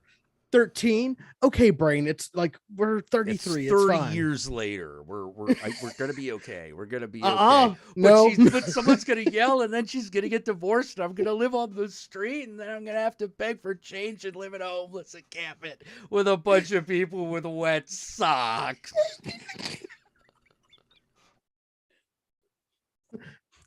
Brain, what the fuck? Yeah, these like it's amazing how detailed those like instantaneous disaster fantasies happen. Oh, it's like I had to explain this to Chris because his girlfriend has anxiety, and he's like, I don't know what to do. Like, if she gets in her head like the worst thing's gonna happen, I can't convince her otherwise. I was like, that's how anxiety works. That's how that works. You're not going to be able to. The important thing is, does she know how crazy it is? Yeah, you know, because if she knows it's fucking crazy, there's hope, right? You know, it's like, well, why does she automatically go there? And I'm like, that's the thing. Whatever the worst possible situation that can happen is the one that will definitely happen. Yeah, that's the one the brain is convinced is going to happen. You know, it's as like, dumb as it is. You know, like this is a person who's afraid of the shit piranhas, okay? You know, like they know the shit piranhas aren't real, you know, but they can't convince their automatic reflex system to get with the program. And also like they're fucking, I had to hit him, like she hit him with this one where it's like, he's like goes to work for 16 hours and she's like, the whole time I'm just like afraid you're cheating on me. And she said that? Yeah. And I was like, why? And like talking about him, I was like, why? And I was like, she's like, I just my fucking anxiety. Oh, okay. So she's not like that motherfucker's cheating on me. I just know it. It's just more like, oh God, whenever he's gone, I'm like, oh God, he's cheating on me. Just like Daddy. Yeah. That poor girl's had a lot of bad fucking relationships. Oh, that's bad. You know, what about toilet snakes? Okay, dude, don't fucking laugh about toilet snakes. I hate to be that person, but Jack's been to Taiwan. No, dude. Not even. Oh, really? Not even. Okay, so, all right, so, like, let us all have a good laugh at toilet snakes. Because it's funny, but you don't think that shit actually happens. And then it does. So a friend of mine, they're having some problem. You know, it's like, oh no, you know, the flush ain't fucking doing no more. What's going on? Fucking dude pulls out a dead fucking python that had somehow somehow wedged itself between like the wax ring and the fucking drain to the fucking sewer main. Was this like anyone's snake, or was this just a wild ass? No snake? idea. No fucking idea. You know, it was just one of those like, why is the water not working anymore? What's that smell? Let's put some Clorox down there. Okay. All right, that's not helping. All right, guess we'll just call the dude. They call the dude. He's like, well, found the problem. Did you go terrible joke incoming, but did you go and get like the abortion coat hanger you have for snaking out your toilet? Oh no, he had like professional gear for this type of thing. Oh, how very middle class of him. Yeah, I know. Well, it wasn't San Francisco, and I was just sitting there, and I was like, did he happen to say how often this happens? And the answer was not very often, but more than you realize. Not often enough to be annoying, but often enough to be in concern. Yeah, and I'm just sort of like, where does one fucking find? What? You're telling me that somewhere in this city there is more than one 10-foot python that gets in a sewer? You gotta be shitting me. No, that'd be the snake. You know, I was just like, that's insane. I mean, I hate to be that person, but how shit covered was he? I don't know. I wasn't there for it. Oh man, because pulling that fucking thing out reeked like high hell. Oh yeah, that's what they said. Like, it was just one of those, like, you get that call and you're like, I gotta tell you this shit, you know. You ain't gonna believe. You're not gonna believe this. Look, repairmen and fucking ER nurses have the best goddamn war stories. I will fucking put them up against any veteran 10 times out of 10. My God. Hey. I've told you the story about the Baltimore City coroner, right? Yeah, Mm-hmm. I think so. I don't know. Tell me again. Did it have to do with a window and a crane? No, I don't remember. I've heard similar stories, but go on. Okay. So one of my traditions is anytime I create a Undertaker character, particularly a coroner, I always name them Bert, because one of the city coroners of the city of Baltimore that I knew was named Bert. And there was also a Garfield cartoon where there was a fucking coroner named Bert. And so that always stuck in my fucking head. And Night of the Living Dead, is that technically a coroner? Or is he just like... Well, it's a dead body dealer. Right. You know, like named Close Bert. enough. So it was just like, I guess Bert is just what you name a coroner. So I've just always gone with it. I always just rolled with it. And so I'm at the bar probably drinking a Zima at the time. Tells you about when this was going on. Oh, how cute. Yeah, I was drinking a Zima. Don't ask. I was at a bar. This girl who owned a Thunderbird. Fucking, I can't even remember how I met the girl. Like, her dad owned a bar in Baltimore, and I'd drive over and hang out there. That's it. I don't know what else to tell you. Did you chase your Zima with a Surge at the same time? Or no, Surge came out later. Okay. Or at least I didn't discover Surge until a couple years later. Anyway, no, not. Yeah, I know Bert. Dead bodies in Bert. I don't know what it is, but I've never questioned it since. Like, there's a connection there, and we don't know what it is. It's one of those universal truth things. Yeah, like one of those things like, hey, did you know that there's a really weird correlation between having a coroner and having the name Bert? You know? I think that's what Bert did on Sesame Street. It would explain his demeanor. Yeah. Mm-hmm. Anyway, we're talking about death. because we're like you do. teenagers in the 90s and, talking about death. Bert, who's the guy this old dude, actually old, he's probably in his 40s, but he's definitely the oldest guy there. Smoking cowboy killers. Yeah. And it's just sort of like, you want to know about the most fucked up thing I ever had to deal with? Like, wait, Sure. the coroner is about to tell me about the most fucked up thing he ever had to deal with. Yes, I want to know what this is. Like, all right. So, get this call. And it's in, one of those it's an old, like, tenement style apartment building. And the thing you got to realize is that some of these buildings in Baltimore have very, very high ceilings. Yes. And these really big windows. Anyway, he's like, he gets a call. It's like, we're getting a smell coming out of a room. And it's like, and I already have an idea what that means. It means it's a stiff inside. Right. By the time you start being able to smell it, yeah, they've been dead for a while. So I get there to the third floor, and the elevator opens up, and immediately there's that smell. It's like, oh, this is bad. They've been dead for a hot minute. Yeah. And I'm trying to figure out, like, I'm not even close to the front door, and I could smell it. And I'm like, oh, God, what fucking happened? What did this guy do?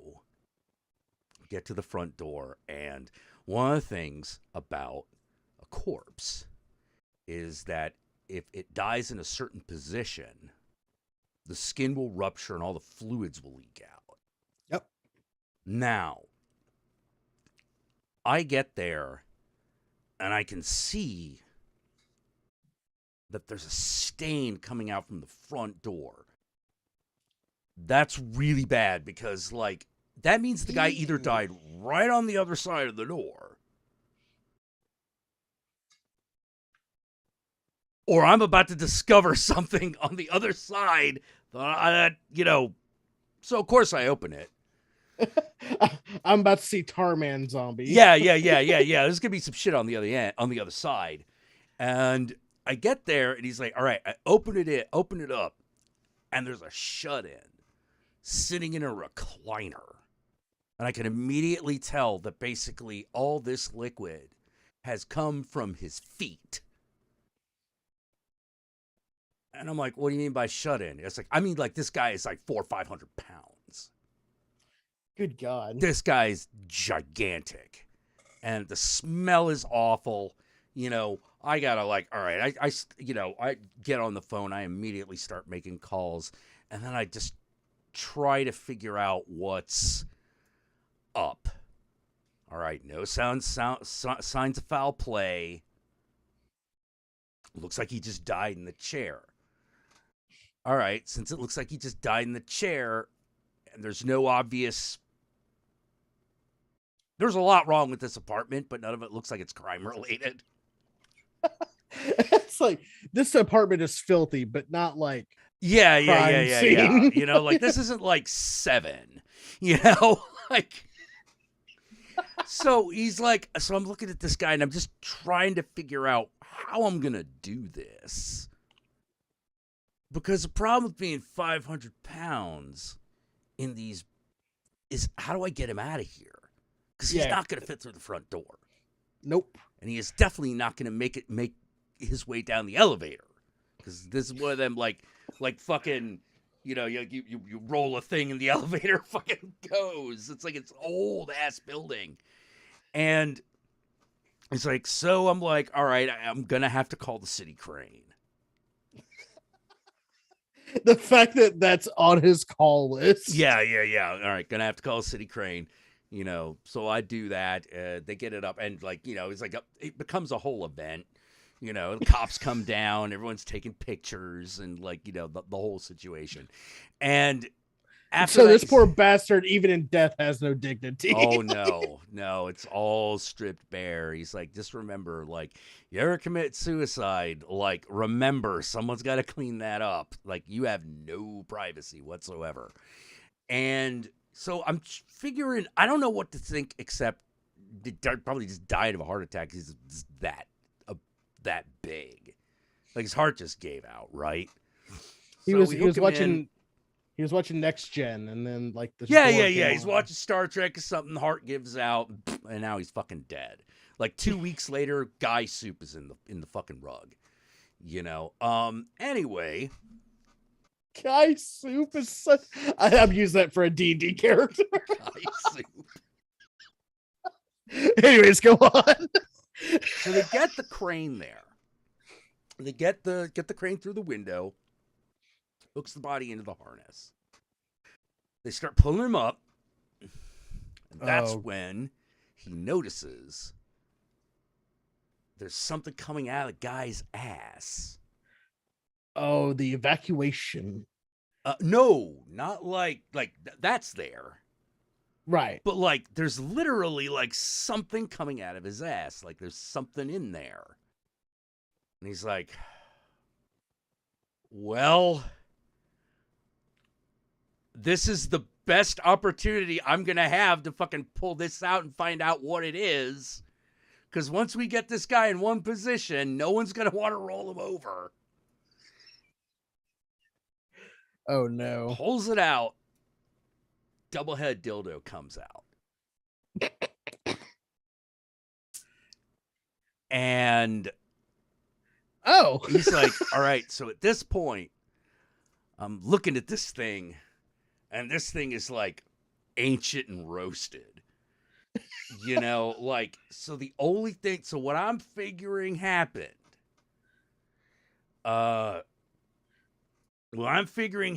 and we couldn't just, it was the going theory, you know, after I looked at everything, which was not easy, given what happens in a minute. I figure that what must have happened is he was using this thing. There was a short, sent electricity right up straight through him, caused the heart failure, and while a normal person probably could have shrugged it up because he's a 500-pound dude, his heart just stopped. What happened later? Oh, the cable snapped, getting him out of the fucking window. That made the autopsy kind of difficult. Like the cable from the crane snapped? Yeah. Oh, that would be like fucking like slime just rolling out of a fuck. Yeah. And I was just like, oh, well, you win, Bert. That's probably the most fucked up thing I've ever heard. Bert's like, yeah, it is. Yeah, it is. Like, and this guy was apparently famous because like he hated assistants. Like he's one of those like civil servants who's just like, don't give me a fucking assistant. Don't give me a fucking assistant. Bert, we're assigning you an assistant. No, you're not. You know, After loan, you're not. Fucking not, you know. And so basically, I cannot imagine trying to be this guy's assistant because this is what he would do. Like he would knight of the living dead people. Hey, you want to go see what we have in the basement? Yeah, no, like he would literally like hide in the cabinet. He's like, okay, he's coming. Boom. Wait for the guy to fucking like pull it out and then fuck with him. And I was like, how often does that guy do that? And they're like, I don't know, but he did have this one story about a guy who started crying for Jesus. I'm like, what the fuck, man? Like, I mean, I'll be honest with you. If I had that job, I'd have real difficulty fucking not doing that. Dude, this guy had no fucking control when it came to that shit, you know, like none whatsoever. And the thing is like, I'm pretty sure he spent like a pretty long career there. You know, because who else are they going to do to run the graveyard shift, which is the one he would always fucking request. He's like, oh yeah, but I want to work the graveyard shift. What? You know, like, yeah, no one's around. I love it. You know, it's just me and the stiffs. They're not going anywhere. They ever just like put the stiffs up in like a fucking card game like type deal? Dude, I could not I help but would fucking hide in wonder body bags. how I would hide many- in body bags, just wait for my assistant to come by, just fucking shoot up. Oh yeah, no, he did that. Of course he did. He did that. He absolutely did that. And it was he was bragging about the one time he actually like put himself in a harness. Oh my in god. a bag and fucking hung himself up and waited. And I'm just like, what did you do that for? And he's like, nothing was going on. And I don't like assistants. Like, do you ever wonder if like he found that one assistant that just like either no sold his fucking stupid pranks or just laughed at them so much and loved them that it frustrated the like piss I always wondered. Well, like the thing was, every time I thought about it, but I looked at Bert and I'm like, I'm pretty sure Bert is actually a ghoul. You know, like I'm actually not entirely certain he's human. Like you're gonna see him like during one of those night shifts, just cutting parts of his face off. Yeah, exactly. It's gonna be like, oh, don't worry, it's not mine. You know? Let me tell you about Midian. Yeah. Ah! You know? Oh, dude, yeah, no, it kind of felt that way sometimes. Like he was an unsettling guy. It's like I liked him, but like he was unsettling. Know what it is about morticians, coroners, like people that work in like the death industry, but they are like some of the weirdest, coolest people in the fucking world. Yeah. like they have the weirdest sense of humor. It's odd. Like even like the full on fucking Christian ones have that weird sense of humor. Yeah. It's like look, oh, it's because of him that I found out rigor mortis only lasts about 2 hours. Yeah. Did he tell you about the praying man's the praying man thing? No. That's fun. All right, so if you've ever like had someone die in your family and someone said like, oh well, you know, it looks like they were praying before they died, so maybe they went to go see Jesus. Right. Hit them with this fact. So the body naturally kind of like scrunches up when you die. Yeah. And you kind of go into like one of these, like, sorry for hitting the mic. Kind of go into like one of these positions where you're like your hands are here and your knees are like up to your chest. Yeah. Yeah. So that's called the praying man thing. I think they call it like praying man syndrome or praying man stand, something like that. My mom's an ER nurse, so it's weird because like she's every time one of those like, well, he was praying, my mom would be like, actually, he probably just curled up and died. He was probably like gurgling on his blood. My mom's a badass bitch. Yeah. She was a fucking ER nurse before they like mandated gloves. Like as standard practice? Yes. Oh, yikes. Okay, she's been around. As she put it, she's like, look, we were happy to put the gloves on, but they were not taking our fucking cigarettes. Well, yeah. You get fair. She says she's like, you haven't lived till you've done CPR compressions with the fucking lit cigarette in your mouth.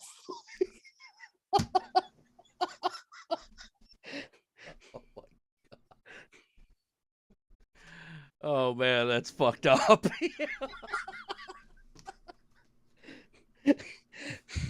She told me, all right, fuck it. I love telling stories about my mom in the ER. So my mom used to like be one of those people, like when she was younger, she would like, you know how nurses dress up for every fucking holiday? Oh yeah. So my mom would like fucking hog wild with it. Okay. She like put on like this fucking Rudolph the Red-Nosed Reindeer ugly Christmas sweater, like had like the fucking horns on, had like the little nose on, fucking was decked out for Christmas. And she had to tell like 3 families their grandfather died on Christmas Eve. And she's like, and that kind of ruined that for me forever. You were like the most like Christmas fucking vomited up on you. And you go, like, well, your daddy's not coming home this Christmas. Ow. Yeah, she's like, Yeah, that pretty much puts a kibosh on that shit real quick. Oh my Like, god, I feel no. I gotta use that. I gotta use that in like a story or a fucking Babylon game or something. Yeah, like what are you? Yeah, I'm an ER nurse or ER doctor. Like, oh, what are you doing for Christmas? Well, it was one Christmas I dressed up as Santa Claus. Um, wait, aren't you an ER doctor? Yep. Yeah, yeah. It turns out, yeah, we're not and doing that again. then there were I dressed up as Santa for Christmas, and then there was the 30-car pileup on 95. It's really hard to give away presents when you're counting limbs. No, this like it's because of her. I know which potato is the best potato to put up your ass. It's a purple potato, by the way. Okay, she's had every what? By what metric is it the best? Ease of getting out. Okay. All right. Because the sweet potato is apparently the worst. Really? Because the fucking skin on it. Oh, okay. Yeah. Whereas the purple one's got like a kind of like smooth, waxy skin. Right. I see, cook. She's also my favorite story of mine is apparently she had this one guy pop in and he had a Pepto-Bismol bottle stuck up his ass. He said, and I quote, "I just fell on it." To which my mom said, "If you fell on that, there's no fucking way you fell on that, because you would have known way before it went up your ass that was there." His mom was there. By the way, he was like 40 years old. His mom was there with him, and he was just trying to convince him that he wasn't masturbating. Oh my god.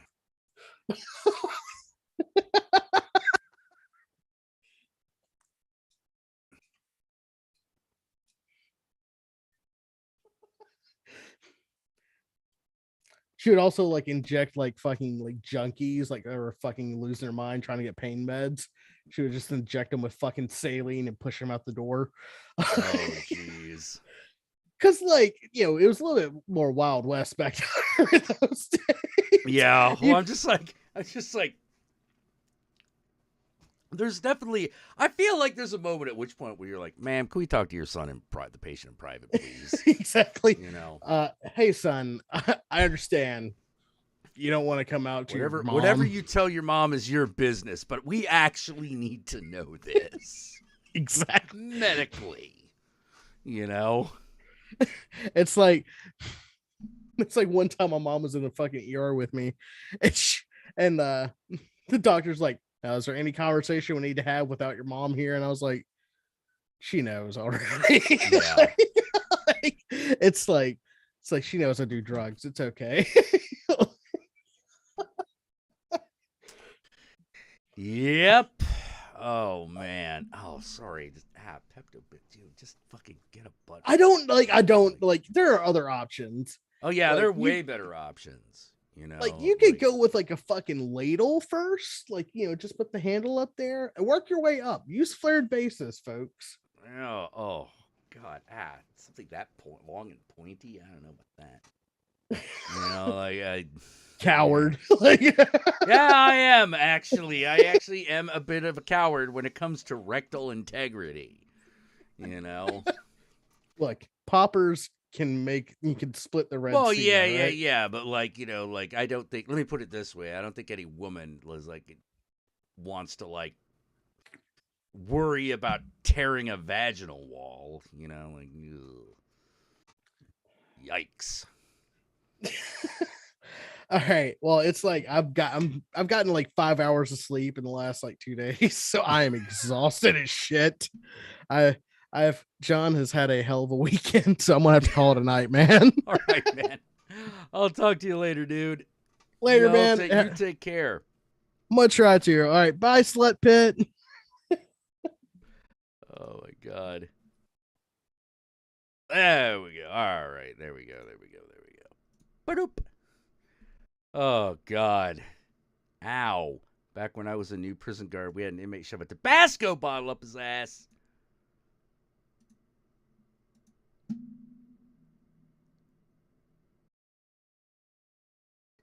Ow! Ow! That, yikes! Yeah, imagine that would burn. I mean, I kind of get the thinking, because, like, it's about the right size, but, like, no.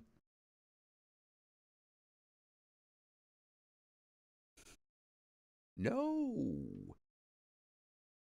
Oh, my God. That's horrific. Positively fucked up. That's what we talk about. That's what we do here, children. This is the kind of sick things that we get up talking about. You know. Shouldn't you be in bed? We could all be reading a book right now. Oh, a hero's like, yo, it gets worse. Oh, it gets worse.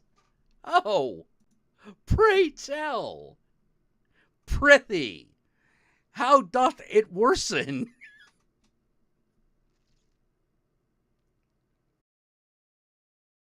Oh, God.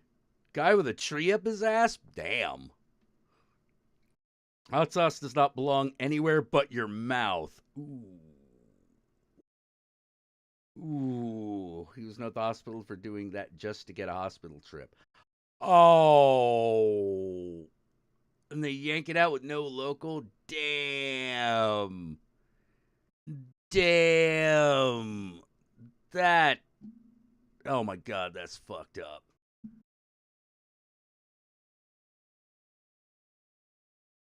Oh, that's fucked up. Earlier this week, I missed my water cup in the salsa cup.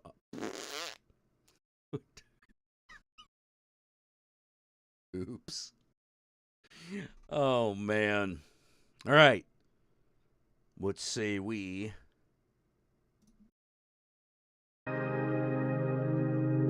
kill? He never did it again. That's what he wants you to think. That's just what he wants you to think. Oh, God. Ouch. Like, that fucking hurt to hear about. That hurt to read. Good Lord.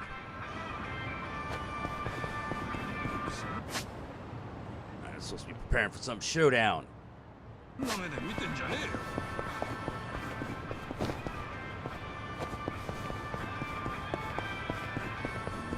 that's right. I'm attacking the sandwich board, man.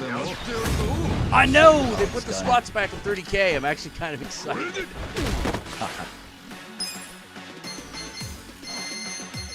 It's one of those, I shouldn't be this happy about it, but I am.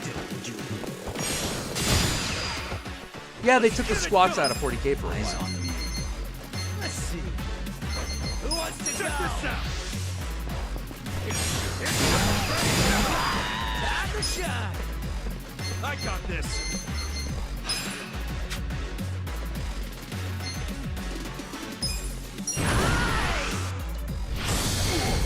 No begging for mercy now.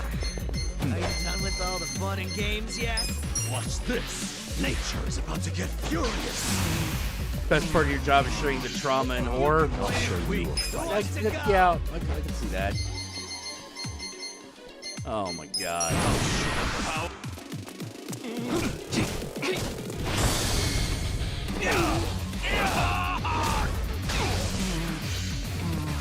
Picking time. Let's see. Are you done with all the fun and games yet?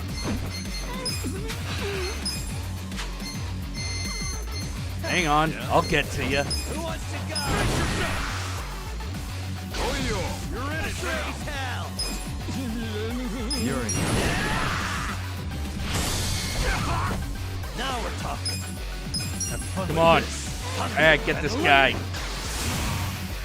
Christ, no, I have points. Are you done with all the fun and games yet? There we go, finally. There we go. So itchy. All right, how many more of those guys we gotta find? 2. Oh, damn it. Man in a pickle. Some punks are demanding a fee from everyone walking by. I'm in.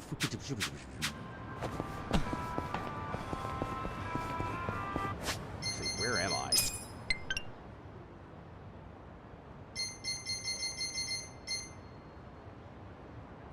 Like a Yakuza, you know, I don't even know where the fuck I am.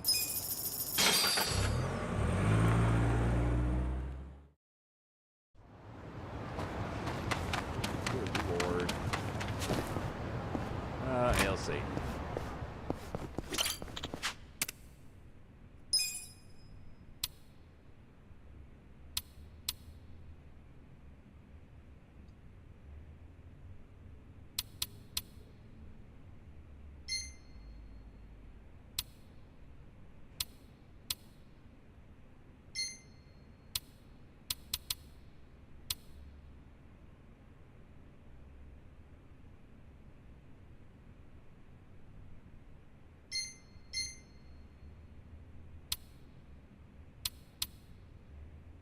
Aha.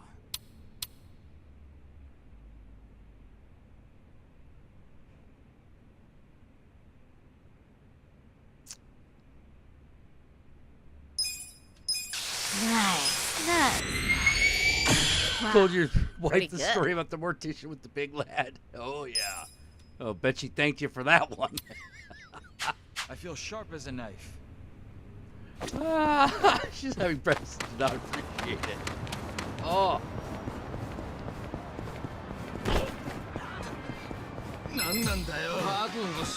Mission apparent. Well. Let's go. Take this. Are you done with all Cool. You're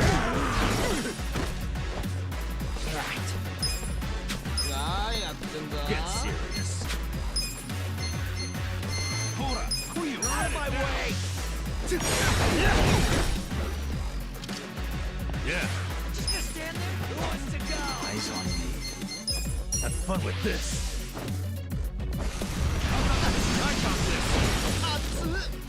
Bring it on. Wanna fight? I'm over. Wait, it. stole Are you some done with shit all the from fun and me? games yet? No. No. You do not get away with that. You can win. Not getting away with that. Too easy, I'm afraid.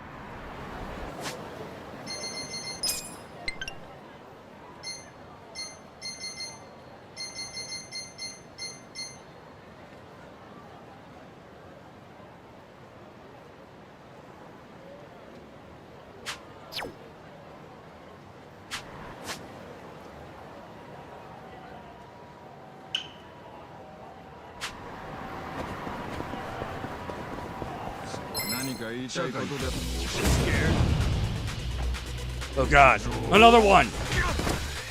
Well.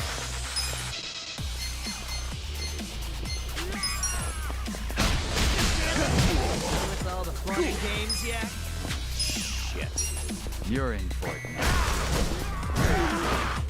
Right. Wanna fight? I got this.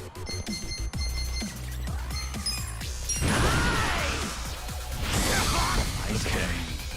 Let's see. Who wants to go? Have fun with this. Thunder and lightning. You're in get serious. Yeah? Watch me. Are you done with all the fun and games yet?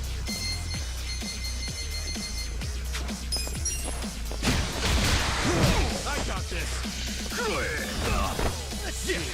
Who wants to go?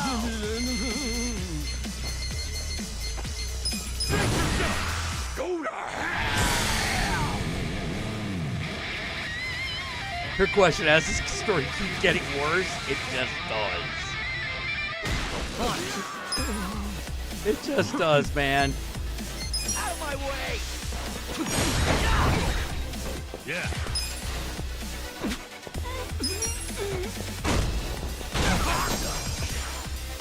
Well, I'm over here. Fun and games. Bring it on. Yeah? Who wants to go? You wanna fight?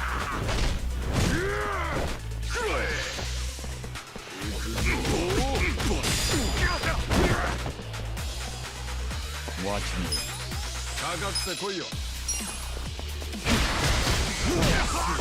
I got this. You're in for it now. How? Okay. Yeah? With all the fun and games yet? Well. On it. Come on.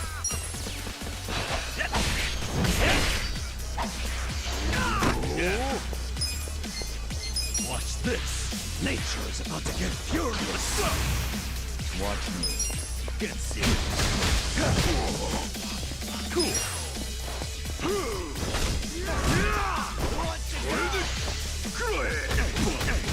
You're weak.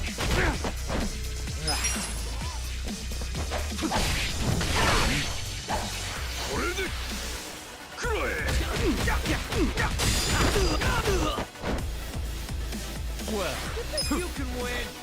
Are you done with all the fun and games yet? Okay.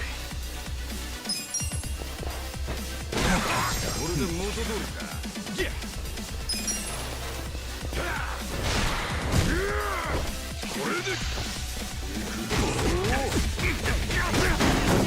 Who wants to go? On it. Out of my way. Woo! Right. So itchy.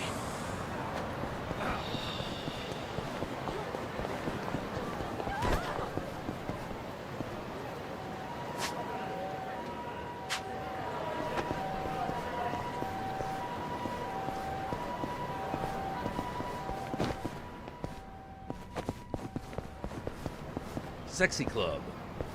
Okay. So itchy. I'm ready for anything.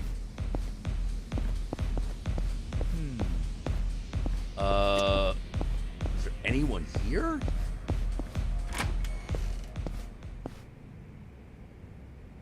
Hello? I saw Sexy Club and just Bring decided to pain. come in. Alright, if I just... I'm okay, I guess. Okay, I guess we just... walk around here and... up this way and...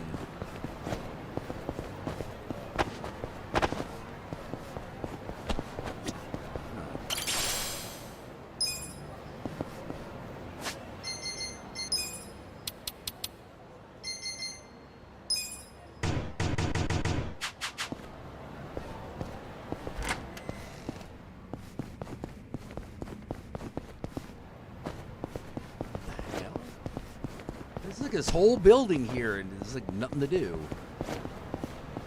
I feel sharp as a knife. Hey, dude, we're leaving because we don't know what else to do in this place.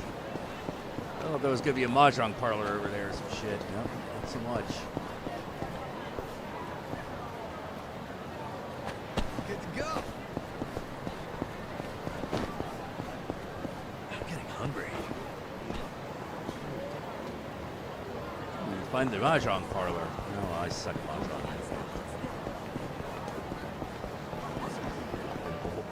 いらっしゃいませ。 Nah. Don't talk to me, man. Fucking have a horrible life. Fucking work for a living. Oh, whoops. ありがとうございました。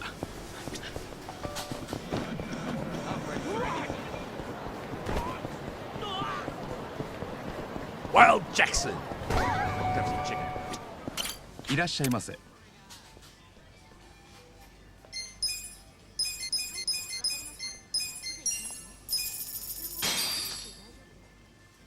Me.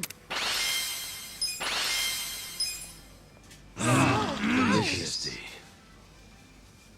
I know. Not so much a sexy club, so much as a sterile office building. You gotta get that shit. いらっしゃいませ。 Me. Delicious. That was a bit of a letdown. ありがとうございました。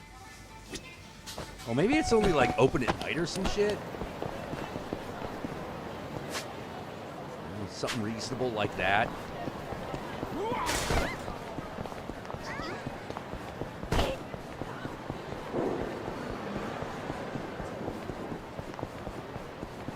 I bet it's some shit like that. They're like, no, fucking brothel opens at 8. What's wrong with you? The hell is wrong with you?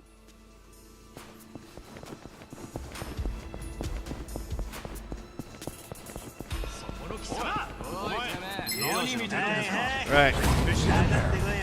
Some rare items in here that we want to get. Now I'm taking this on faith.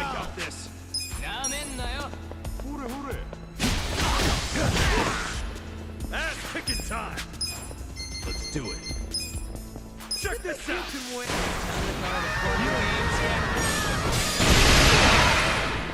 Time to shine. Let's go. Bring it on. You going down?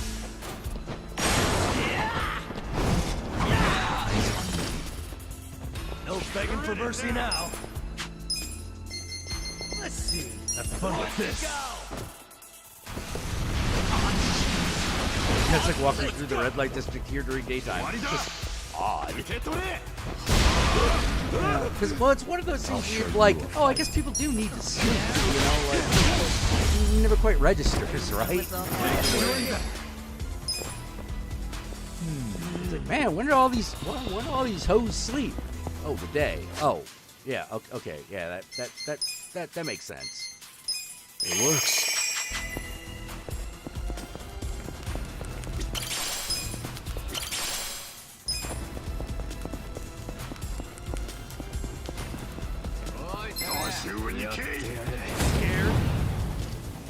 Haha. So you would be surprised a lot of buildings look normal on the outside with all wild stuff hidden inside. Oh, I bet.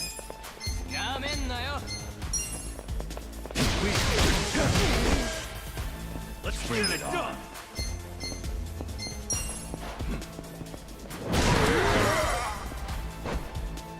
Let's raise hell. Out of my way. Eyes on me. Now we're talking. Let's go. Who wants to go? Watch Yeah, this. I got it. Bring it on. Let's see. Get some. You're in it now.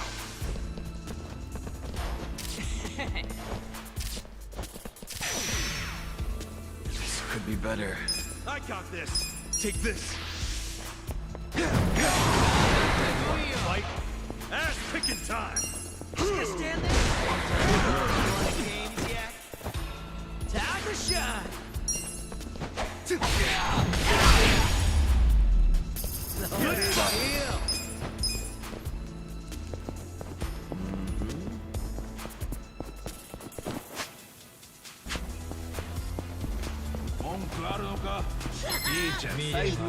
Not a loser.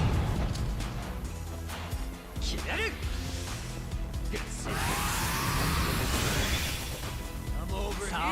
Well.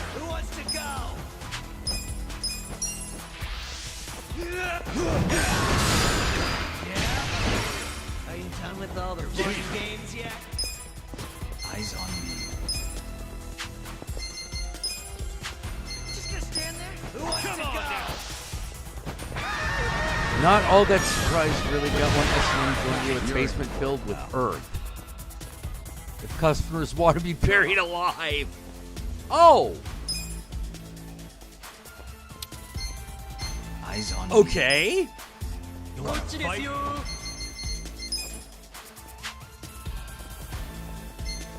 I don't know what I was expecting, but I got this.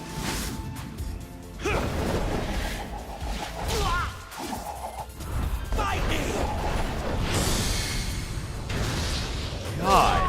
Oh God, man, that sounds horrible. Let's see. That doesn't sound fun at all.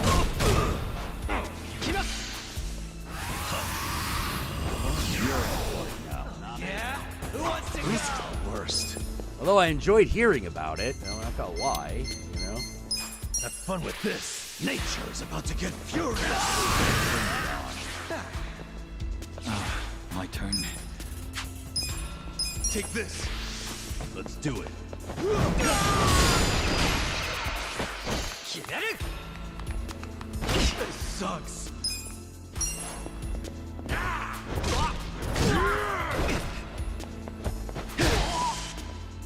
There's something about this. Get serious. Eyes on Been under stock to a lot of bars that offer beer for 30 minutes for 5,000 yen.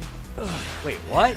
You're in it now. Inside, you would sit down, a waitress would bring you a beer and then blow you? Damn. You think you can win? Are you done with all the fun and games yet?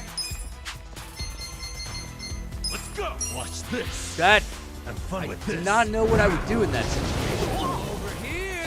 Like, I could easily, like, how easy would it be to just be like, okay, mistake it for just bottle service. I got And then all of a sudden, you're getting way more nasty.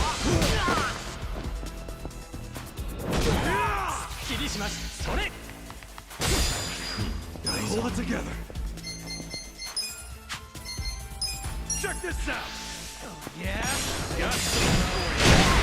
Like, if you're expecting it, like if you're expecting it, it's one thing. But I'm like thinking about what would happen if I, like, you know, you didn't speak the language, and like you just were like, okay, 5,000 for beer. I guess that seems like a lot, but like, oh, okay, whatever. And then just all of a sudden, a girl's like trying to take your pants off. You're like, whoa, what's happening? What's happening?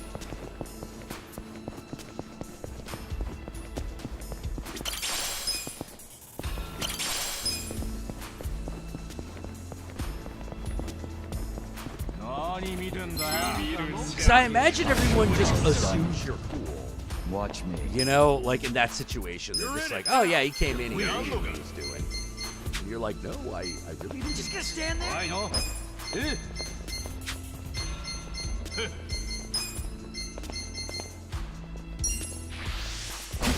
Let's go. Stale beer and an STI offer 5,000 yen. Cool. You're in for it now. Come on.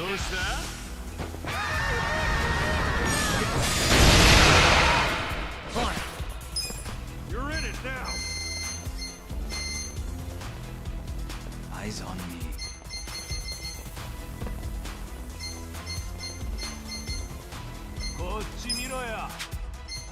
They're weak. Out my way! Yeah. I'm In South Korea, I here. learned red, white, and Who wants blue to spinning go? pole does not mean barber shop. There's a barber chair, but it's not used for cutting hair. Eyes on me. Watch You this. can win. And light. Done with all the fun and games yet? So I'm assuming that means oral sex? Well.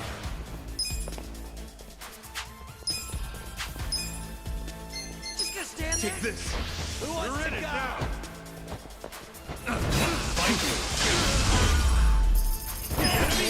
Easy, I'm afraid. Should I open it? Got it. Come on. God, that would... Man, that'd be a culture shock.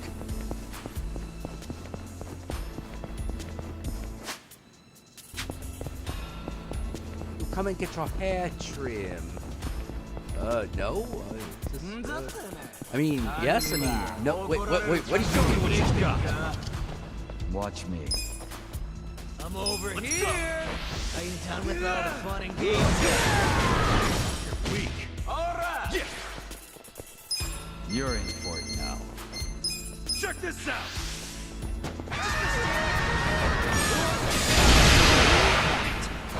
You're in it now. Eyes on serious. Here it comes.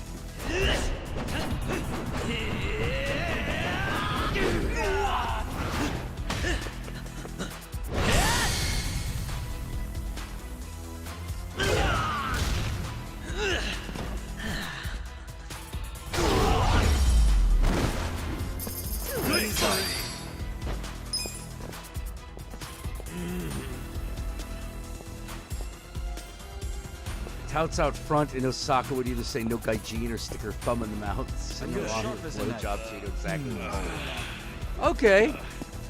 All right.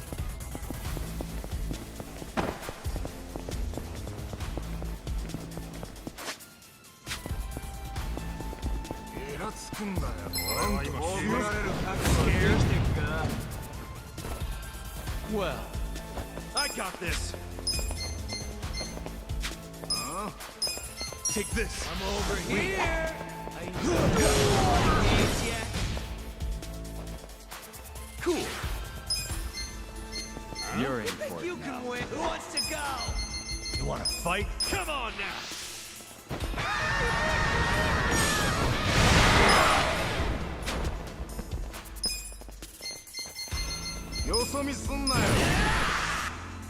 Let's get all three guys with the ladder. Let's see what that looks like.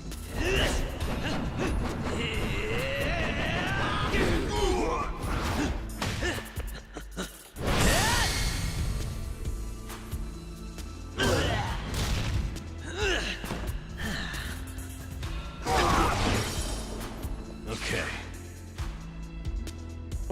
Eyes on me. I'm over here. Are you done with all the fun and games yet? Have fun with this. Nature is about to get furious. Bring it on. Who wants to go? Ooh. Done with all the fun and games Oh, yet? good. Meaty press. Come on. Weak.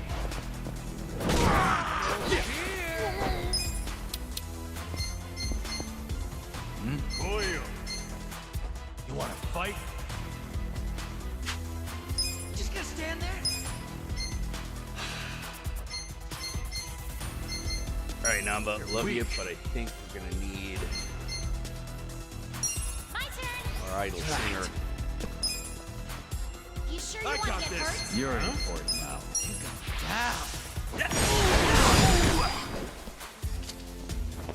I'll push my limits. Oh, yeah? Who wants to go? Let's go.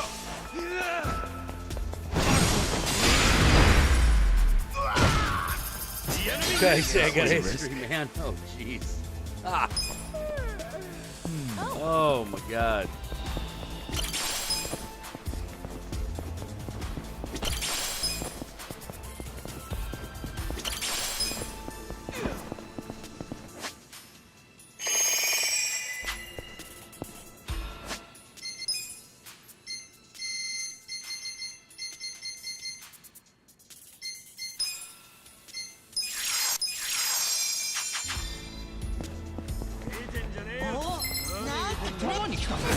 One issue we have here is that you can't go Watch through the me. district with your wife or girlfriend without the local hookers thinking she You stepped sure on you their can beat turf. me? Oh, You think you can win? yikes. Are you done with all the fun and games Oh, yet? yeah, that would be a problem, I imagine. Take this.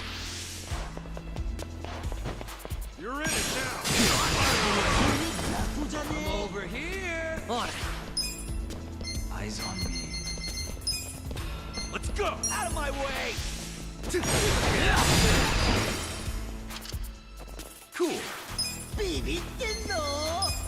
Okay.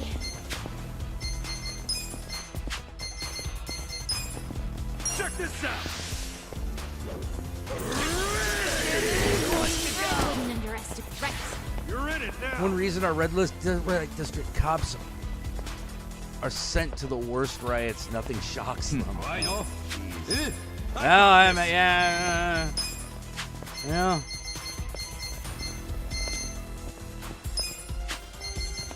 I imagine that would be the case. Good times. Oh.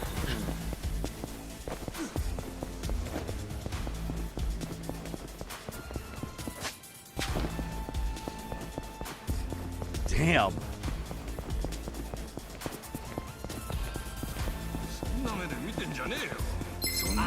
Shit, you assholes.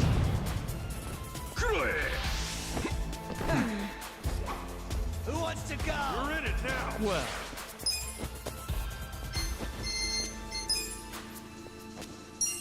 You think you can win? Done with all the fun and games yet? I got this. I'm over here. Who wants to go? You're in for it I now. have secrets too. I got See how this. it's done? Yeah. Just stand there. Oh, God. I'm over here. Are you done with all the fun and games yet? Come on now. Don't move a muscle! Right. Let's go. You sure you can beat me? You're going down. Eyes on me.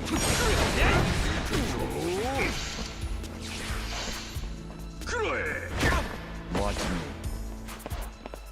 Just gonna stand there? Who wants to go? I got You this. sure you want to get hurt? This one's fine. Ow, ow. Right.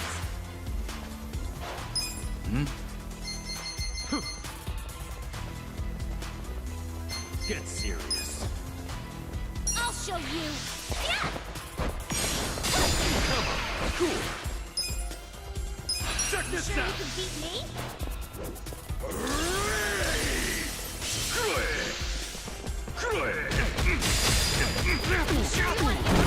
Yeah, Motor-chan, where are you at?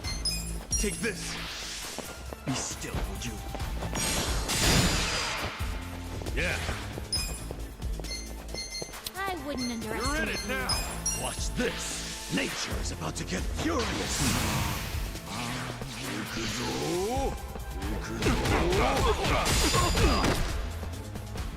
Yeah.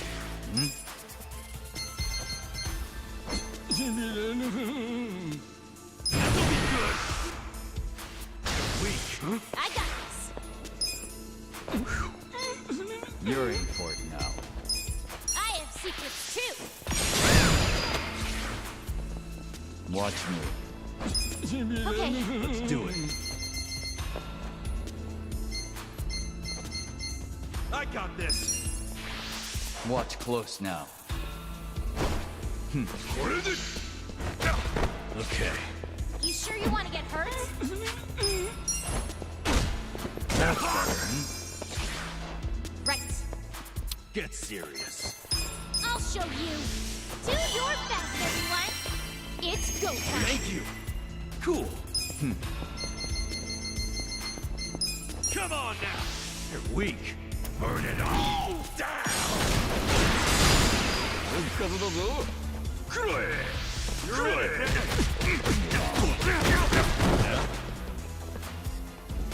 Hamburg? Huh. Take this. Beat me?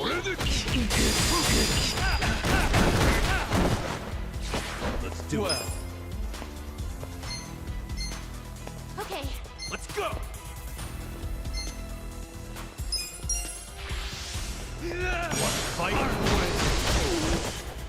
Yeah. You sure you want to get hurt? Check this out. Weak.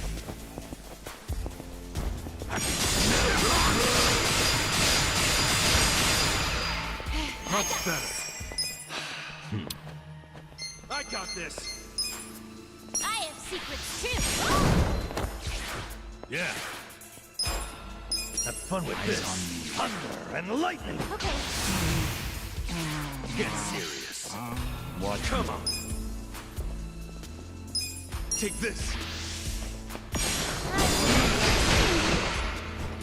Weak. You're in for it Right. now. You're in it now. I'll show you. Get better.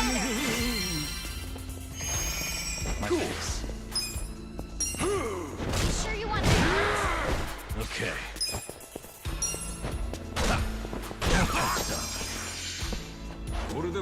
Bring it on.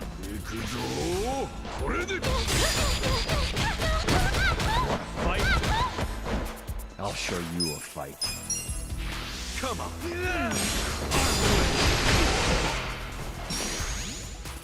I got this. You're in for it now. Let's do it. I got this. I have secrets too.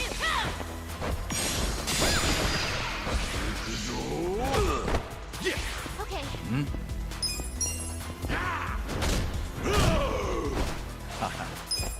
Take this. You're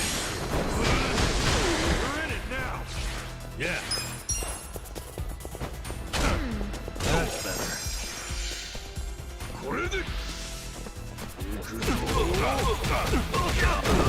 Eyes on me. Ow. Right. I'll show you. Pain, go away. Thanks. Cool. Okay.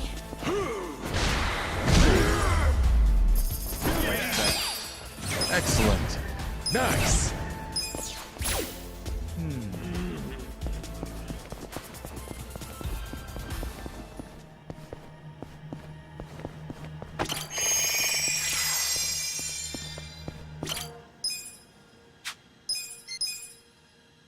Damn. Oh. How many egg sandwiches do you... No. I want to open the safe. I don't want to open the egg sandwich. Should I open it? Open the safe. Sweet.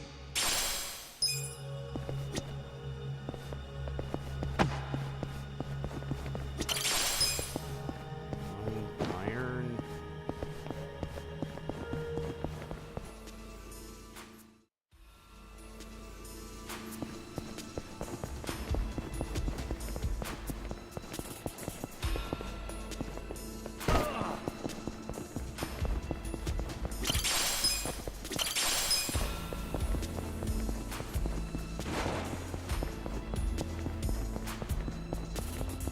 City has other stuff too, but that's what a lot of people come for. Fair enough. Watch me.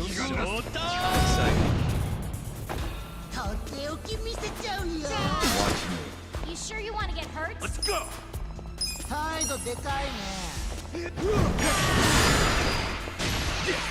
I wouldn't underestimate me. You're in Come on for it now. now. Cat! I love you. I got Eyes this. on me. Sleep for a bit. You want Yeah, to fight?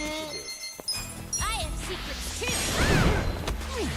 You sure you want to get hurt? You're in for it. Get serious. Yeah. I got this. I wouldn't underestimate me. Watch this. Thunder and lightning.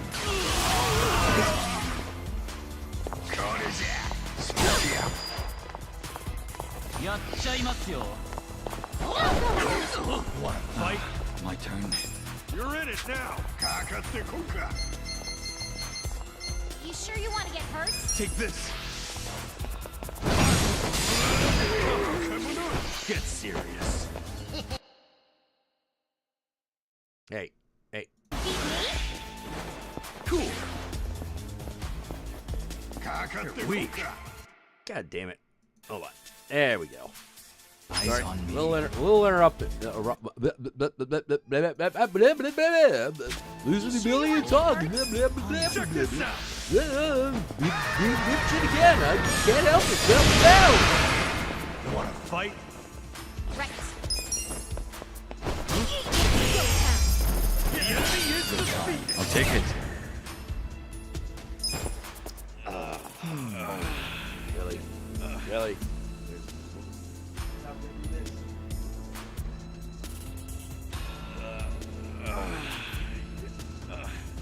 I'm good. Spring gets so bad. If you've seen Filth, it's the place they go in the film. Oh!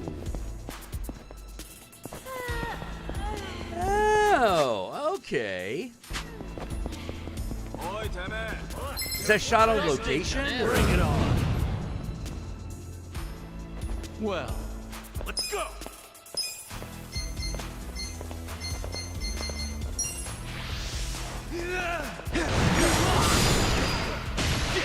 Bring it on. Like, is that what it actually looked like, or is it wouldn't like underestimate they you. approximated it in the movie, but that's where it's supposed to be?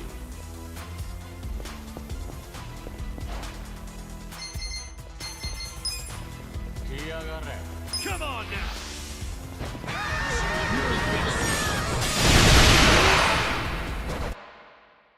Ah, I got this. I got this. I'll show you. Weak. Eyes on me. Okay. Let's go. I wouldn't underestimate me. Bring it on. Have fun with this. Nature is about to get furious. I got this. shot on location, they go right to the cunt. The Ritzy. Oh. Watch me. Oh. Fight.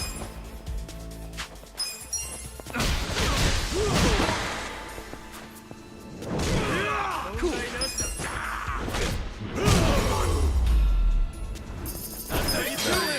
Look at me go.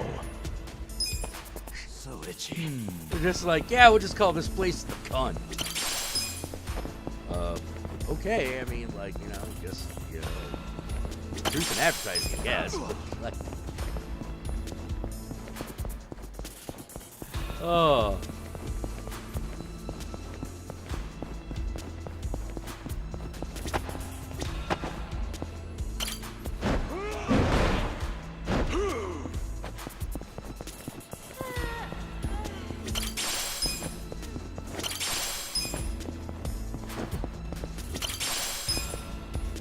Highest quality love. I need them like fucking insects, man.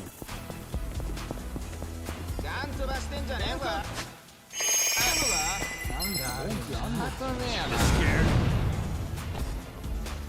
Well, let's go. You Get sure you can beat serious. me?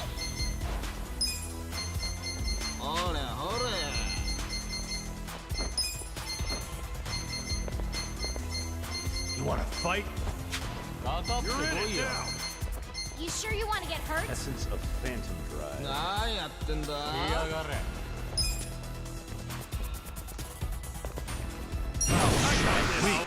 See what this is.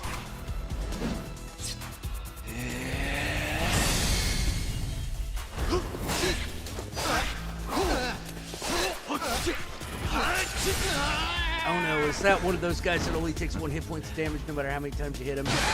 Oh, no. He's dead. He's dead. Good. Eyes on I me. wouldn't underestimate me.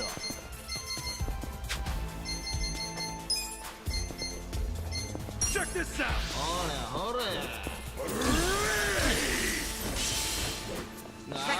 You're in for it now. In the asylum area, there's a bar called Super wanna Pussy. fight? Oh my god. I have secrets too. Bring it on. Yeah. You sure you want to get hurt? You're in it now. Watch this. Thunder and lightning.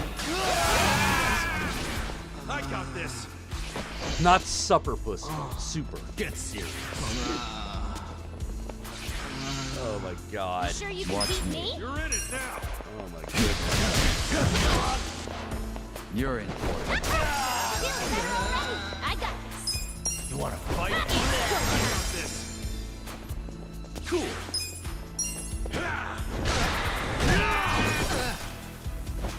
Well.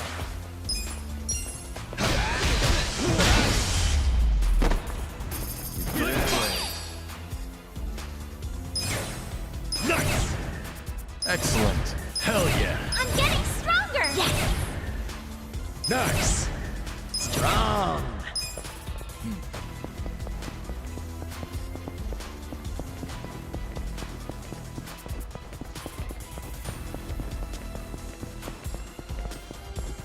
I gotta ask, what's Super Pussy like? Christmas garbage. Mission America. Watch me.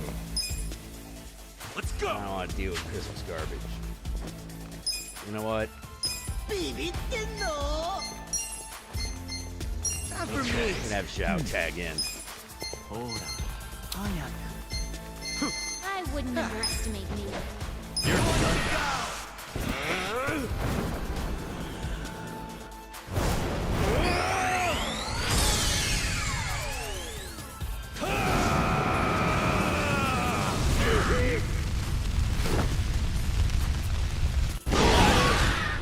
You're weak. Oh my god, that's it? That's all? And that's something they're weak to? Fuck. Come on, Are you done with all the fun and games yet? burn it all down. Right.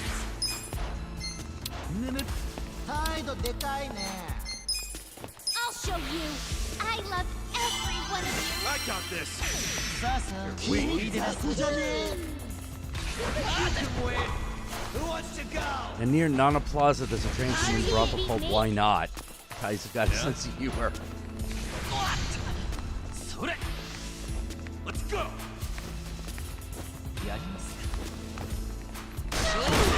Oh damn, he's got a gun. Are you done with all the fun and games yet? Come on. Let's do it.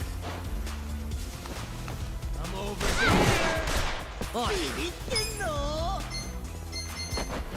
Here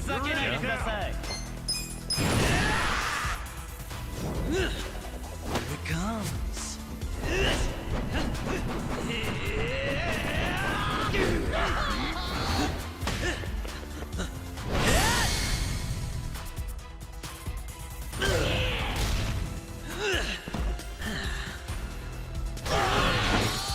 Cool.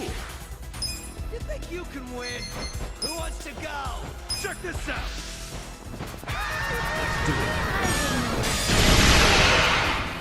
Let's see. Are you done with all the fun and games yet? I have secrets too. I love you. All of you. Who wants to go? Oh, I don't know if You YouTube's sure you gonna wanna let get you put hurt? the fucking, I don't know if YouTube's gonna let you put like those kind of links in the fucking Are you done thing. with all the fun and Yeah, it's not. Hold on. I'm not gonna be able to show it on the stream either, probably, but.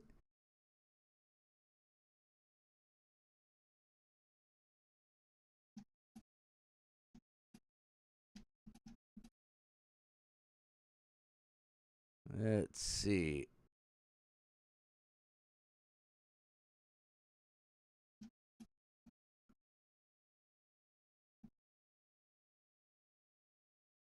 Oh, there it is. Yeah, it's just oh yeah, that actually that's not too bad.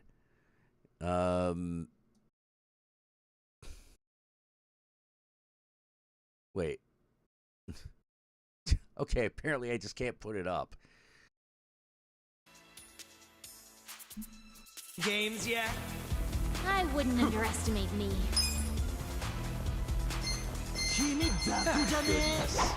Who wants to go? Kick your ass.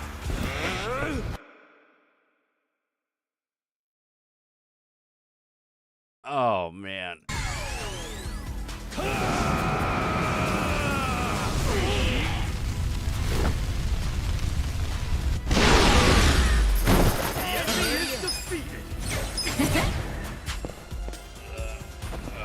Do we have any stuff?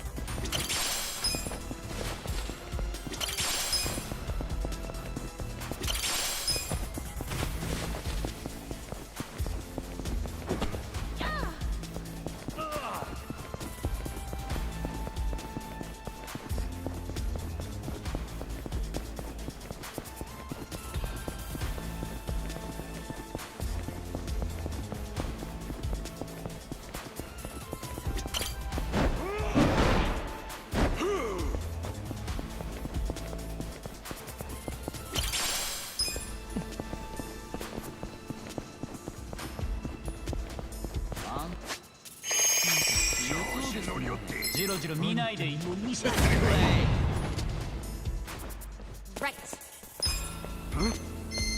Yeah? Are you done with all the fun and games yet? I love every one of you. You think you can win? Who wants to go? You sure you want to get hurt? You wanna fight? I'm over here. Go to hell!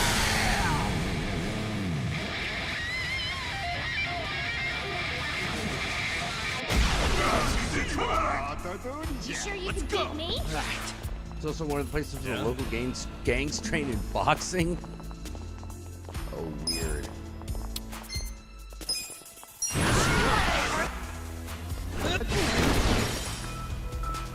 Okay.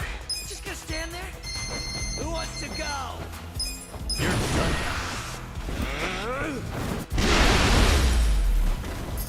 Good fingers.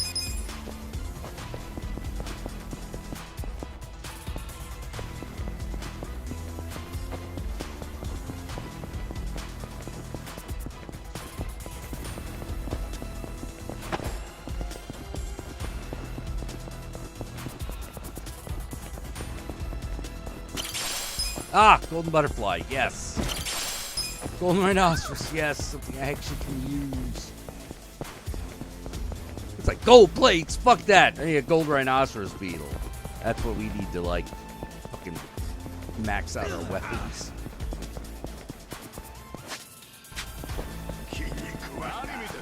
You scared? Cool. Come on now.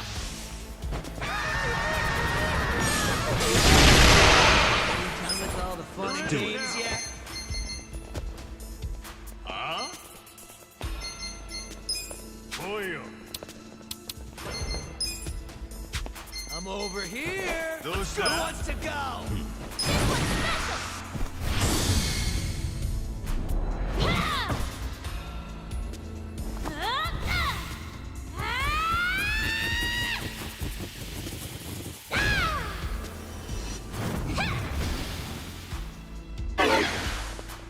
You sure you want to get hurt?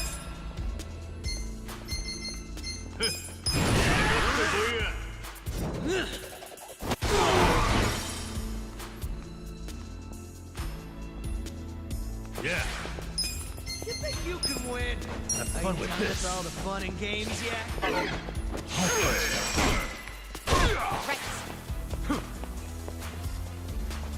Get serious. Whoa. Let's see. Boyo. Who wants to got go? this. I have secrets too. Let's do What? it. I'm over here. Are you done with all the You fun sure and you can games beat yet? me?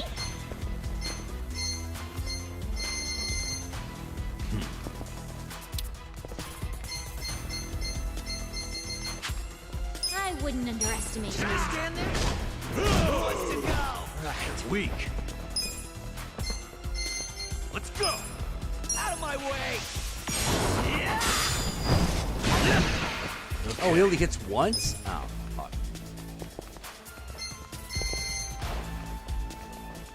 You sure you want to get hurt? I got this. Watch this.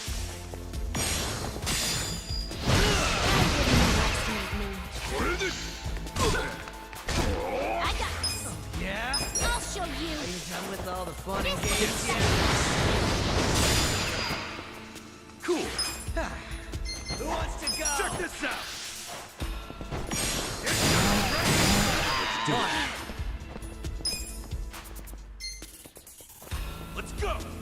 るの? You going down. Yeah. Just gonna stand there? Are you done with all the fun and games yet? I feel the stats going up. Sweet! Moving up in the world. I did it! Yes! Look at me go. I'll take it.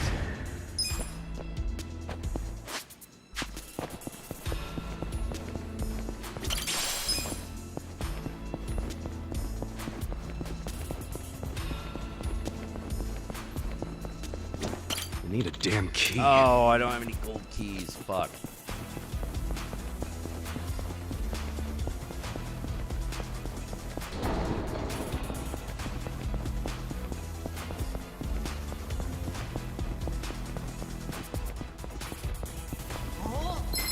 Show me what you got.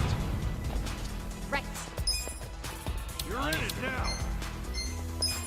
I am secret weak. too. I love you. All of you. Yeah. You sure you can Wanna beat fight? me? This'll be good. Go to hell.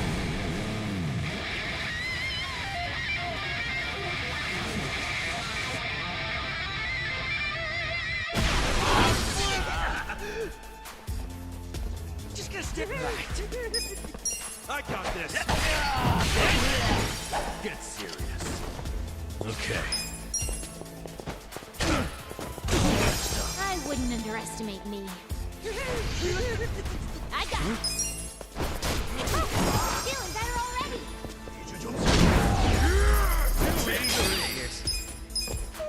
So itchy. Oh,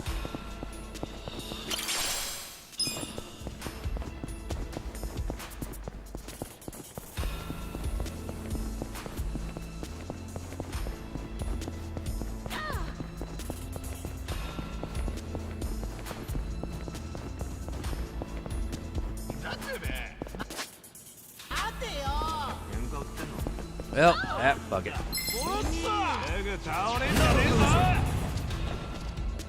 right.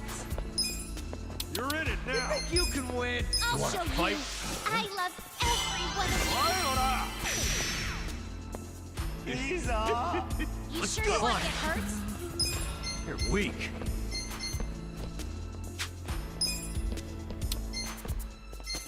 I got this. Me. Cool. Done with all the fun and games yet? Yeah.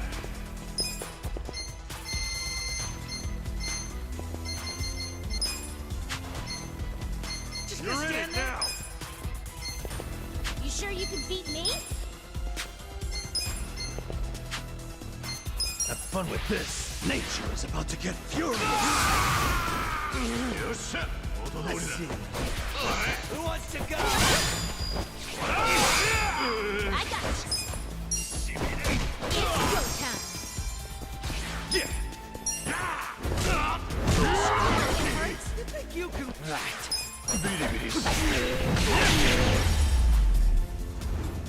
No big deal.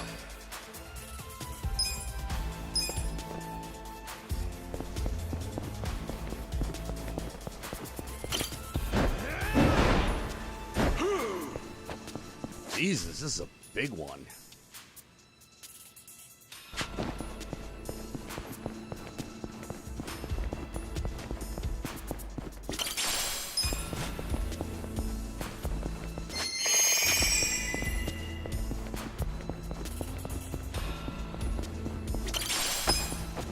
Diamond door.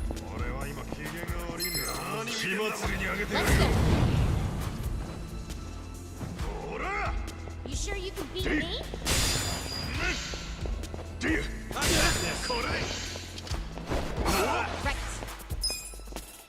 Right. I have secrets too. I love you. All What's Rob Zombie doing over there? Fun and games yet? You're cool. You sure you want to get hurt? You think you can All right, good night, Jantel. You take care, man.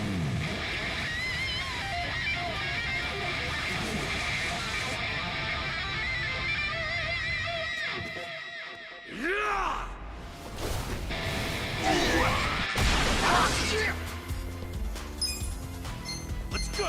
Those that?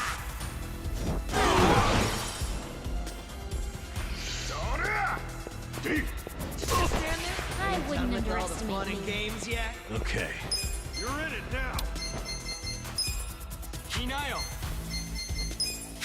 I'm over here. Who wants to You go? sure you can beat me? I got this. You can win. I wouldn't underestimate me. The Dark Sleeper. What is it? Let's go. Wanna fight? I'm over here. You sure you want to get hurt? I got this. Oh boy. Think we're about to be fucked. I got this. Kinayo. I'll show you. Everybody, let's give it our all. Thanks, yo. Gotta hold it together. Those I that? wouldn't I'm underestimate over you. here. Are you done with all the fun and games yet?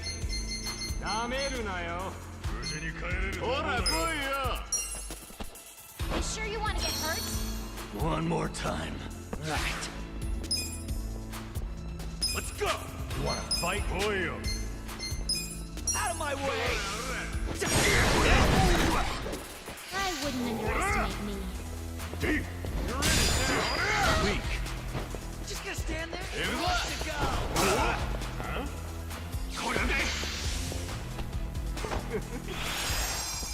Right. I have secrets too. Do your best, everyone. It's go time. Oh God.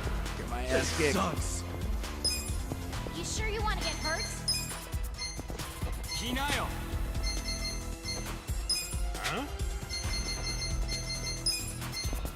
You sure you can beat me? You're weak. You're in it now.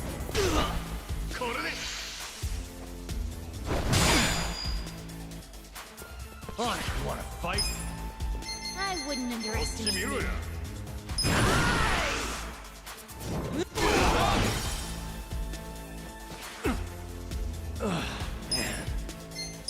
Have fun with this. Thunder and lightning. Just gonna Let's stand go. there?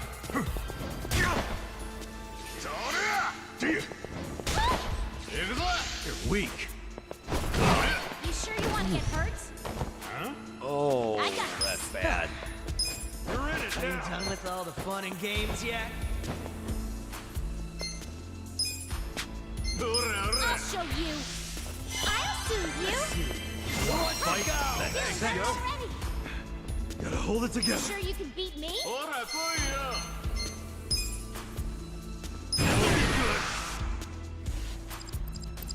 I got this.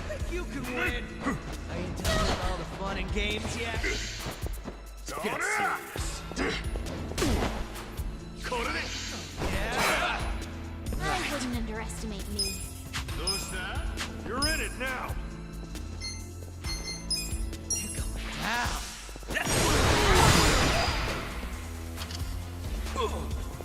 This is the I'm worst. over here. You sure you can beat me? Let's go. Watch this. You sure you want to get hurt? I got this. Just gonna stand there? Who wants to go? Right. I have secrets too. Everybody, let's give it our You all. can win. It's go time. Thank you. I wouldn't underestimate me. Who the? Let's do it. You sure you want to get hurt? All right. Time to call a friend! I summon you!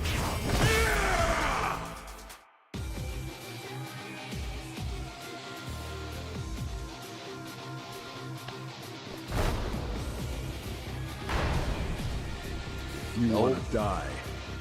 Step up.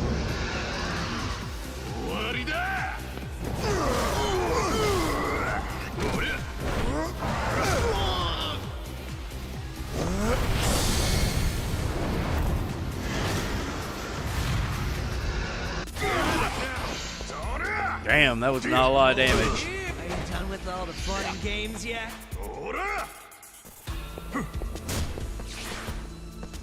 On it. I got Out of my this. way!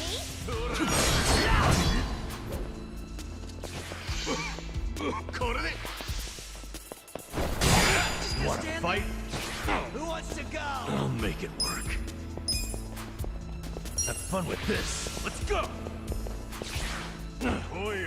You sure you want to hurt? You think you can win? Are you done with all I the got fun and this. games yet? I'll show you. You're in Do it your now. best, everyone. Weak. Cool. Let's see. Who wants to go?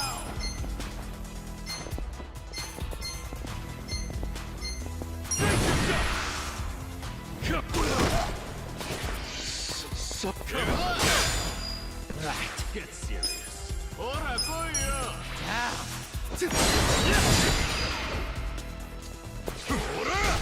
You sure you can beat me?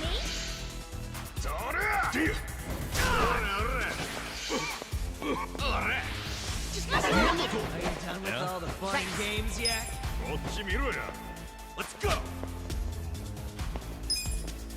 I'm over here. Who wants to go? Here we go.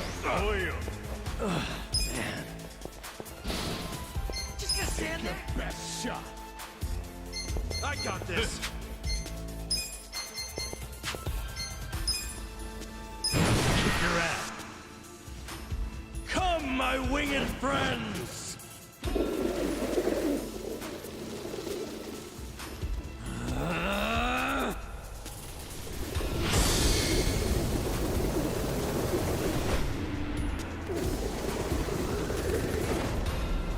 You hungry?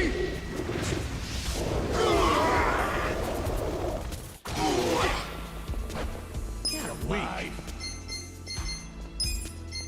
Those that? Who do I call? Get serious. You think you can win? Take your best shot. Huh?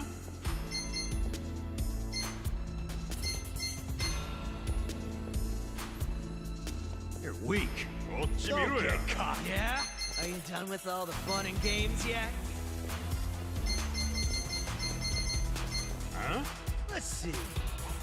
Who wants to go? Take your best shot.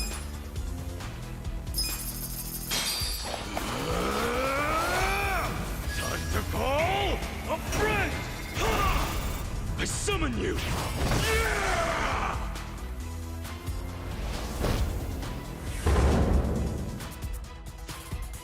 Here goes!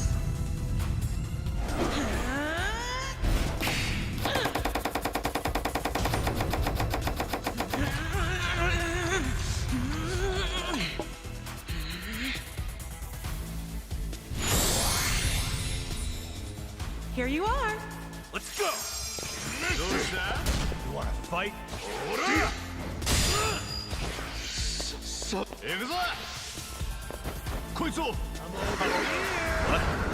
Jesus. All right, this ain't taking like that.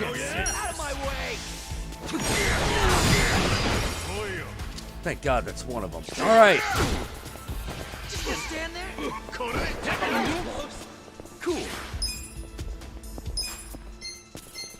This'll be good. Don't get cocky. Come on. Let's go. Let's go.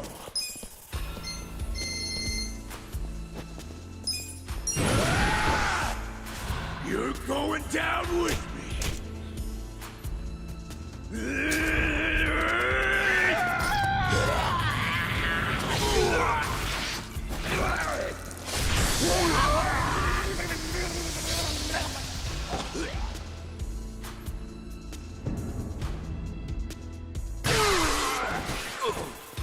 This is the worst.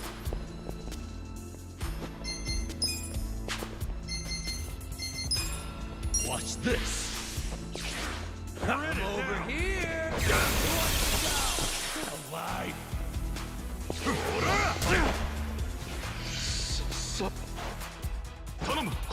Oh God.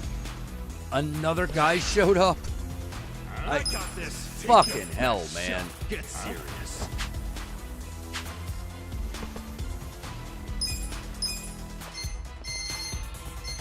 You wanna fight?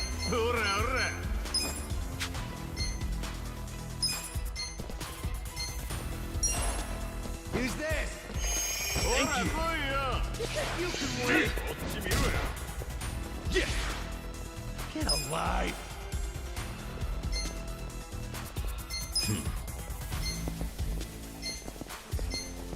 Check this out. Get cocky.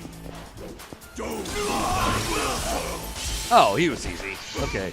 I'm over here.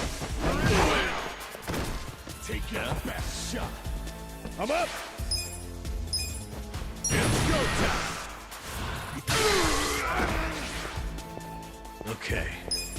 I got this. Have fun with this. Nature is about to get furious. Stand there. Who wants to go? Don't get yeah. Pain in the ass.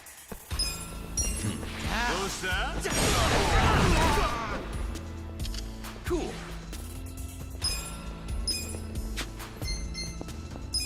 Get alive. Come on now. Get serious. Much better. I got this. Yeah? Who wants to go? Yeah.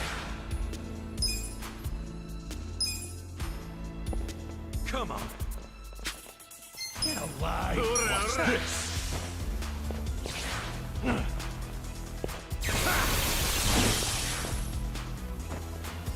I am not happy.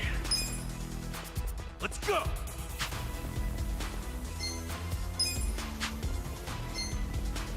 You think you can win? You're weak. I got this.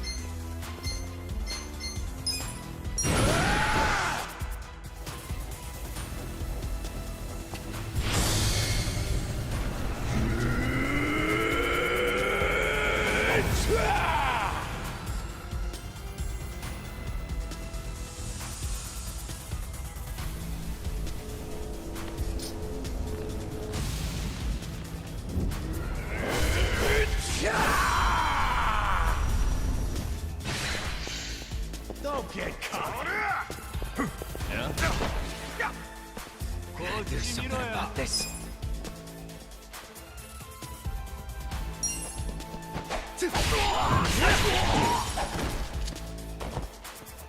Yeah, you wanna go? Koyo. Let's see. Check this out. Are you done with all the fun and games yet? Take your best shot. I got this. Just gonna stand there. Who wants to go? Oh yeah? You think you can win? Are you done with all the fun and games yet? Huh? My turn. Okay. I'll make it work. Out of my way! I'm struggling here. It's go time!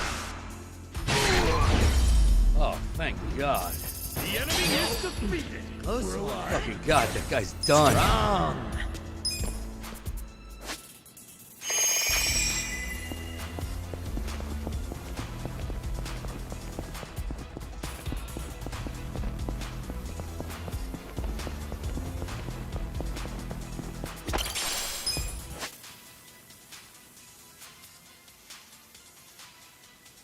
Oh, jeez.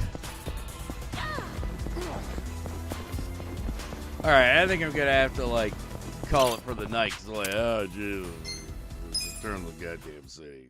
You're getting my ass kicked.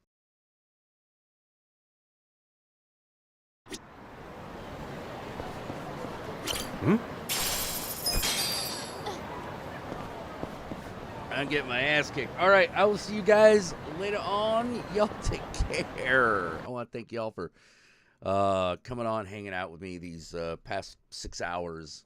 Really, really can't tell you how much I appreciate it. You're the real superstars. I'll talk to y'all later. You take care.